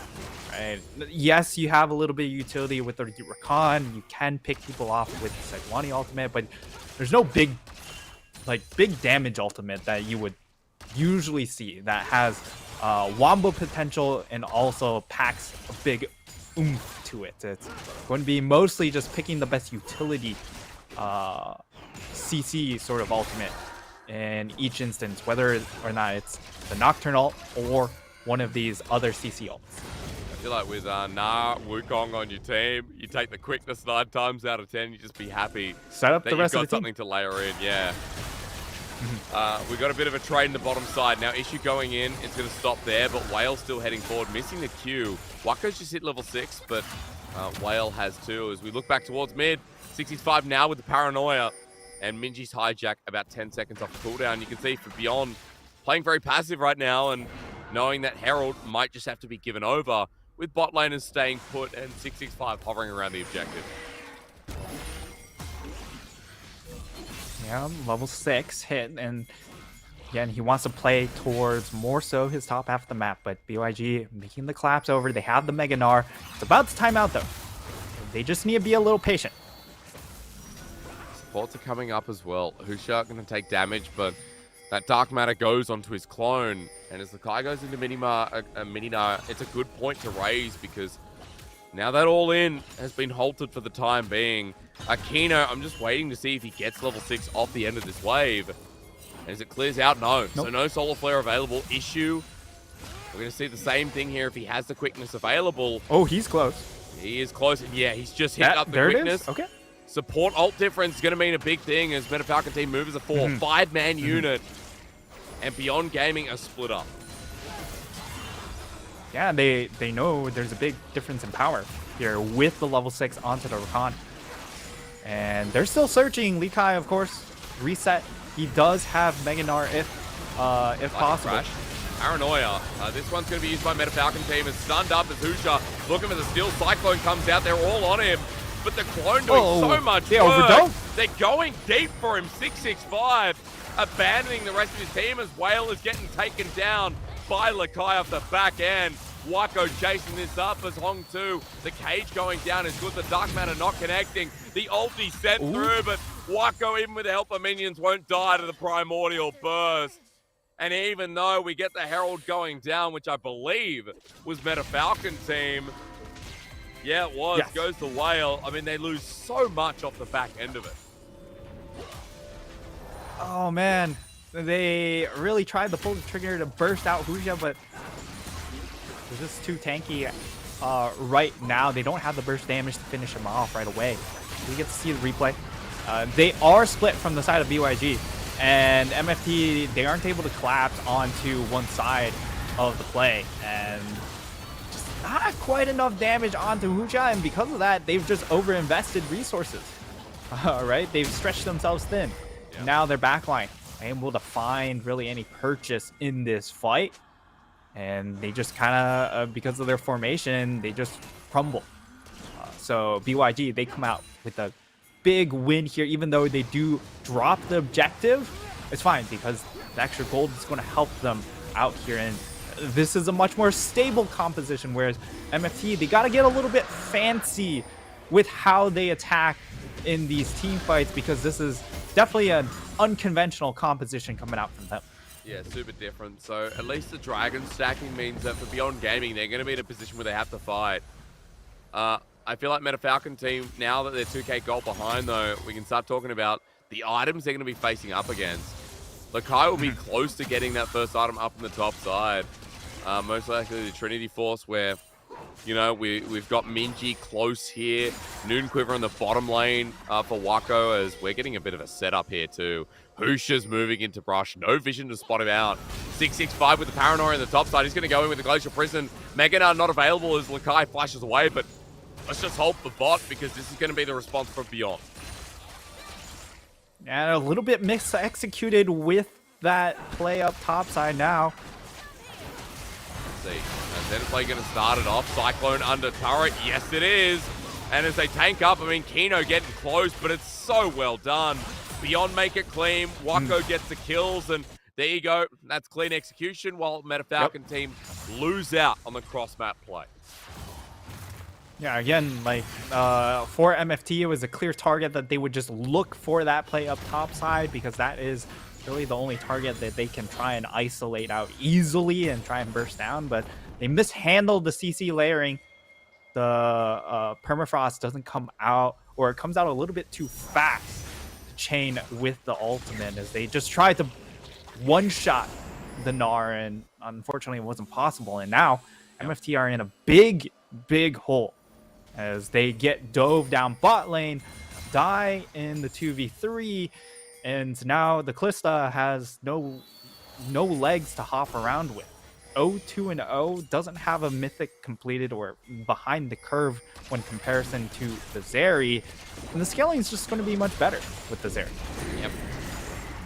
Wako going to deal with the Herald for now, so at least this will help Whale get his first item. Issue has moved back on down, so the gold goes to Whale, who picked up the Herald in the last fight. But for Beyond, I mean, that gold lead is stretched to about 3k, and you can already see Divine Sundra picked up for Husha, who's having a big game on his favorite pick of the split. A lot of teams have walked away from the Wukong priority, but Beyond Gaming still giving him the benefit, I mean, the light of day. I feel like it's still such a strong pick, and yes, as you're saying, conventional comp, Wukong with an easy setup, and you know, Beyond Gaming have smooth sailing. I guess we wait until we get to the Herald at 145, next Dragon in 2 minutes. Those seem to be the moments where Meta Falcon team will have themselves the first item, and maybe more of a chance to execute on this Paranoia combination that we've been waiting to see in a proper fight. But the issue is they don't have a good target to jump on besides Wako, right? And the stars do have to align a little bit to actually find the pick onto him because he is rocking the cleanse. Yeah. And he does have shield bow completed. So you have to be able to dive far enough into the back line and layer enough CC that his cleanse isn't good enough to get out of situation and still also have the damage burst through the shield bow. So there's a lot of conditions I'm trying to line up here for the side of MFT to get the pick onto Zeri, because otherwise, look at the other targets. Like, you have to deal with a Gnar. He's pretty durable, especially if he hits Mega Gnar in time. Then you have Husha, which we already saw. They tried to burst him out, wasn't good enough. And then there's Kino, who is a Leona. Like, you've dumped so many spears, and he's only down to half health. Yeah, at least at half HP, but I mean, Husha coming in after all that's been used. I mean, they just want the first turret to be taken down as Wako keeps poking him down. With the Immortal Shield Bow mentioned, it's so easy at this point. 665 hovering, but for the time being, I mean, as Husha walks away, I don't know, how do you lock her down? That's question number one. Can you kill her? It's question number two. As with Stride Breaker still feeling confident, but Husha has never left. He's on a massive loop. Oh, Wako's just taking the turret right in front of their face. And they can't do anything about it.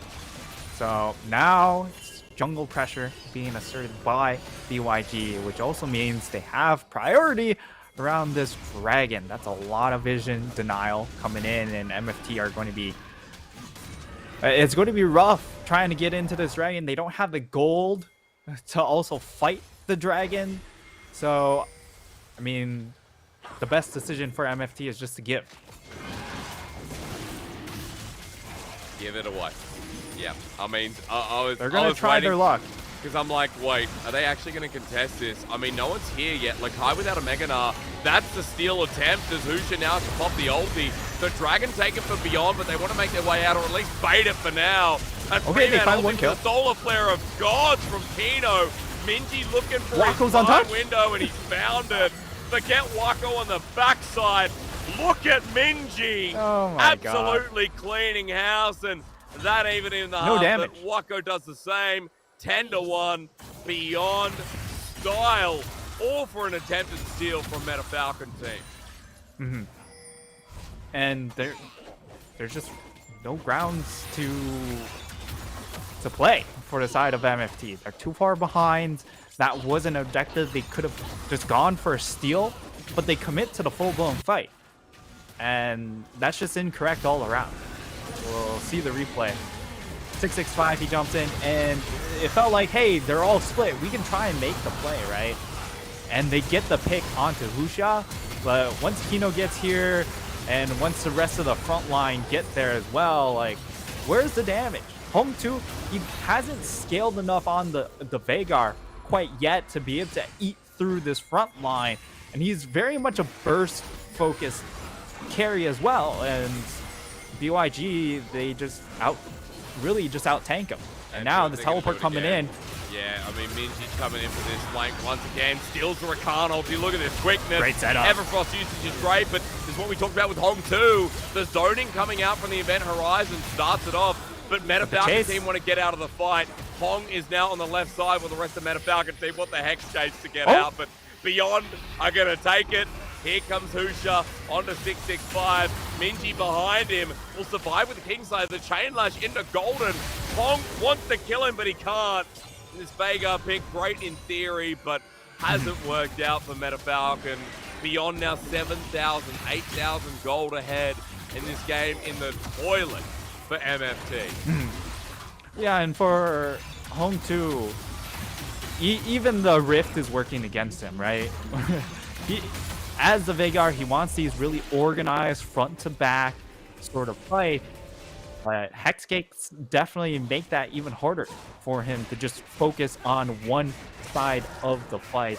And BYG, what they are very good at with these set of players is setting up flanks.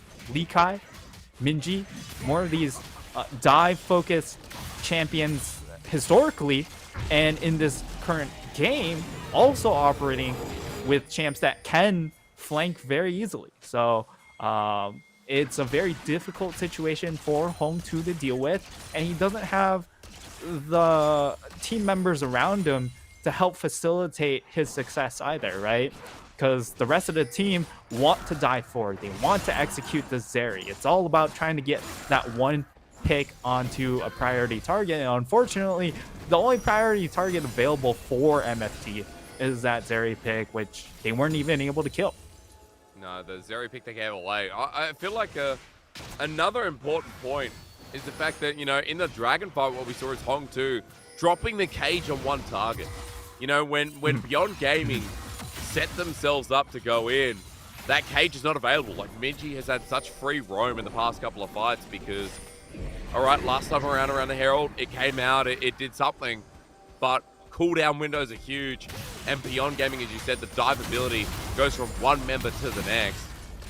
Really hard to look at this game as MetaFalcon having anything to say for the rest of it, because at 20 minutes as we tick over, the Herald is going to get close to another charge as it's to 9, but Beyond Gaming with a 9k gold lead, and Baron now available, which for MetaFalcon team is going to be a blessing if they can get anywhere near it or find any pick over the next fight. They have no range, and right now the map is starting to collapse around them, which is not what you want to see when you have a Nocturne. When your own map control is starting to crash inwards, it makes it very difficult to continue to find picks with this Nocturne who wants the map to be really spread out. And right now he's setting up, trying to play around Hong 2, make sure that this Veigar can get whatever farm he can get. Has 203 stacks, you know, he can be a big factor in these team fights. Unfortunately, again, like, the composition is not geared to facilitate a Veigar. It's all about facilitating a dive, which is not what Veigar does. Here we go again. I mean, Hexgates make this so hard for MetaFalcon team to get out the flash from Lakai. He's got Hong, and now Hong 2 is dead as doo-doo. Husha with another Cyclone and a flash from Kino, already wanting these kills, forcing the summoners out of them once again, and MetaFalcon team can't catch a break. The Baron is now exposed. Jungler might be alive, but a 4v5 for 25 seconds. Yeah, they should just look for the Baron at this point, but they are a little bit shy to pull the trigger. Instead, they are actually looking for the Dragon, which, you know, you can understand, hey, we want to make sure MFT don't get the third Dragon when we go for the Baron. At the same time, you're playing it perhaps a little overly safe as BYG, because they could just definitely just end the game off of a Baron push. So, you know, perhaps a little bit too shy, a little too gun shy, I should say. Yeah, maybe after the last game. I mean, to be fair, Beyond Gaming have been the cleanest team we've seen this split, and when we talk a lot about their 1-3-1, we talk about how this team operated, at least in spring. For Beyond Gaming, it definitely feels like they're just kind of dotting the I's, crossing the T's more so than usual. Getting mid-push now, they're moving towards Baron, having taken Dragon off the board, off the force from MetaFalcon to potentially get the Soul. Now that that's gone, you can see Beyond are trying to bait out and clear vision, while setting themselves up for this objective that, as you said, would make the push absolutely devastating. And now the next issue is just, how does MFT actually get into the river area to contest these objectives? Because there's just so much control asserted by the Zeri W, and just the fact that you can go ahead, use Meganar, you're stuck in these choke points. You can use the Wukong ultimate if you're stuck in these choke points. It's so easy to land so much of the CC available from the side of BYG. And that, what's Kino doing? Feel like you... I mean, against Rakan, it's going to be hard. Kino was... I mean, he was standing there. He was scouted out before. He didn't move. He stood in the same position. And they're trying to lens thinking, like, why aren't they coming to Baron? It's because Kino was standing there. So, I don't know. For a winning team, that's kind of frustrating. Just start it. They're trying to bait it out, but, like, I mean, like, okay, this My time. guys. Okay, this time. Ward. Husha's there. Okay, Beyond. Now, from this point, you go and bait the Baron. Go and start the Baron, then turn. Okay, Ward's gone.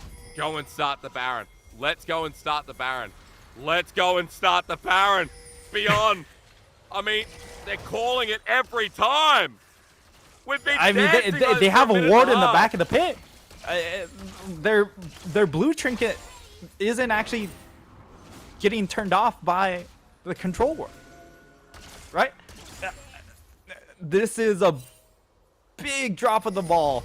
Yes, they're getting all this jungle, but BYG are offering MFT an olive branch that shouldn't really be offered right now. Yes, they are still 8k gold ahead, Hysterics, but that ward is being cancelled, by the way. That on the back of the pit. That's still, you can see the lightning, you know, the red lightning when control wards stop any wards. Okay. So only just, but I mean, further to your point, like Meta Falcon team called the bluff because they saw Leona during the whole time. That was 2 minutes wasted for BYG, and look, the game's not going anywhere, but you know, just kind of you're showing still giving time to a Veigar, right? Yeah. And now Veigar has a third item. He has the Zanya's Hourglass along with the Archangels, which isn't exactly the best power spike, but it is a power spike. And for him to be on item parity with a 406 Silas definitely says something, as now it looks like for the side of MFT, they might be looking to trade objectives here. I mean, there's still a minute difference. Maybe just start the Baron. I mean, maybe just start the Baron, dude. Please. Okay, finally. I mean, Beyond Gaming, like, Jesus. I know you're trying to bait it out. Now they're spotted, but they have everything controlled. This is no problem. They doesn't have Mega. That's the only issue. They're worried, obviously, about the knockdown. And now that this is free. Now, finally, it works out as they all jump in on top of this mid laner. You can see Wako's untouched in the backside. Good cleanse on the Hong too. And we finally get what we've been waiting for. The Baron bait's there. The flash here from Wako. And he has everyone just tanking within the tower. range. Oh my god, we waited so long, but at least Beyond finally did what they were setting up for about 5 minutes ago. Hey, you know, you can't fault the team for playing to their win conditions. And while it might be slightly delayed, maybe overly delayed, they check all the check boxes. Hysterics. About 10 times. You know, 10 different times. And that's fair, right? Like, I feel like when you're going up against Nocturne, Rakan, Sedge, you're like, okay, their ability to lock down and steal, you know, is a threat. But starting the Baron, then moving away, was always at the a certain play. point. We gotta figure it out and just go for the flex. Nothing moves until we start the Baron, and finally they start the Baron and force MFT to action, and that's where their opportunity comes from, right? At long last, they actually get to pull the fight, and they're just, again, this composition doesn't facilitate backline carries to find success, and they missed their timing window to get this Kalista going. And you can see when Kalissa's behind, she doesn't have the oomph to punch through champions like a Silas, like a Wukong, and like a Nard. You know, hasn't been able to do much this game at all. Like, Beyond Gaming of 19 kills versus 2 of Meta Falcon team. The gold lead is 13,000.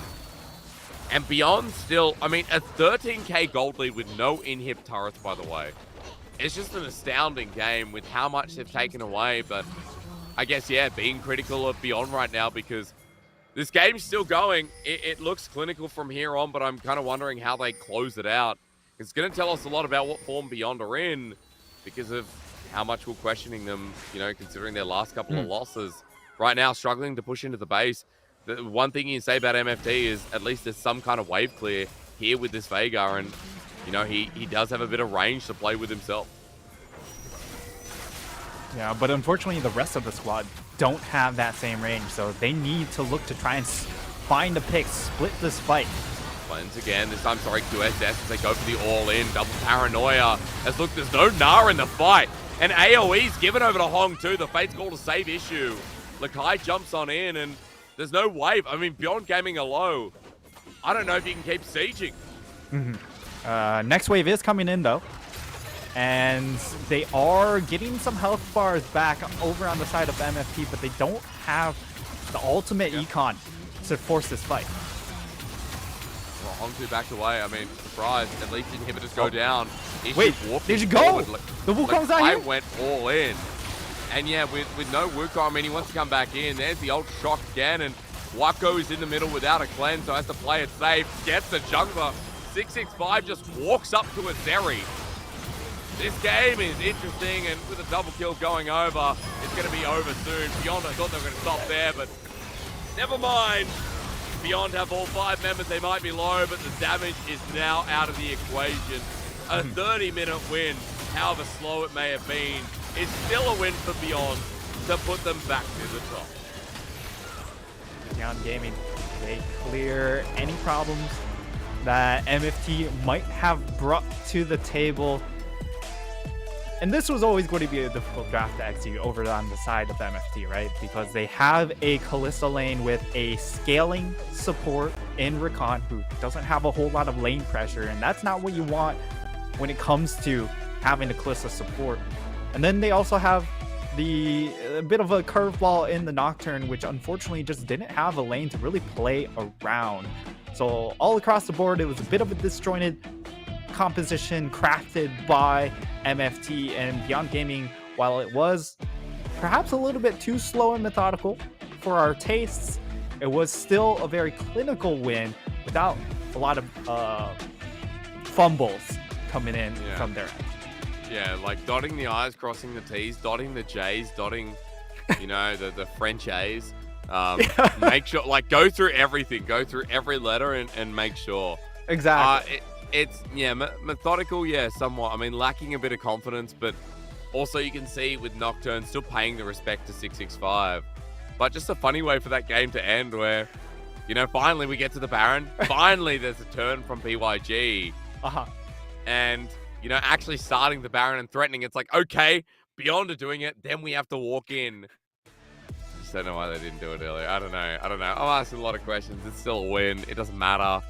BYG, you know, it still raised some kind of concerns, but at least they stopped the loss streak that they built up against J-Team and DCG.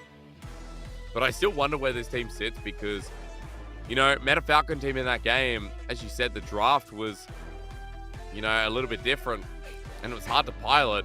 I feel like BYG were given a bit of a silver platter in that game, considering that all they had to do was play out the lanes.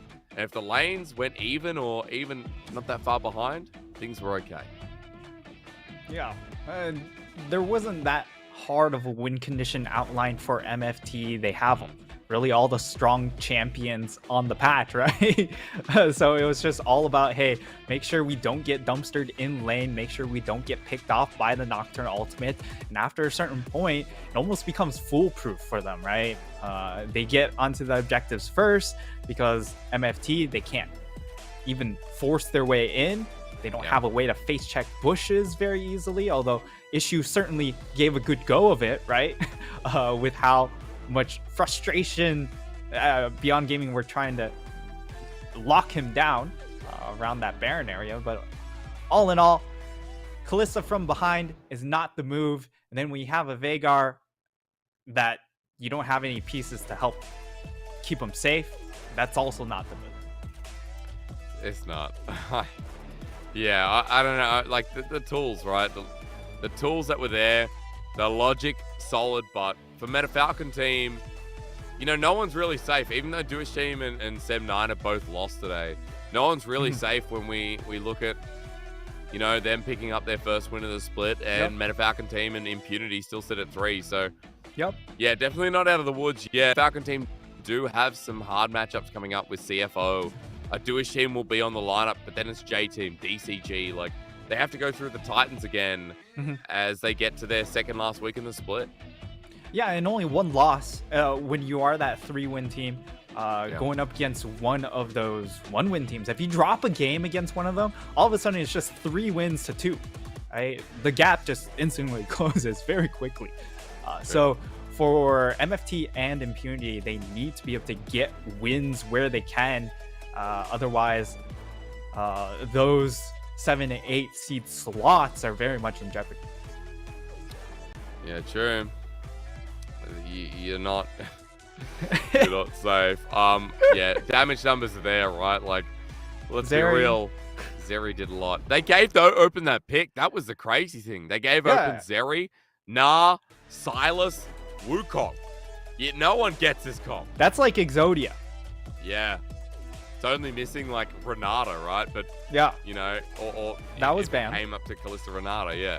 So it's one pick off of being pitch perfect.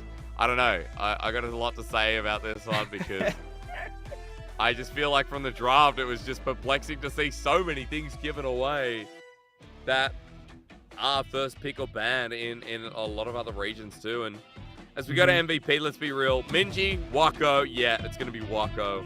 On the Zeri here, 92% kill participation. I mean, perfect in these fights. Deathless as well.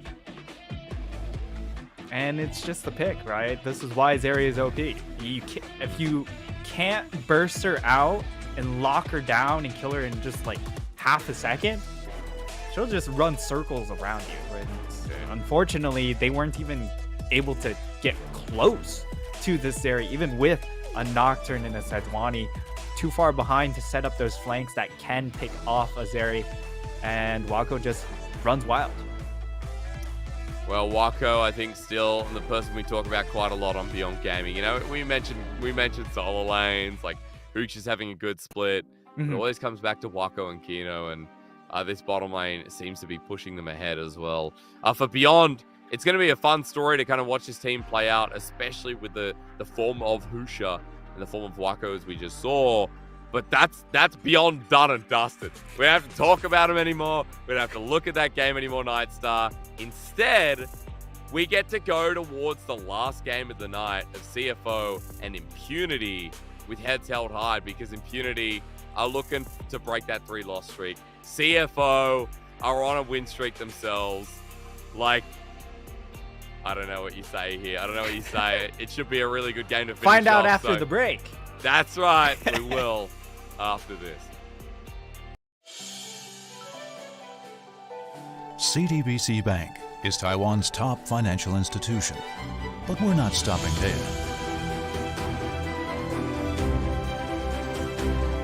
We're crafting an international brand and already have over 370 outlets in 14 countries. We are by your side, ready to embrace the future.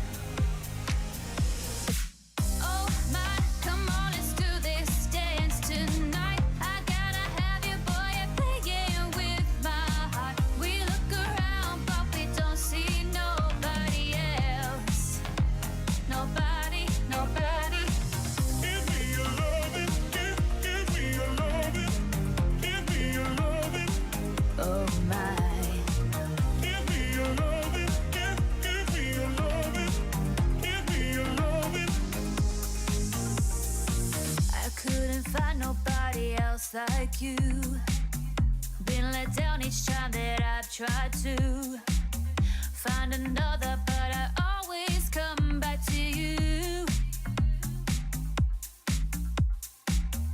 We're a perfect match made in the fire. You know you can't fulfill my desires.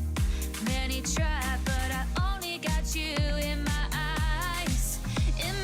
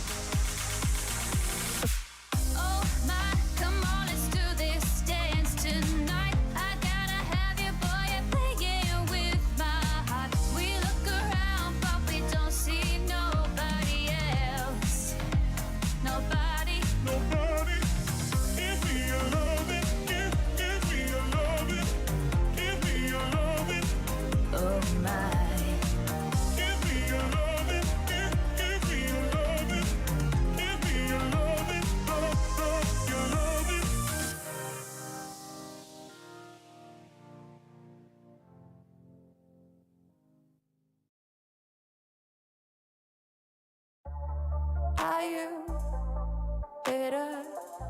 There's something about the way you sound, just like you do.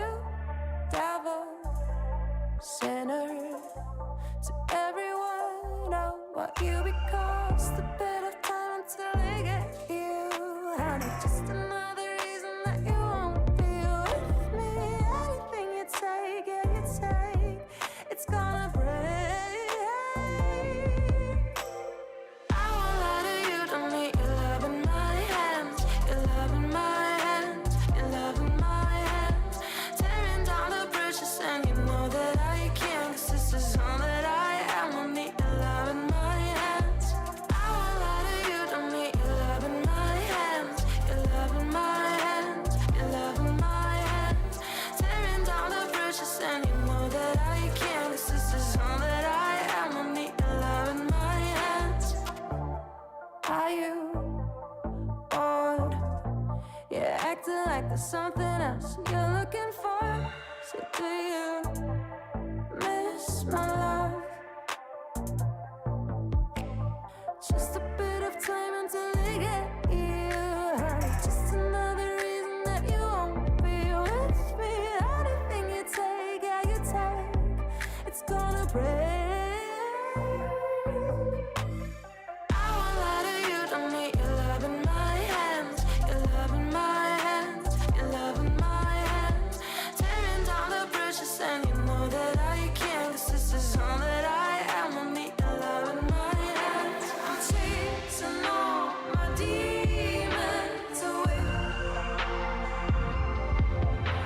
and tell you that I'm not gonna stay.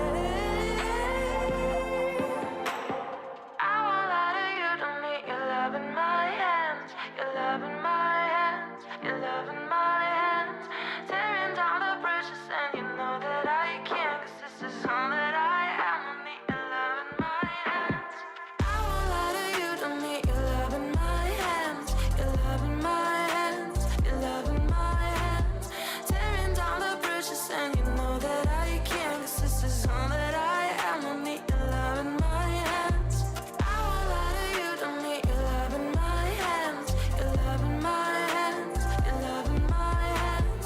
Tearing down the bridges and you know that I can't. 'Cause this is all that I am, I need your love in my hands.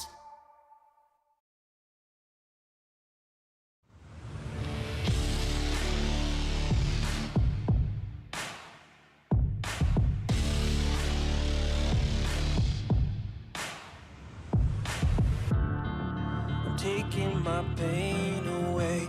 Nothing else more to say. Everything that I have, I'll give. First, you gotta pick a side. Now you got a team and you're rolling with the pride. Wanna play the game, make it to the end. I wanna bring it back again. I feel it inside. I'm reaching my stride. I'm standing my ground. Now I won't give in. I'm moving ahead. I'm back from the dead. I'm ready to fight again. Raising the roof, raising the roof, raising the roof. I'm raising the roof.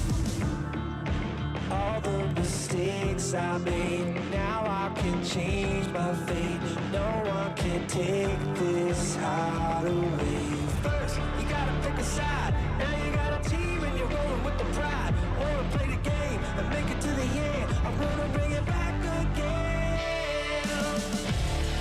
I feel it inside. I'm reaching my stride. I'm standing my ground. I won't give in. I'm moving ahead. I'm back from the dead. I'm ready to fight again. Raising the roof, raising the roof, raising the roof. I'm raising the roof, raising the roof, raising the roof, raising the roof. I'm raising the roof. Find another way to fight another day. Find another way. Find another way to fight another day. Find another way to fight another day. Find another way. Find another way to fight another day.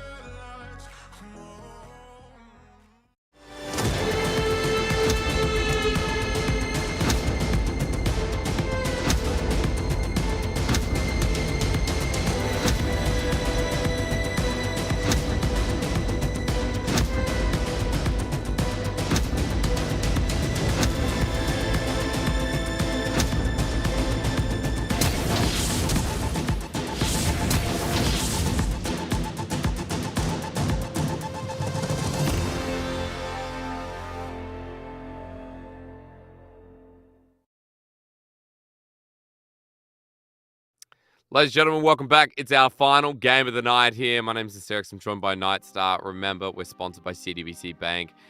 Organized by Riot Games, Carry Live, and Garena. Now, for our final game, CFO versus Impunity. This one should be a good example of where CDBC Flying Oyster are at the moment, because in the past couple of weeks, I feel like this team's been raising the bar yet again as they've just come through J-Team. They lost to Beyond Gaming, but still, played very well versus M9. I think CDBC Flying Oyster are kind of getting back to that, spring finals form yet again. Yeah, Shun back into the roster. Yep, it's a big difference. Kind of working their way back into form, but they are still getting back to form, right? That's the big thing. Is once they are into form, this is a very, very dangerous team because really all the champions are available for them to pick. They're such strong laners that no doubt they can just flex around some of these picks. It just comes down to a matter of can they figure things out as a team, because sometimes their coordination still a little bit over the place. Whereas on the flip side, for Impunity, what is also over the place for them is just their lineup. Yet again, we've come into this week, they've made another change. They brought in a new coach. They've completely scrapped their other two coaches. So more musical chairs. Yeah, I mean, like every other week, it's LZ coming in, or every other day, I should say. Annex is just rotating, and that's literally been the case since the CDBC, matchup last time around, where then Annex came in for the first time, then it's like, all right, LZ Annex, LZ Annex, LZ Annex, and they keep going around in that fashion. And Nature played the start of the split, Winnie played in the middle of the split, Houston was playing, and then now we have Winnie again. ICU was once on this roster, then got dropped out of nowhere, and Jackpot, like, Impunity Esports are trying to set a record for the most roster changes mid-split, I think, in any either minor or major region. As CDBC Flying Oyster, they're going to be the other side of the coin. I mean, this team have only been changing the 80 carry, and you raised it before, but Shun is obviously such a better fit for this team. Yeah, with Shun, they just have a full set of options in how they want to play the game. They can play through rest if they want to. They can play through mission, which has been their more common lane to play through. But now that they have Shun in the bot lane, they can draft winning lanes in the bot side and actually execute through them. Whereas for when they had Atlan, it felt like it was more of a liability. Where they were forced into the Senatom Kench lanes where, hey, I don't hate Senatom Kench. It's just that I'd like, if you only play Senatom Kench, it makes it really easy for the other team, the gameplay. Yeah, those two games back-to-back, Atlan picking up the center. We're going to look a little bit at, our mid laners here. I feel like CDBC still have some of the biggest arguments for strongest solo laners. Alongside Gemini as well. The individuality in this team strikes me true. As on the other side, I'd say that about Apex, but I don't really feel like this mid laner has all been, standing strong when you got Mission next to him. Like, the stats show it, but let's just be real in terms of gameplay. I think right now outweighing one over the other. Yeah, and for Apex, he's been the one to get majority of the gameplay or game time here, as Husky hasn't gotten that many opportunities. And when we see the last time we saw Apex and Annex together, the big highlight moment was just the Zillion Jinx combination. Do they go back to that and just play protect the Jinx style? And do CFO go ahead and ban away the Jinx to just take that plan completely off the table to begin with? All right, double mid lane ban to kick us off. We're talking a lot about Apex versus Mission, and that is 4 mid lane bans straight away. So both these guys are getting put down the tier list, while Zeri this time taken away is a nice touch considering how many times it's made it through today. Yeah, I think it really just benefits Impunity if they want to pick the Zillion pick, right?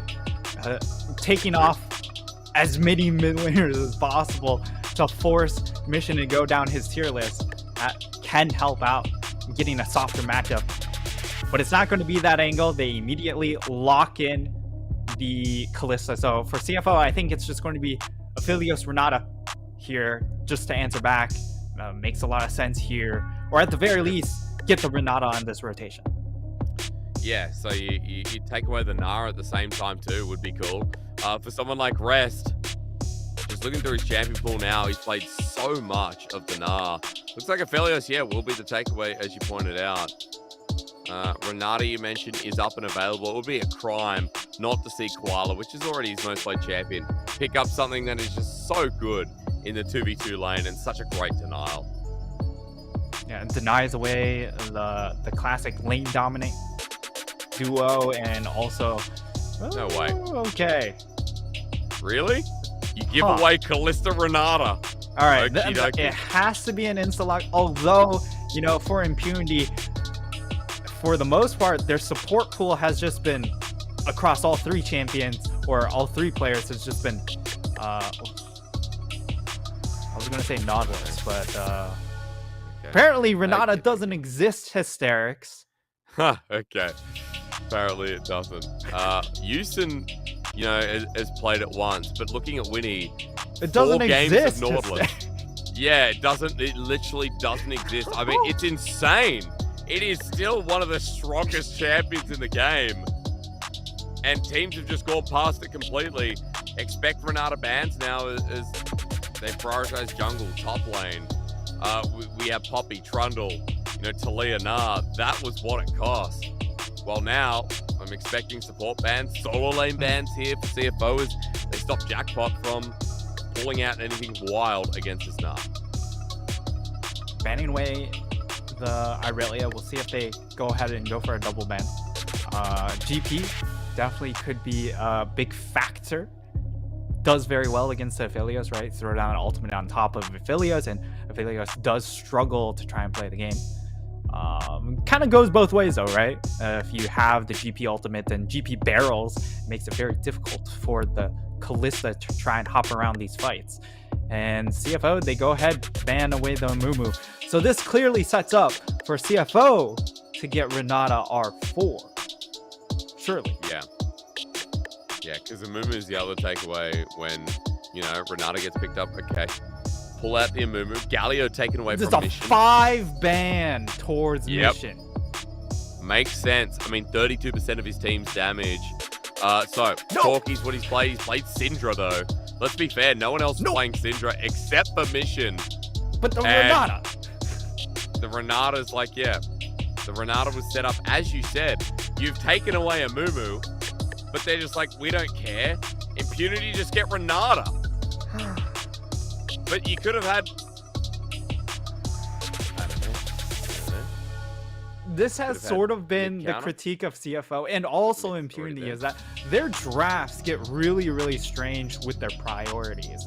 They can still come out with a relatively cohesive draft, but how they get to them is really interesting. And Impunity, they kind of get everything they wanted, just not in the order we thought they would get them. Yeah. It's going to be an Ashe support. You know what, Koala? Bring it out. Why not? Why not? With all the things we've been seeing, with Syndra, add in that pick potential. I'll do it. I'll do it. Oh, please Might do as it. well. You've taken away a Mumu. I mean, yes, good. Okay. Here comes Halo Blade's Ashe support again. Because let's be fair, I mean, it is a short-range bottom lane, so... Yeah, abuse the fact. I mean, CFO's still with a strong 2v2, and maybe that's why they see this Ashe as a good pick into the Renata. Yeah, it seems like CFO just set up for the bait pick, right? They're just trying to bait Impunity into this pick. That's why they go ahead not blind pick, but they take the Syndra on that R4 rotation, and now they've got double range in that bot lane. There's plenty of range coming in from TFO. However, they are playing sort of a high risk draft because this Poppy can run wild all across the map, right? There's enough setup coming in from these lanes that this Poppy can just win the game very quickly. The only issue with the Poppy pick is the fact that Alex hasn't really been a tempo jungler. He's played the Viego, and he's kind of done nothing a lot of the times just during this early game. So this is a much different flair for Alex. At least give him something that has the agency in the early game, as you're talking about. I'm going to be worried, though. I mean, if we just look at pure laning for CFO, Trundle Syndra mid. If if Apex doesn't get out of lane, he's in trouble. He is in trouble. We've already seen Talias today that have just not been able to use the ultimate Uniboy, right, on J-Team. His Talia game was so minorly impactful. And we come into this final game of the night after what has just been the strangest day of PCS, I feel. Some hype matchups, but some of our top teams just being strange. Yeah, I don't know. Maybe Apex is coming over here to talk to me, but... What a great way to end the day, right? We start out the last game with a pause, right? And this one will go for a while. We know it will. We know it will. I mean, I'm keen to see the Ash here. I didn't get to see the runes, but at the very least, you know, being able to, I wouldn't say match globally, but let's be real, you know, being able to have your own form of pick potential. We've had a mic issue apparently with one of the teams, so I guess we'll sit and we'll wait. When you talk about this comp, yes, it's a 4 range champions, and they could definitely get snowballed upon in the early game from Alex. That will be certainly a focal point for Impunity. But if they go unpunished, the amount of pick power while being able to play from range is going to be very oppressive from CFO, right? The boomerangs, the Ash volleys, the Ash arrows, the disengage power coming in from Scatter of the Weak. Unless if you hit trumps with getting Hex Tech Rift, it's going to be very difficult to try and force your way onto CFO's comp. Yeah, I mean, like, you're not going to put your eggs in the basket of Dragon Soul for this as well. And I believe, did we just get told, no, we're going in? Yes, we are. Okay, I was worried there was a break coming up, but there's not. Welcome back. Our last game of the night. And yeah, look, I mean, there we go. The ward spots them out. At least Annex will get the ward. So, bit of experience shared amongst 4 people.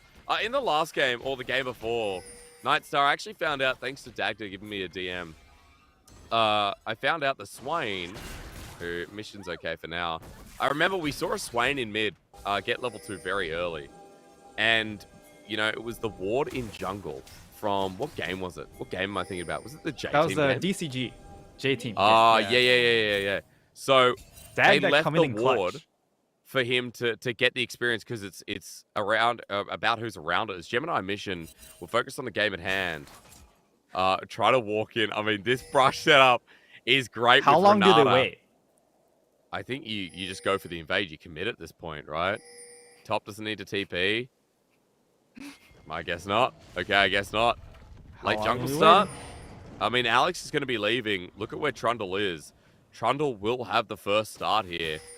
If only by a couple of seconds. Gemini is just thinking, but now he's going to begin as... Okay, it's about a second over Alex for the time being. Alex is going to start out his Raptor camp. So... going for the extra wave clear, of course, so you have the Q start. So it makes a lot of sense, especially when your bot lane isn't going to be helping you out with a leash.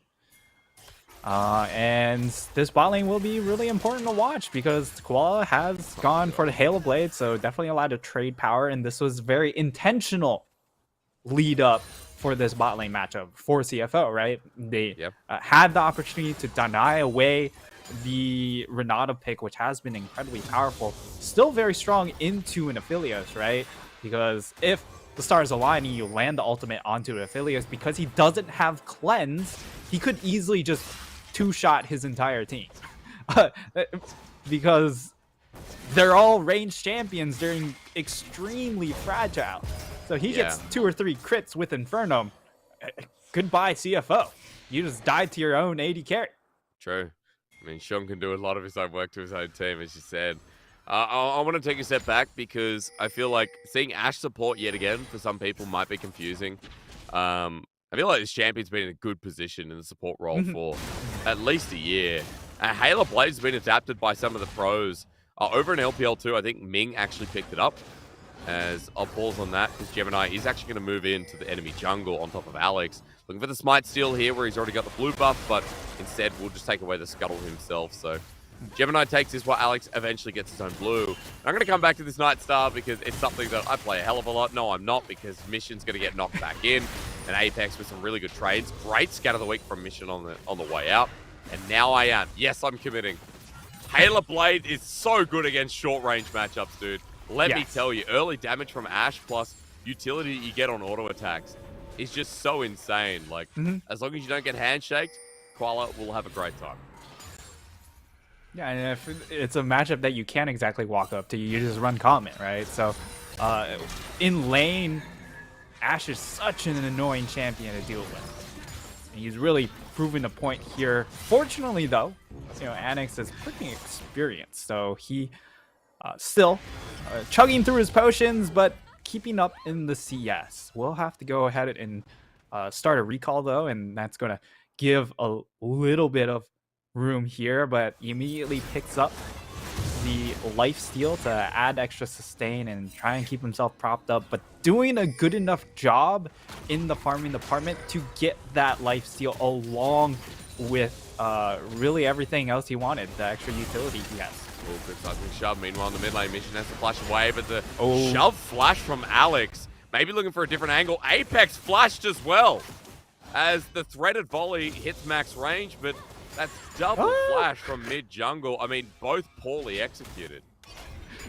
I mean, just like in the drafts, right? We were talking about, hey, CFO just baited out this Renata. That was Mission big braining it because he flashed in the wrong direction, so then Alex would push him towards his tower in the right direction. Yeah. Well, I mean, it was a good scout of the week from Mission, I guess. But just unfortunate to watch that play out. Impunity, they're mid jungle losing flash and losing those summoners before we get to see, this level 6 mark hit. And remember, we talked a little bit about Mission's lane close to versus 6. Apex. Yeah, Mission has kill threat. I mean, Mission will have kill threat for sure. He's got first strike. There you go. Yep. Just pops the ulti and first blood.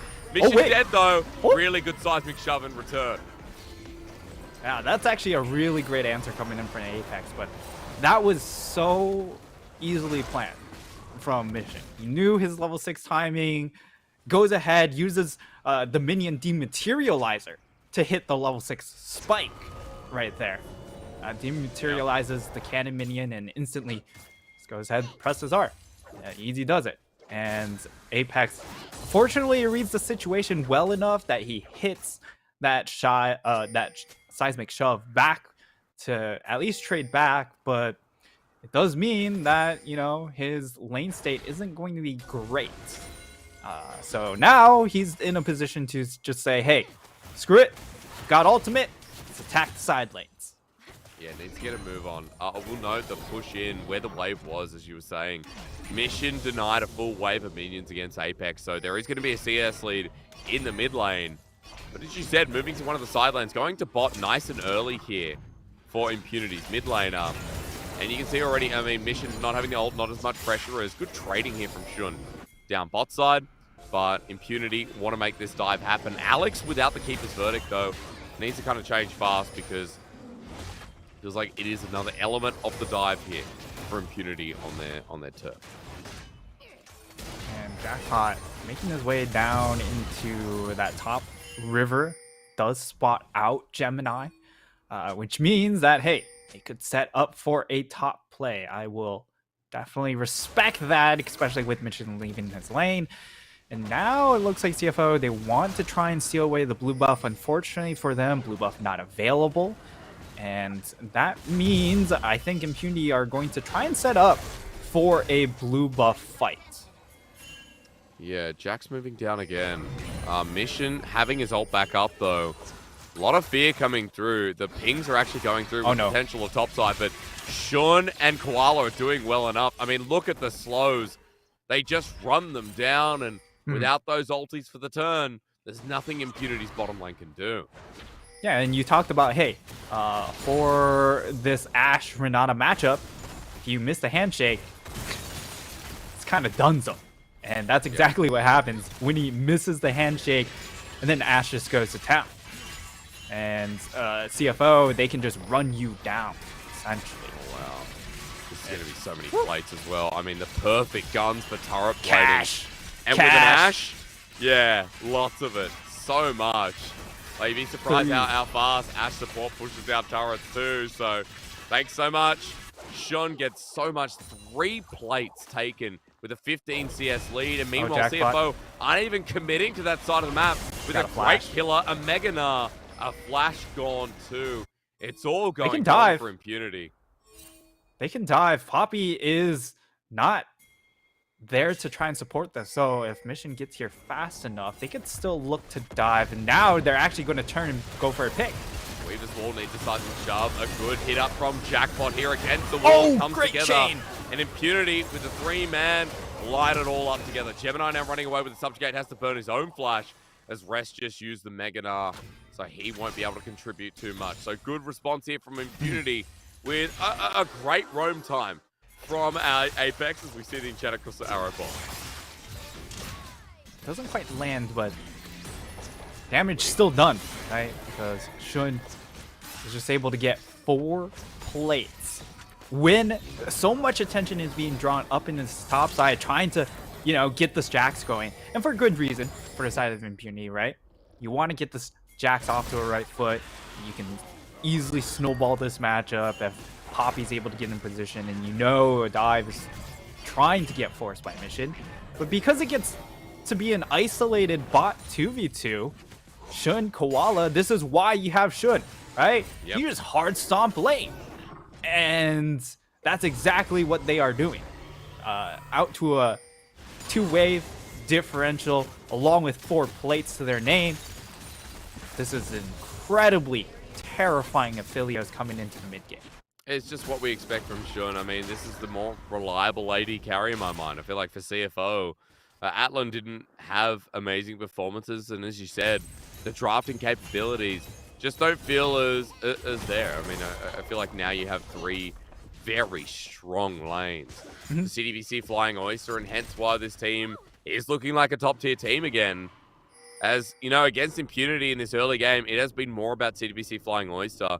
We saw that great play at the top side with the Weaver's Wall, but apart from that, the lanes are still burning. And they're burning in favor of CFO with 20 CS, big lead in mid, now towards Dragon, meaning Shannon Chris arrows up, and look, Winnie doesn't have his ult. Great scout of the week. Sent away his mission, though. So at least buying some time, but for CFO, that ulti's down for the cost of a Dragon that's only just spawned, and they don't have any vision control around it. Yeah, and Winnie's really just been harming himself. He takes poor trades, misses the handshake. As a result, he continuously just has to sack EXP. So he's still level 5. I don't know how close he is to level 6, but until he hits that break point, it's just way too hard for them to actually turn and look for a fight. So CFO, they get this Dragon for free. In Impunity, they're down 2,000 gold. You need to find some play to get things back into their favor, and right now, like, the only objective available is that Rift Herald, and they are sending Talia top. To make this dive happen, I mean, trying to bait Rest in his Jackpot, but Rest not He taking. jump He's over. already used the hop, so he does have to flash. Great timing from Apex, and this is why we focus on the mid laner of Impunity. I mean, making a lot happen. One of the most proactive Talias of today. Yeah, probably one of the most proactive Talias we've seen all split. A lot of our Talias have been pretty conservative with their ultimate usage, saving it for objectives. Yeah. And we haven't seen these moves before objectives, or at least before objective fights. However, at the same time, because you've set resources up to try and get this top Herald, you lost first brick to Aphelios. Now Aphelios is going to be sent up towards this top lane, try and claim as many of those plates as he can in this top side. So for Impunity, this is a small timing window. They have to just get what they can top side, and they get a sizable chunk at the very least. Yeah, so some gold over to Jackpot, who I would say is the most fed member, but even with a kill is 30 CS down. It's actually Apex here who's leading the gold charts, but look at the difference. 700 gold just between him and Mission. That's all the CS leads coming through, and even though you're able to get a bit more, I like the call out here, Nightstar, of Shun and Koala having really nice lane allocation here for CFO. Topside is exposed for plating, and he's got a Gale Force too at this point, so that turret plate is going to be up for grabs quite easily. Yeah, Mythic completed by both of those bot lane champs, Gale Force and Imperial Mandate. This is where really big spikes happen. So frustrating to play against a Mandate Ashe, and yes, if you put it in the bot lane role, it doesn't exactly scale well, but in the support role, very cheap itemization, a lot of damage that you don't expect from that support position. I mean, Mandate as well with the ability haste. His arrow's on a 37-second cooldown timer, gets the Jax here. Ulti flies through, Sean just gets more shurikens off the back of it, but now the wave getting set up as that dive at least being negated by Impunity. Remember, the Koala's going to have an ult. By the time this wave gets pushed in, turret goes down, and they fight over the next objective. It doesn't matter. That arrow is literally not on a cooldown. Yeah, and Shun only one hit away from getting that tower. Close enough to get the extra gold. Like, this man is so far ahead. And for Impunity, it's going to be difficult for them to get onto the back line. Okay, Alex was in trouble, but, you know, hammer time. He has himself a smite coming up as well. It's contesting over the blue buff. The small wins that are needed here, while meanwhile on the side lane, Rest going to get seismic shoved towards the direction of Apex here. If he walks back in, Rest will ult him, but he's going to be okay for now. So while the side lane antics continue, you can see that, you know, Shun's still in the side, still on top side, excuse me. Mission's mid, and all the waves are under control while there's nothing up but a dragon for now, and Alex actually is going to be shoving in Gemini, but they're hoping they pick the perfect window. However, Pillar, beautiful. Going to keep him safe. Yep, Trundle.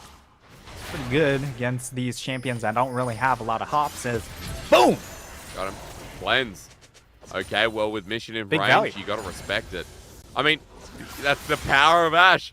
You sit in base, you press R, and if you hit someone, you know, They're stunned forever. like ally nearby, yeah, they're stunned forever.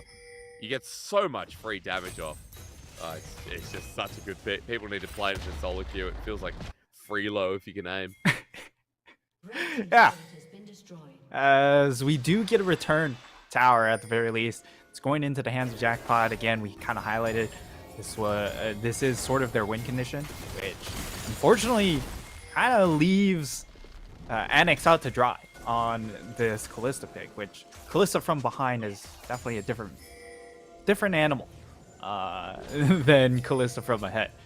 Definitely can do a lot more. However, still able to provide the utility to allow Winnie perhaps the opportunity to land big. Oh, Mission. That was takeovers. So nice. Winnie coming in. Speak of takeover. Takeover, yeah. Is going to get himself a mid laner as they find Gemini as well for the kill. But for CFO still waiting in brush. I mean, look, scat of the week again. Oh wait, the turn outplays it, and now he's going to get knocked up, and he's dead. Mission getting knocked out after such a good little setup. And Impunity with 5 alive. Make the plays happen with this Poppy. That's the power of Poppy. Even though it hasn't exactly been a stellar early game coming in from Alex, he hasn't done a ton of work. Still been big at that moment, and now they get themselves an objective bounty. Still down 2,000 gold, but they are finding picks, and picks are the way you get back into this game. As we get to see how things transpire, Winnie flashes forward with the handshake and leads then with the hostile takeover and carves out large amount of space, and that AoE is more than enough to zone Shun off. And then they're so split. Mission picked off. Jackpot buys enough time Counter-Strike, of course, dodge, very good into Philios, and buys enough time to finish off that kill on the side and turn for the objective. And remember, like, it's not Phase Rush Syndra. You know, we're not getting, you know, when Syndra was big in the meta, Electrocute, Phase Rush, like, those seem to be the two to play. You know, it is a first strike Syndra, so you don't have any of that utility coming from your Keystone. Yep. That helps him get quick burst trades and then just run the other way. So caught out by the seismic shove costs a lot here for CFO when they were dragon stacking, when they had the early game gold lead.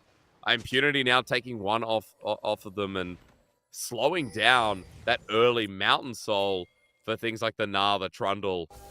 Feels pretty impactful to talk about because now Impunity actually have options with their Mythics on the board too and another Herald. Plus the, you know, the Weaver's Wall we've seen. Yes. Impunity can play these sides so well. Yeah, and now with Mountain Rift on the table, right? That makes these objective fights very, very dangerous because all the extra terrain means that both of these teams need to get into River early to give themselves that extra room to play with. Otherwise, they are just stuck in these choke points, and the setup around these choke points is just so insane coming in from both of these teams. Now Rest, he's got 1v5. Oh my god, they're all here for Rest. He's going to edge out on Meganar in a second. A two-man ulti, he's getting Alex, buying time. Still alive for now, he flashes away. Maybe not worth the flash there, Rest, but he's bought enough time. While CFO, they've got inners both mid and top with a Herald. Actually, this could be worse. Shun, I mean, it's definitely worth it for Shun, right? Because he's going to get a solo turret. 600 gold. Tier 2 turret to his name. So this man, like, all eyes are on Shun when it comes to these fights. Because he has pretty much all of CFO's gold lead right now. Yeah. I mean, 0-0-0. It's such a surprise. A 210 CS at 20 minutes into the game. As that camera pans bot, though, Jackpot getting a response turret, so 2 for the price of 1, but Rest also goes down and burns a flash. Worth it because we've got Dragon coming up in 2 minutes. Rest won't have that summoner for the Meganar. Baron's now up as well, and Impunity are trying to set themselves up around this objective, and you can see already trying to get themselves priority so that they can make the same play they made before, which is relying on Winnie, relying on Alex, and using Apex to just move around the map. Collector now finished on Shun, so he's got a pretty sizable 2-item power spike here. The only issue is the front line he's dealing with can be a bit difficult to navigate around. Right? You've got the Poppy with the Chem Tank completed, then you also have to deal with Jackpot with a completed 2 items, a lot of HP to try and burn through. Not to mention the fact that he can just dodge all your autos. So when it comes to setting up for this next objective, again, both teams will need to try and get there first. Otherwise, it will be difficult to get out through these choke points. And now a teleport is going to be forced. Arrow, you're going to see him. Arrow in time. No, he's gone. He's gone. Okay, so TP burnt from Jackpot, getting caught out in the side lane. 45 seconds before Dragon. They just moved down. Yeah, now it's going to be the rotations towards this Dragon. Mountain Soul going to be really important for both of these squads. For Impunity, it's going to give them that extra durability to get into a fight. On the flip side, for CFO, if they get this Mountain Soul, it makes them really hard to burst out. And that's essential for 4-range champions. How do you They've got a lot of control ward? They did it all at the same time. Well, Impunity definitely have vision in that brush, as Alex is going to be called out. Oh my God. Weak, and the He's range. gone. When playing at range, my God, the CFO get the job done quick. There goes the jungler. Dragon, Baron, what would you like to take, CFO? Yeah, that's the question. Without a jungler on the other side, it's very difficult for the side of Impunity to try and flip. So they just feel like they have to just go for the other objective. But now CFO, they're already on the Baron. They chunked it out pretty heavily. With Weaver's Wall, Winnie's they're pretty split. Feels like it's going to be everything. Yeah, I mean, Gemini and Rest aren't doing enough damage. Trying to buy time for Alex, or maybe just get themselves a Winnie ultimate. Handshake not connecting. Hostile takeover. Does, though, in front of the Baron. Waiting for it as Jackpot jumps in, but the pillar makes him flashes. Sean is going to go forward, running at him with a good time. Good lockdown. In response, Apex trying so hard. They're so low. This game. And CFO will be Alex the is Baron here. as Alex is coming through. Gemini backing in a silly place. Can they chase? They can keep on going. However, waiting for the scatter leak from Mission. Impunity back off. They're in front of the Baron, but they want to go and take the Dragon before Impunity reset, rewind, and recharge. They have to sprint there. Their health bars aren't exactly in a great place, so if Rest is able to delay this long enough, and he's building a lot of Narbar off of just that Scuttle Crab, could be enough to stall out, but will be forced off, and they will be able to get themselves Dragon. Now they have to be weary of an immediate turn for the Baron buff as we get to see the replay. Really nice Weaver's Wall to split Shun off of that Baron buff, which is the main damage source to take the Baron. And when he gets a pretty good ultimate with the hostile takeover, unfortunately, the duration just not that long. And buys them time, but that's all it really buys, as Apex, he's the key player. He's the key factor.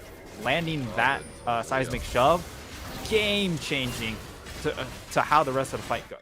Here we go again, though. I mean, we come back and Apex has his wall up again. I mean, this Talia has been everything for Impunity here, trying to get themselves to 4 wins. They're on split. The Baron, they're split again. Gemini needs a smite, secures it, but they're left in their lonesome while Shun starts bringing out the shurikens. Look at that. As Rest goes over the wall, his flash available. Meganar too. Green White's perfect. Winning one shot away, and he'll be sniped down. Rest finds it in the end while Annex is just trying to survive. Apex is over the wall, and Mission cleans up that Callista. TP to get him out, and it was close from Impunity, but all it takes is Shun being able to play out range. There's just no answer for this Aphelios pick. They can't get reliable dive focus, and Alex ends up trying to go for the fight instead of trying to flip for maybe a Baron steal. And Impunity, they kind of get cross-eyed a little bit because of Alex's decision. He looks for the fight, and the rest of them, they turn towards the Baron to try and get a steal or perhaps kill Gemini before he's able to get the smite and turn it into a true 50-50. I'm sure we'll get a replay. Weaver's Wall, actually. Oh, the arrow mid-wall. Koala, that was well aimed. A good stop here from Apex, who was chasing up the pick. And, you know, Impunity are trying to clear away vision in this top side. No Dragon up and available, at least stopping any of the play from CFO. But, you know, if it goes any further, look at the control wards up in that top side. TP from Mission available, not Rest. If they want to pick up the pieces, they can. And speaking of which, Gemini is here, but will be spotted out by a control ward. However, Winnie has no flash. Winnie has no flash. And all Mission has to do is press R. Face Call's greatest scout of the week is response. Wait. Winnie goes back in. What? Whoa. Winnie, we need to talk. We do need to talk. Okay, now you support step 30 seconds. Yeah, and your biggest tool of the hostile takeover, trying to deter the game from ending, is now just removed out of your hands. Well, now we are going to have Siege. Apex! Seismic shove. Again, Apex going through. Sean Gale forcing forward. Look at this guy. He's feeling it. Atlan sitting on the bench, and it's getting cold over there because Sean isn't going anywhere at this point. CDBC Flying Oyster all of a sudden. 9,000 gold lead. And CFO looking like a top team again. We've had some moments here from Impunity, but I feel like off the back of Apex and Alex working so well together, the CDBC Flying Oyster have come in strong, and Sean Mission, standout moments in this game as we go to Meganar shortly. Rest wants to end it here as the range is coming in handy once again. Rest with the 2-man against the broken Nexus turret. Seismic shove still on point as Gemini is taking the damage, but they put Rest in closer to almost kill Jackpot. Koala with his snipe. Sean not feeling confident. CWC Flying Oyster ain't going to end. They're going to walk away and play the safe game, as Rest backing there would have just been silly. Certainly tempting fate there, as Dragon is up in 50 seconds. So CFO going for the recalls right now. get that reset. They've got plenty of gold to play around with. Jackpot could just be dead. Okay. Not going to be dead. I thought Mission would go ahead, pull the trigger, throw down the ultimate, but not to be. Yeah, unfortunate. But look, you know, at this point, we got Dragon coming up. I mean, CDBC Flying Oyster, as I was saying before, need to dot the I's, cross the T's. Like, we have a 4-item Aphelios here.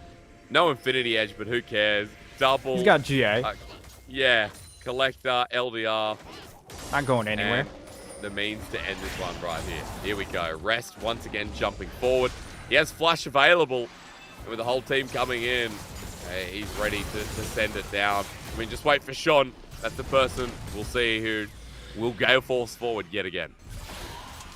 Sean is where all this damage is loaded in. Yes, everyone else does bring a little bit here.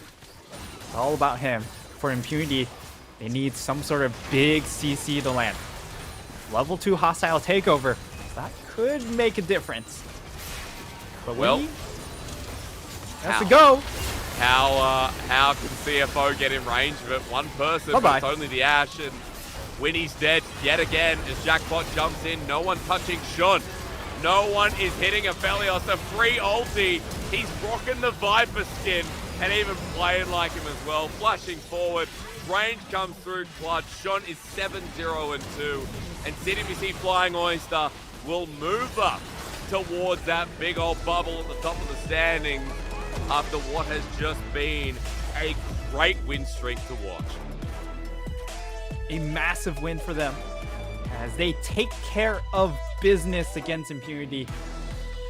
This game never felt like it was out of question. From the get-go, they had everything planned for this bottom lane. They set it up to succeed, bait out the Renata pick, counter pick with the Ashe pick, and with the town in that bottom lane hysterics, this Kalista, which has to be ahead in order to really set herself up to succeed, especially against Aphelios, never got a chance. And it was just well planned out and well thought out coming in from CFO to round out this draft. Yeah, I mean, they had an option against Renata the whole time. We're wondering, like, why aren't you picking this Renata pick? It's so OP. And I guess having an understanding that, well, they can outrange the matchup just makes it feel so nice to watch CFO's adaptation in draft and what they were willing to give over because their game plan was nice and simple. And, you know, Mission's one of those mid lanes at the moment. No one else is picking Syndra. Not even the rookies and Knights are playing Syndra at the moment. But Mission's still willing to pick it up. And he got punished a little bit, let's be real. Like, the Talia started moving to sides where he was. But Mission still has massive impact and is still, you know, one of the greatest Syndras here in this league. So it's good to see comfort coming through from multiple members of CFO in this game. Yeah, and CFO cleaning up really, really nicely. I love the draft, really, from top to bottom. Yes, we had the question about the Renata, but it turns out that they had it all scripted out. And from the side of Impunity, I would say the draft wasn't that much of an issue this time around. Unfortunately, they didn't play to really their win conditions, or they weren't able to get to their win conditions, which was attacking the side lanes. They tried to help out Jackpot. He still ended up being very far behind in CS. They never turned their attention towards that bot lane. And because of that, the Poppy does fall short, right? Yes, you have the really cool combination of being able to pin someone to the Talia wall. That's all fine and dandy. But you got to get a little bit more out of that Poppy during the early parts of the game. Yeah, really, really rough to watch. You know, Alex had great moments, but as you said, yeah, the laning phase itself went pretty much unscathed until we got some of those like skirmish, you know, early team fights, and then Alex comes in clutch and sets it up with Annex right beside him. Sorry, Apex. It's so hard remembering. There's Alex, there's Apex, and Annex. There's 3 X's here on this team. But, dude, I think for Impunity, what you can be happy in is the fact that Apex probably looks like your best mid. You know, that was a great game. I think Apex should be commended. Like, as you said, that was one of the best Talia games I think we've seen in the PCS so far, because he utilized his movement so well. Yeah, Apex really making a case for the starting spot. And I mean, it's not like we've seen a ton of Husky either, right? He's only played 3 games. But we can see clearly that for Impunity, sacking that bottom lane was just not the play. And their bot lane, like, there was... I mean, Renata did more damage than Kalista. That really just spells out the game. And that's only 2k damage. Oh my god, I think they're the lowest numbers I've ever seen out of a Kalista Renata bottom lane. Shun getting MVP. On the other side of the coin, there's always one, isn't there? Always that one Aphelios in the day. Dude, I mean, I love watching Shun. Gale forcing forward, the confidence out of this man. And I don't feel like we get that out of many ADs in the league with the quality we have. Like, it kind of a unified vibe when he's playing at his peak. But Shun is the answer for CFO. I think that's very fair to say. Yeah, it's very much like how YSKM operates for Frank Esports. When you have this guy on the Rift, you have to put attention to this player. And if you would completely ignore it, like what Impunity just did in that game, he literally takes all the resources and makes you pay for that. Yeah. Oh god, yeah. Well, I don't know where to kind of like end this, because I feel like after that game, it was a wacky day. Yeah, it was a really wacky day. I think Impunity have shown like the mid lane strength is really good. Jungle, as you said, needs to be more proactive early. But from what I feel after casting PCS today, I feel like CDBC Flying Oyster and DCG, you know, sitting that bubble sheet talent at the moment. J-Team today, I don't know, we're on a different level. Let's be real. That was not good J-Team. Yeah. I don't know what else to say there, Nightstar. Like, that J-Team was just all over the place today, which is a shame when you're talking about Kongyue and Uniboy. Yeah, J-Team, it feels like some of their old weaknesses did get exposed from their playoff run. As we get to take a look at today's results, nothing too surprising, except for, of course, J-Team get taken down, which makes them in the massive clump for second, right? It's the J-Team universe once again fighting for second to have that right to get that first round bye. Well, that's what you want. I mean, PSG Talon looking good for it at the moment, though, right? 7-win streak, PSG well and truly ahead. And I'm kind of wondering, I mean, CDBC Flying Oyster on their own little win streak. I think the team I'm most excited for, though, Nightstar, is Frank Esports. Hell yeah. Like, dude, that team, I think that team is top 4 at the moment. Honestly, what a crazy world it would be if Frank Esports went to Worlds. Dude, you know, I am go up against so maybe for EDG Esports. Edward versus Frank. Yes. Could you imagine? First name basis. That's what our esports has boiled down to. Soon everyone is going to rebrand themselves. We're going to have PSG Bob. That's what we're going to have. Okay. Let's rename it. I mean, PSG tomorrow better give themselves a fancy name, because against Deep Cross Gaming, that's another good one. That's a really good matchup to watch. Frank versus Dewish team. I mean, they just came off beating Sem9 today. Now they're versing the other 1-9 team. So Frank are looking exceptional, and they get to keep doing so against some of the bottom tier teams. I think that middle of the day match, once again, Nightstar seems to be the best. Yeah, that will certainly be the highlight as we look for our 3-win teams to try and bounce back, but they do have a tall task ahead of them, right? A Meta Falcon team taking on Flying Oyster. Meta Falcon team, they need to figure out how they want to draft, especially against some of these better teams. Against the lower teams, you know, they can be a little bit more standard, right? But they need to find correct curveballs without throwing their composition into too much disarray.